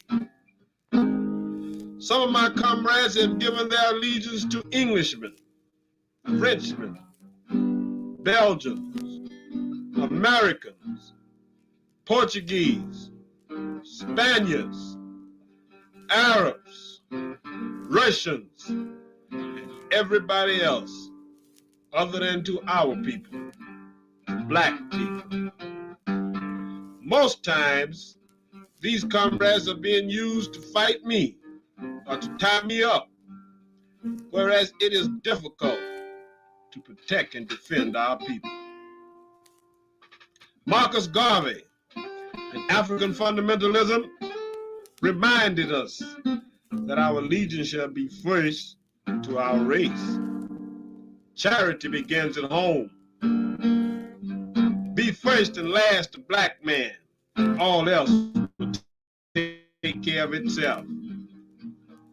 Acknowledging Marcus Garvey as the father of our present line of thinking, as a black soldier, my duty becomes clear. This brings us up to the man whom this pageantry is dedicated to, the Honorable Carlos A. Cooks, who gave us the African Nationalist Pioneer Movement and the African Nationalist Legion. Carlos Cooks, in what is the African Nationalist Pioneer Movement, reminded us that Africa, our indigenous homeland, is the only continent that is completely dominated by the tyrannic alien yoke of European plunderers, with the approval of the so-called United Nations and the active support of the Christian churches of all denominations. Certainly no black man with the blood of Africa coursing through his veins can live in good conscience accepting these conditions that a power-drunk white world has conspired to perpetuate on an unoffending people. The members pledged themselves to devote their knowledge, physical energy, private fortunes, and sacred honor to ameliorate the tragic inequalities and medieval backwardness that the universal status of the race reflects. We hold these conditions to be a challenge to our manhood and an insult to the aristocracy of our noble race. Acknowledging Carlos Cooks as the ideological son of Marcus Garvey and the founder of the African Nationalist Legion, as a black soldier, my duty becomes most clear. Who am I? I am the protector and defender of black people. I am a black soldier. We shall go into a brief retrospection of the black soldier. But first, I shall give you the orders of Carlos Cooks to the black soldier of our time. The charge of the mighty black warriors. The conflict thickens. On ye braves. Let's charge for Africa or the grave. Wave, Africa. Let all your banners wave. Attack, black men, with all your ferocious rage. Few, damn few shall part, many meet. And the sacred soil of Africa shall be their winding sheet. And every type of ground beneath the invader sacrilegious feet shall be a white man's sepulchre. Who Who am I? I'm a black soldier. My name is Tyrus Afrique. The continent of Africa gets its present name from me. I lived about 7,000 years BC. I am the general of the army of the Zing Empire of Northwest Africa. I conquered vast amount of territory to the north, east, and south. Through my conquests, I planted the red, black, and green all over Africa, into Asia and Europe, and brought back slaves from Europe to North Africa, the ancestors of the Berbers, and carried African culture to the barbarians. My soldiers were so courageous and daring and enlightened that alien would welcome our conquering them.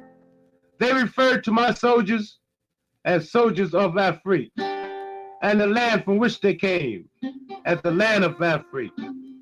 Thus, for the first time, giving the name Africa to our continent. Who am I? I am Tyrus Afrique, a black soldier. Who am I? I am a black soldier. My name is Amen Ra. I came from the south and founded and built a dynasty that ruled Ethiopia, Nubia, Egypt, Assyria, Arabia, and Persia for 2,560 years. I lived from 4162 to 4099 AD.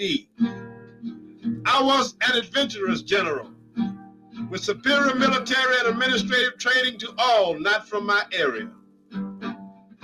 My rule was so beneficial until, like Tyrus Afrique, aliens would welcome our conquering them. I brought prosperity and organization to the people, the likes of which they had never known.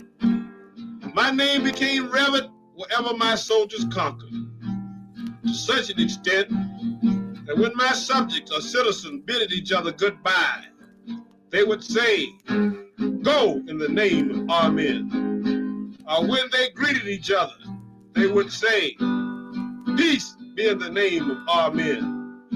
They began to close their prayers in my name, a practice that most religious people still observe today, regardless of what religion they profess. Who am I? I am Amen Ra, a black soldier. Who am I? I am a black soldier. My name is Thutmose III. My mother was an Ethiopian wife of Thutmose I. I am known as the Reformer. I lived in 1500 BC. I rebuilt Egypt and put it on a sound economy. I built a powerful fleet and army. I deployed my fleet in the Asian and Red Seas, conquering all lands within my grasp. My armies conquered and subdued every country around and beyond the Euphrates to the foot of the Caucasian Mountains and beyond, and never stopped until I reached the Pacific Ocean. I am the first known emperor in history and empire builder. For 80 years, I ruled undauntlessly. One of my obelisks stands in the rear of the Metropolitan Museum of Art at 81st Street and 5th Avenue. Who am I? I am Thutmose III, a black soldier. Who am I? I am a black soldier. My name is Pianki Mary Amen. I am the Nubian conqueror of Egypt. I lived 744 BC. When I was born, Nubia had been under Egyptian domination for 1,800 years. I spent 25 years planning and organizing my people for their freedom. The Nubian army had been the backbone of the Egyptian armed forces for a long, long time. I rallied this army to the cause and interests of Nubia. I led a swift and successful conquest of Egypt. I made Nubia the mistress of the world. Kings, queens, and rulers of all descriptions paid tribute to me. I developed the arts of peace and the science of understanding and progress. I built temples, schools, canals, and many other public structures. The ruins of some of my temples can be seen now at Napata, Egypt. Who am I? I am Pienki Mary Armin, a black soldier. Who am I? I am a black soldier. My name is Hannibal. I am a Carthaginian, General of Carthage of Central Africa. I conquer Rome.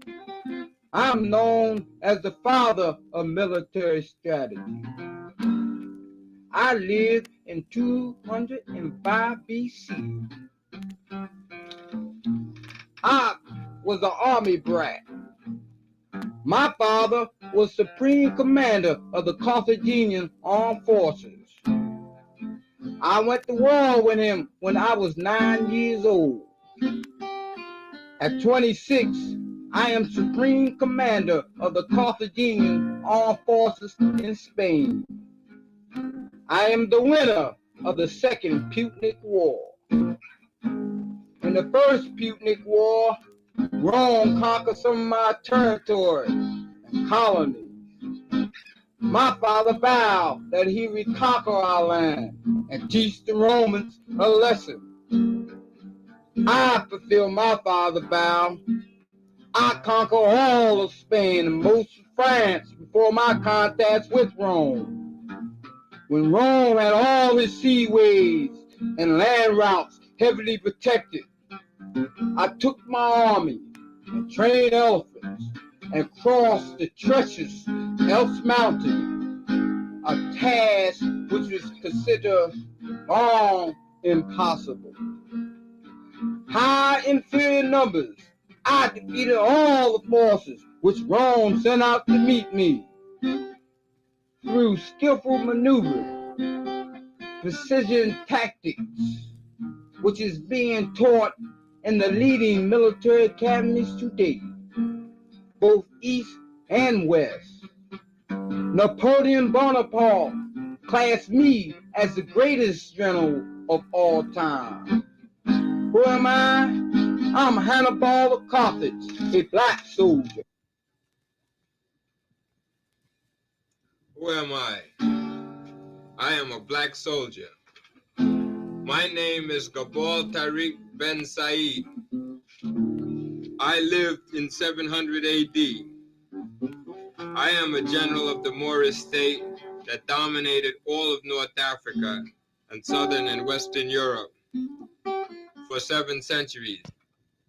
The capital of my country was located in what is now called Mauritania, Northwest Africa, the home of the Zing Empire over 15,000 years ago, the first civilization of man. When the Mohammedan forces swept North Africa in the 7th century AD, my people embraced Islam and were spared an armed conflict with the Muslims. We immediately organized our forces and not only provided adequate defense of our land, but found ourselves powerful enough to extend our borders and reestablish empires as our ancestors the Zings did from this area over 15,000 years before. I am the Moorish general who left Africa conquering Spain, where my descendants ruled continuously for the next 700 years. I led the way for education, cleanliness, and culture in Europe. While the barbaric kings and queens of England, France, and most of Europe slept in barns and caves and ate their conquered dead and thought it to be sacrilegious to bathe their filthy bodies, the Moors had palaces of silver and gold, organized farms and agriculture, industrial and commercial cities, public schools and universities, bathed in goat's milk and high-quality perfume, and extractors and lovers of spices. It was the Moors who taught the Europeans the virtue of soap and water and changeable underwear. I carried this culture to Europe. The Visigoths, European Christians of 700 AD, had settled in Western Europe and Spain into North Africa. I reconquered North Africa, crossing the Gibraltar Straits, and drove the Visigoths out of Spain back to Tours, France. For the brilliance of my conquest of Gibraltar, they named the straits after me, lasting until this day. When the Turks captured the leadership of the Muslim world, their writers produced one of their greatest classics about me. My descendants made contributions to Spain in European art, architecture, music, medicine, and science, and learning, well nigh incalculable. Who am I? I am Kabal Tariq Ben Said, a black soldier. Who am I? I'm a black soldier. My name is Sonny Alley. I am the builder of the Songhay Empire. I lived from 1426 to 1490 AD. When I was born, my people were conquered by the Muslims of Kan Musa. I was a soldier in Kan Musa's army. They called me the challenger, victorious in battle, a military brain trust and genius of my time. The Songhays were the backbone of Kan Musa's army. With the assistance of my brother, I rallied the soldiers to the cause and interest of Songhay. With the assistance of Askia, a witty and outstanding general of Dankara, I defeated all of Kan's forces and established the Songhay Empire from the banks of the Niger River to the Red Sea in East Africa. I was the first ruler to separate church from state and to allow the people the freedom of religious worship. Under my rule flourished the enchanted essence of culture and the acme of refinement. The illustrious University of Sankore in the city of the same name was the most outstanding edifice of learning of that day and period. I also built the marvelous and bewitching cities of Timbuktu and Jenny, who with Sankore were the seat of art, commerce, industry, science, and civilization, unequaled by any other place that day and period. Who am I? I am Sonny Alley, a black soldier. Who am I? I'm a black soldier. My name is Jean-Jacques Dessalines, the tiger. I am the liberator of Haiti. The first black republic. I lived from 1761 to 1806 AD. They call me the most audacious military leader of all times. I defeated Napoleon Bonaparte's regiment of old guards, commanded by two most distinguished and outstanding generals of European campaigns, Leclerc, Napoleon's brother-in-law, and the Marquis Rochambeau. By the cleverness of my military strategy, I mastered the utility of military mobility, enabling my forces to maneuver in such a manner I was able to drive the forces of France into the Caribbean Sea. I organized over 2,000 black men in slavery, and under my rallying cry of "To arms, long live independence," and my dislike of everything white, I was able to elude the trap of a white French Catholic priest who had ordered my capture and murder. Over 200,000 black people rallied to my cry for independence, and I led them on the last battle for freedom because of me. Today you have a free black republic whose whose stamp can never be forgotten in the history of the world, which brings to mind the Haitian Declaration of Independence. The Haitian Declaration of Independence. The independence of St. Dominic is... Yes, indeed. I thought that would be a good way to end the show. In particular, you know, Shooter Breeze topic number 5 says it's a historical document. Listen, save. Let's honor the Black soldier on this 200th episode. And I had the idea while listening to it to ask you guys to speak on this. Who are you in relation to an African of the past or the present that you think you embody? Tell us about that person as a way of telling us about you. So I hope everyone had a moment to think about that while listening to that presentation.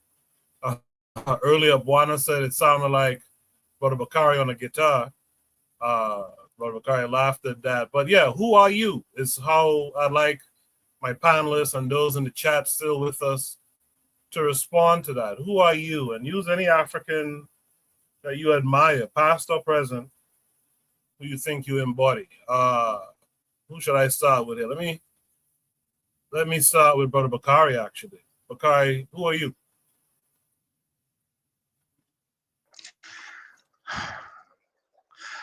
Queen Ameneus. Excuse me, Queen Ameneus. I'm in arenas. I can't say her name right. The one-eyed queen of Nubia, who stood against Rome, never had to pay tribute to Rome. If the Egyptians had fought with her, they could have defeated Rome and kicked them out of Egypt. I'm Jake Ayers. I'm Fannie Lou Hamer. I'm Isaiah T. Montgomery. I'm a lot of great people that a lot of us haven't heard of, but I'm those people because they stood for Black people and they were true Black soldiers. Well done, Bakari. Because I know I put you on the spot being first, but I kind of figured you would mention your pops in that too. So I appreciate your response, man. I'm glad to learn who you are. You know, Zuliism. Who are you?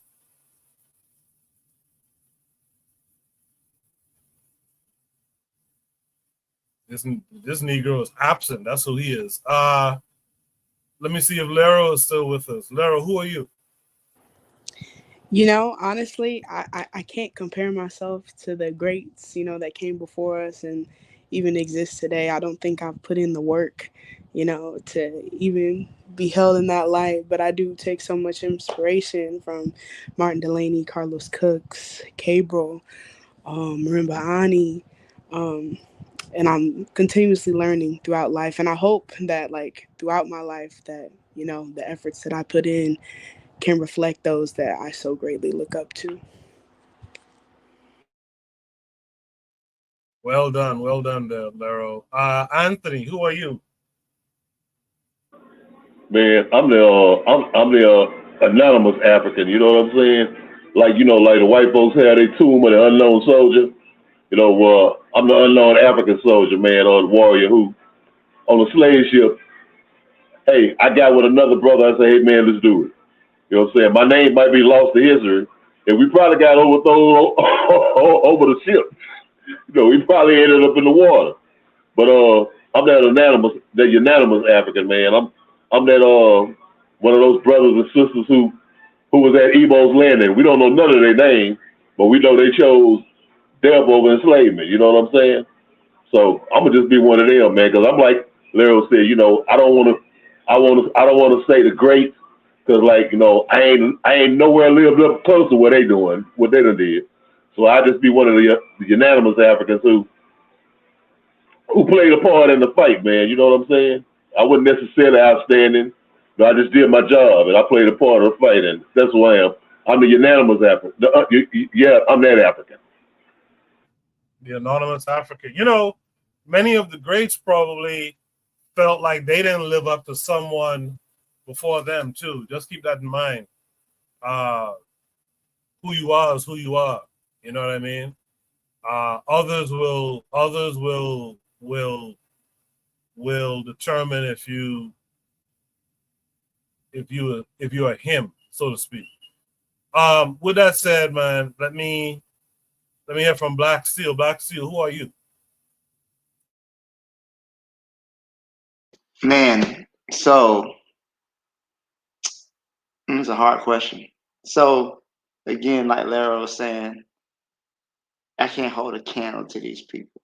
But one person who sticks out in my mind is Harriet Tubman, right? This is a Black woman who gave everything she had for her people. And even though she couldn't read, she said something that was so profound to me.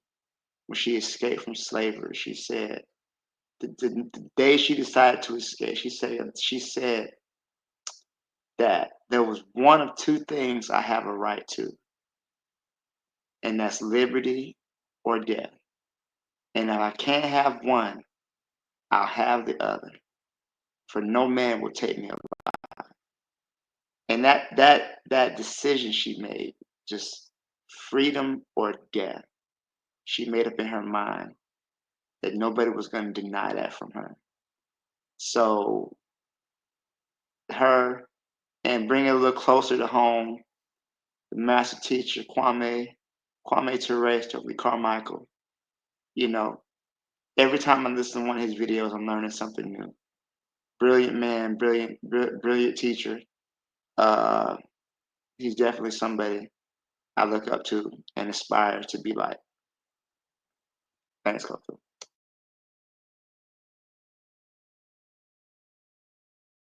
Appreciate that, Black Steel. With that said, Buana, who are you, my friend?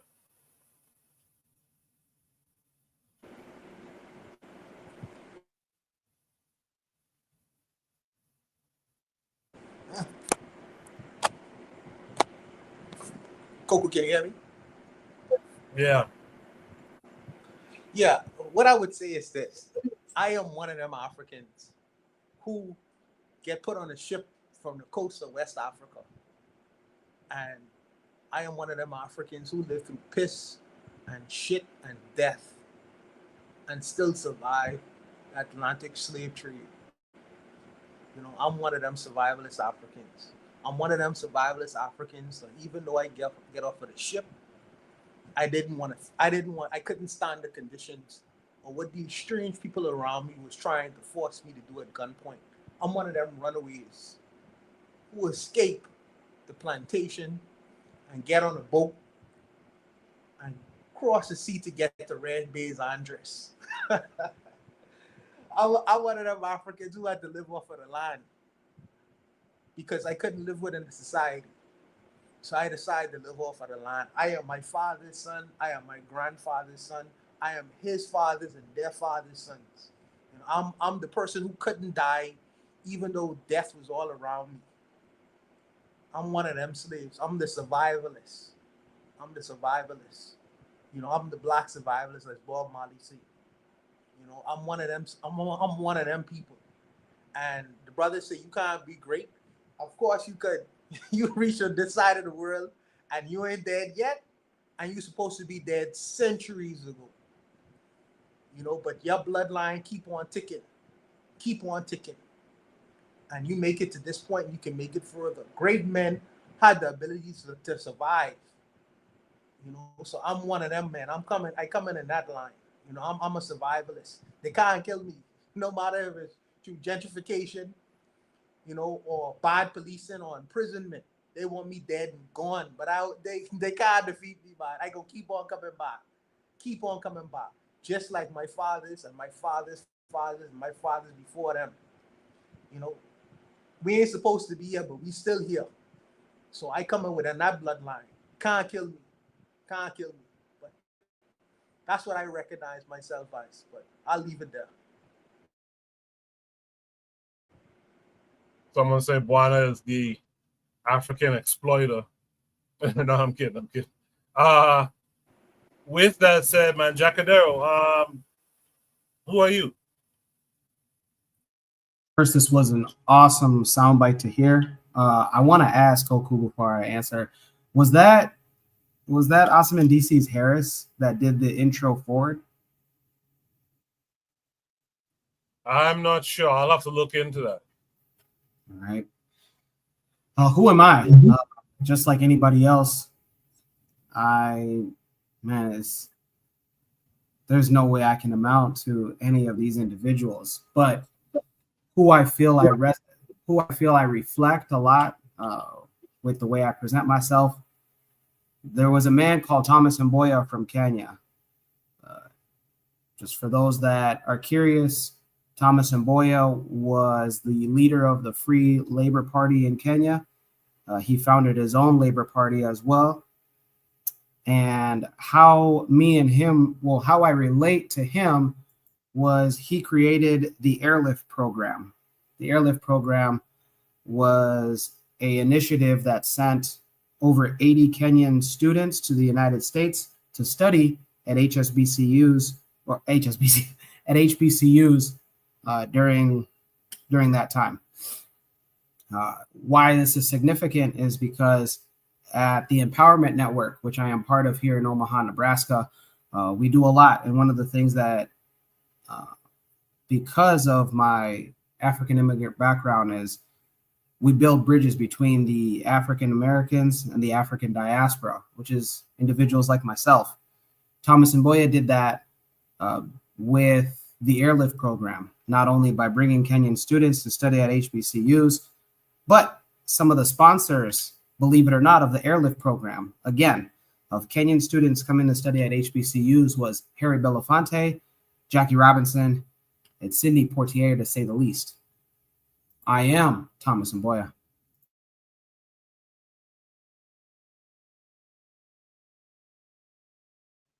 Appreciate that, Jacadero. Last but not least, Oni, who are you? Okay, so I'm gonna join and say that I'm a little I don't live up to the ancestors like that. Although on a more literal sense, and maybe I don't live up to them either. But my grandfather was like an engineer in Jamaica, something like that. And I think I don't know if it was my great grandfather or something, but someone was apparently there was an industrialist all the way from Nigeria. So they was on that Pan-African Garvey time because they I don't know how they made it from Nigeria, but they traveled from Nigeria to to Jamaica and was setting up shop. You know what I mean? Might have even well, I don't want to go into too much family detail, but yeah. So but as far as like what esteemed ancestor do I aspire to, or not even aspire to, but who I would say is, I'm living my life along those lines a little bit. I would say Patao Tep. Patao Tep was the first author.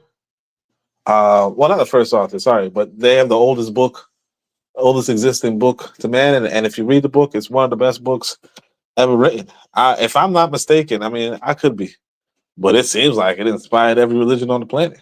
It's just that book. Sensible, tells you to be moral, tells you to be good, tells you to be honest. And that's kind of what I do inside of my literature, as well as what I try to emphasize for people to do. And I think in a sense, sometimes, even though we talk about capitalism and communism and so on and so forth, I think that that basis of human living, human existence that Ptah Hotep laid out is probably the foundation for the solution for the African race. And I think it goes back to the earlier point about us not owning our own educational institutions that really, Ptah Hotep reminds me that why we need to have those sort of institutions. Because the fact that this sort of learning, this sort of living is not proliferated around the continent, and there's other types of learning and living that is, that tells me a lot. So yeah, Ptah Hotep is the example, but obviously, I have great men in my family, great men, great women in my family, whether it's the Maroons whether it be the engineers, whether it be the industrialists, and I could claim that, you know. Now, of course, I'm not on the engineer or industrialist level just yet, but you know, like Koku just said, you know, sometimes we just have something to live up to, and yeah, you know, and I mean, yeah, that's what I would say. So, but other than that, appreciate it, and of course, thank you for 200 episodes. Yes, sir. Yes, sir. Thank you. In the chat, Trigger Happy says, for me, it's the same. I or anyone else have not lived up to the greatness of our ancestors, but it doesn't mean we can't aim for it. Best criticisms to the ancestors is doing better than they did. So Raw says, Ajas Sogoma, healer, spiritual, holistic female. That's who she is. So with that said, man, I could have made that the shout outs in a sense, but I still like to hear from you guys, man. What would you like to shout out this week? I'll just go down the line in the opposite direction. Oni, what would you like to shout out this week?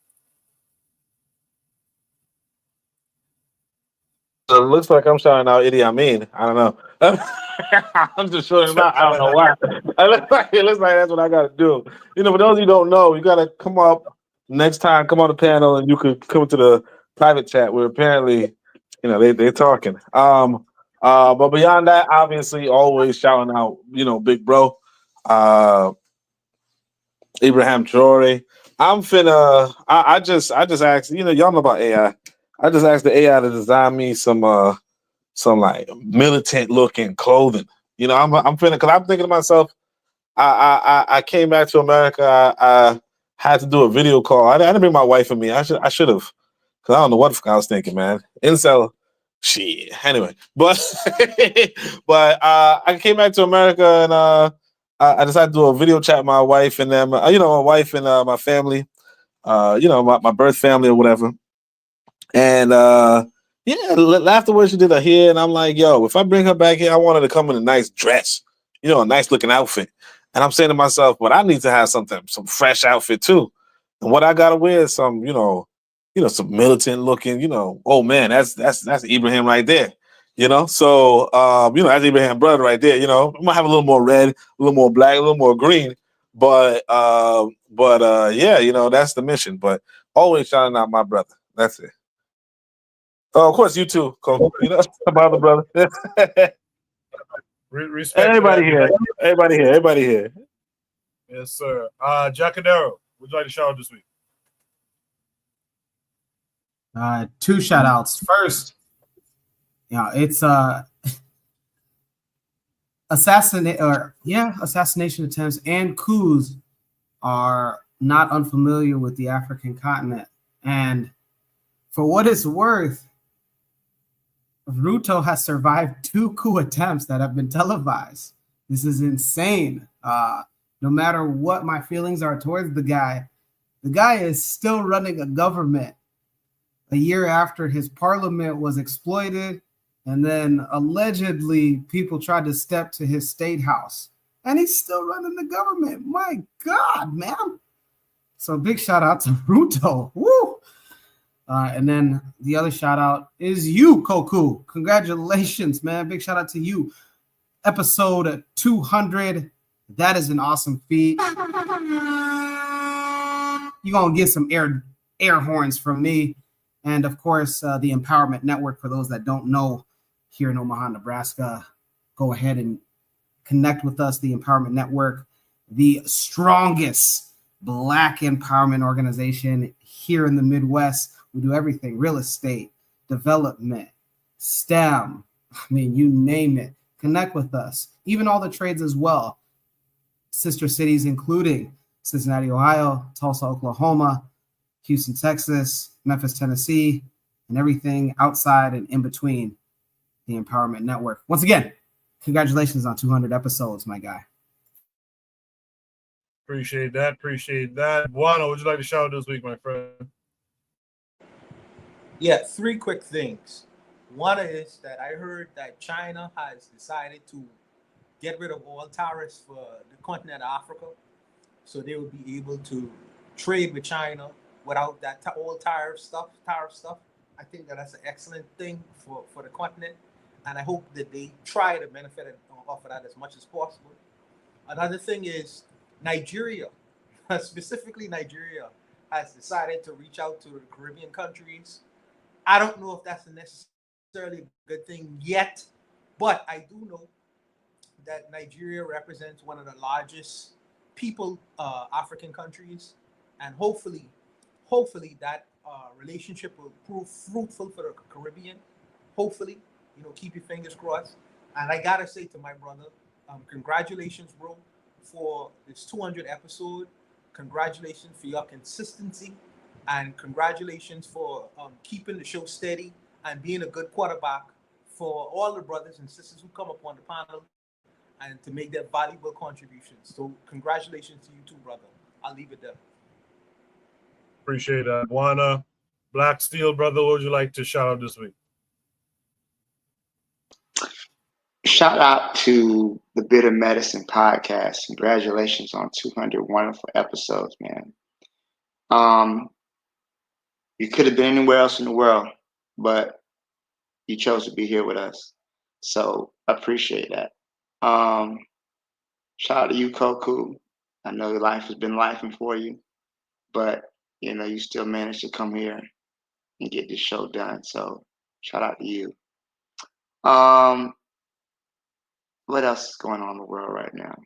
Shout out to Iran. Shout out to the Supreme Ayatollah, who basically Israel decided to leave Iran alone after failing to destroy their nuclear sites. Trump dropped they had these big B-52 bombers, and they did exactly jack shit to these nuclear sites. I think they're going to pursue a nuclear weapon now, because why else would they not? And I think there's a lesson that African people can learn from this. In this world we live in, might makes right. All right. So you need to be able to have those resources that compels those people who are unjust to leave you alone. There's a lesson that we can learn in that. But other than that, shout out to everybody on the panel. Excellent show.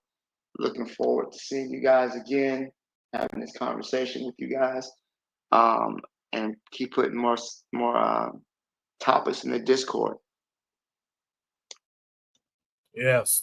Well done there, Black Steel. Put more topics in the Discord. Some of y'all who were regular posters haven't been posting topics, so please resume posting topics on the Discord.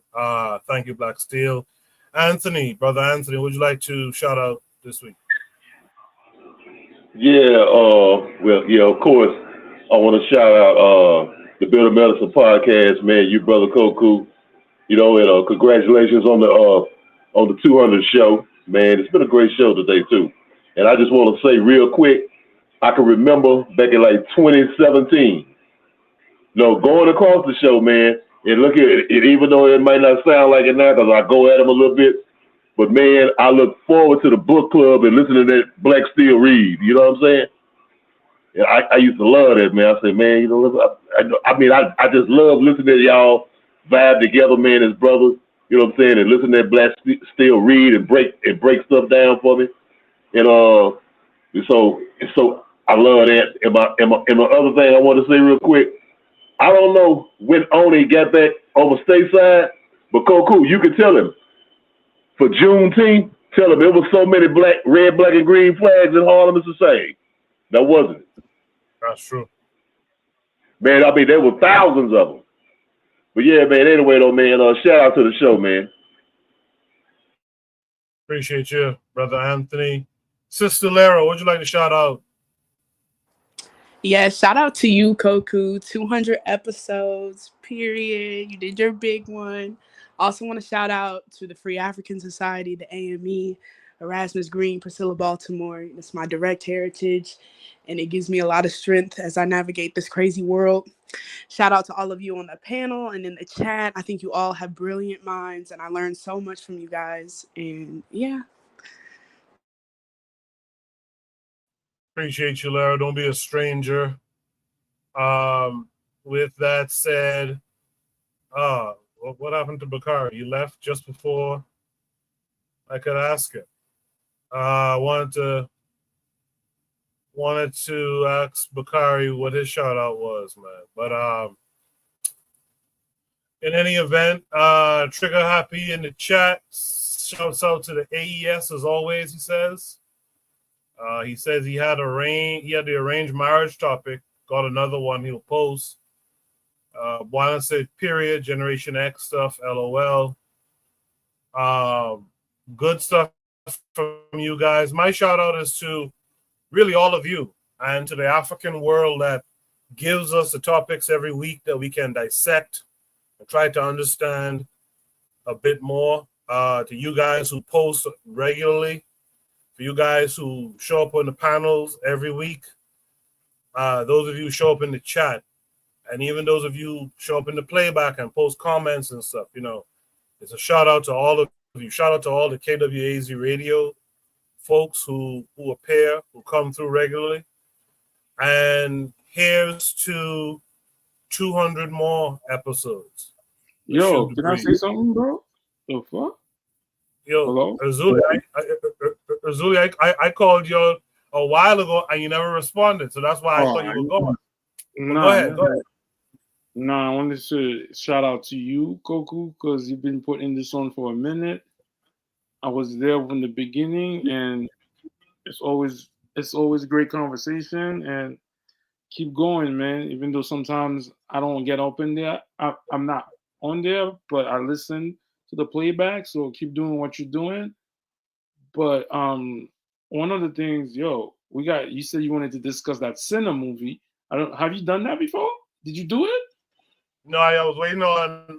I was waiting on you at one point, and then I had all this stuff for my dad being sick. So, okay, so we'll talk about it, and we could do it still.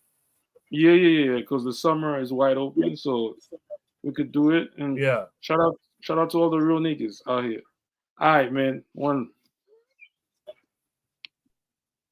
All right, man. Later. Yeah, man. Thanks, all of you. Yeah. Zuli was in the middle of a transaction, a street transaction. With that said, man, shout out to all of you. Shout out to Nine Obafemi, who was here earlier, who graced us with some music. I'm actually gonna play us out to that as well. So you guys be good. I'll see y'all next week. Peace.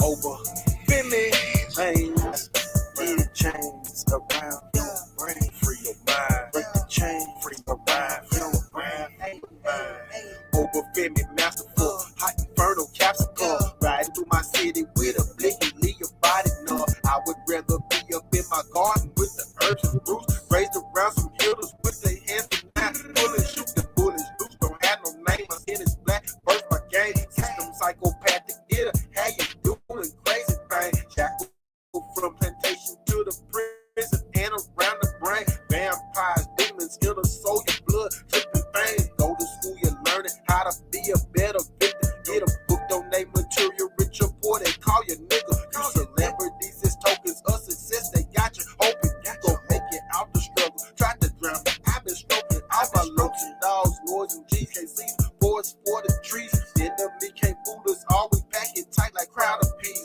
offerings of water, said a prayer, then I meditate, vision oriented with self-discipline, I won't be late, my dinner plate is full for all the minerals I'm need, over finish, drop a beat, but you won't enter, no go breathe, conscious heathen, my duality is fascinating, at its worst, you can keep a mirror, Drake and artifact, go cop the merch, free your mind, you divine, they gon' try to stop your shine, put that work in at my shrine, free your mind, pay attention to the signs, you be ready when it's time, free your mind, you divine, they gon' try to stop your shine, put that work in at my shrine, let's go, free your mind, pay attention to the signs, you be ready when it's time,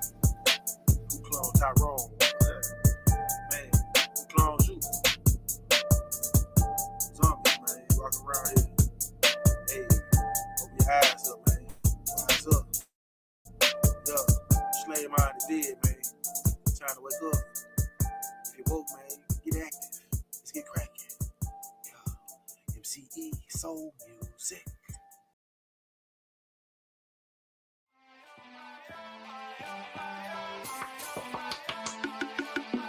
Thanks for listening to the Bitter Medicine Podcast with your host, Koku. If you like what you just heard, we hope you pass along our web address, bittermedicineblogs.com, to your friends and colleagues, and share our show to all your social media. Be sure to check out our archive section on our website for previous podcasts. This has been a KWAZ radio production. Join us next time for another session of the Bitter Medicine Podcast. Follow us on Facebook at Bitter Medicine Show, Twitter, Bitter Meds, Tumblr, Bitter Meds, Instagram, Bitter Medicine.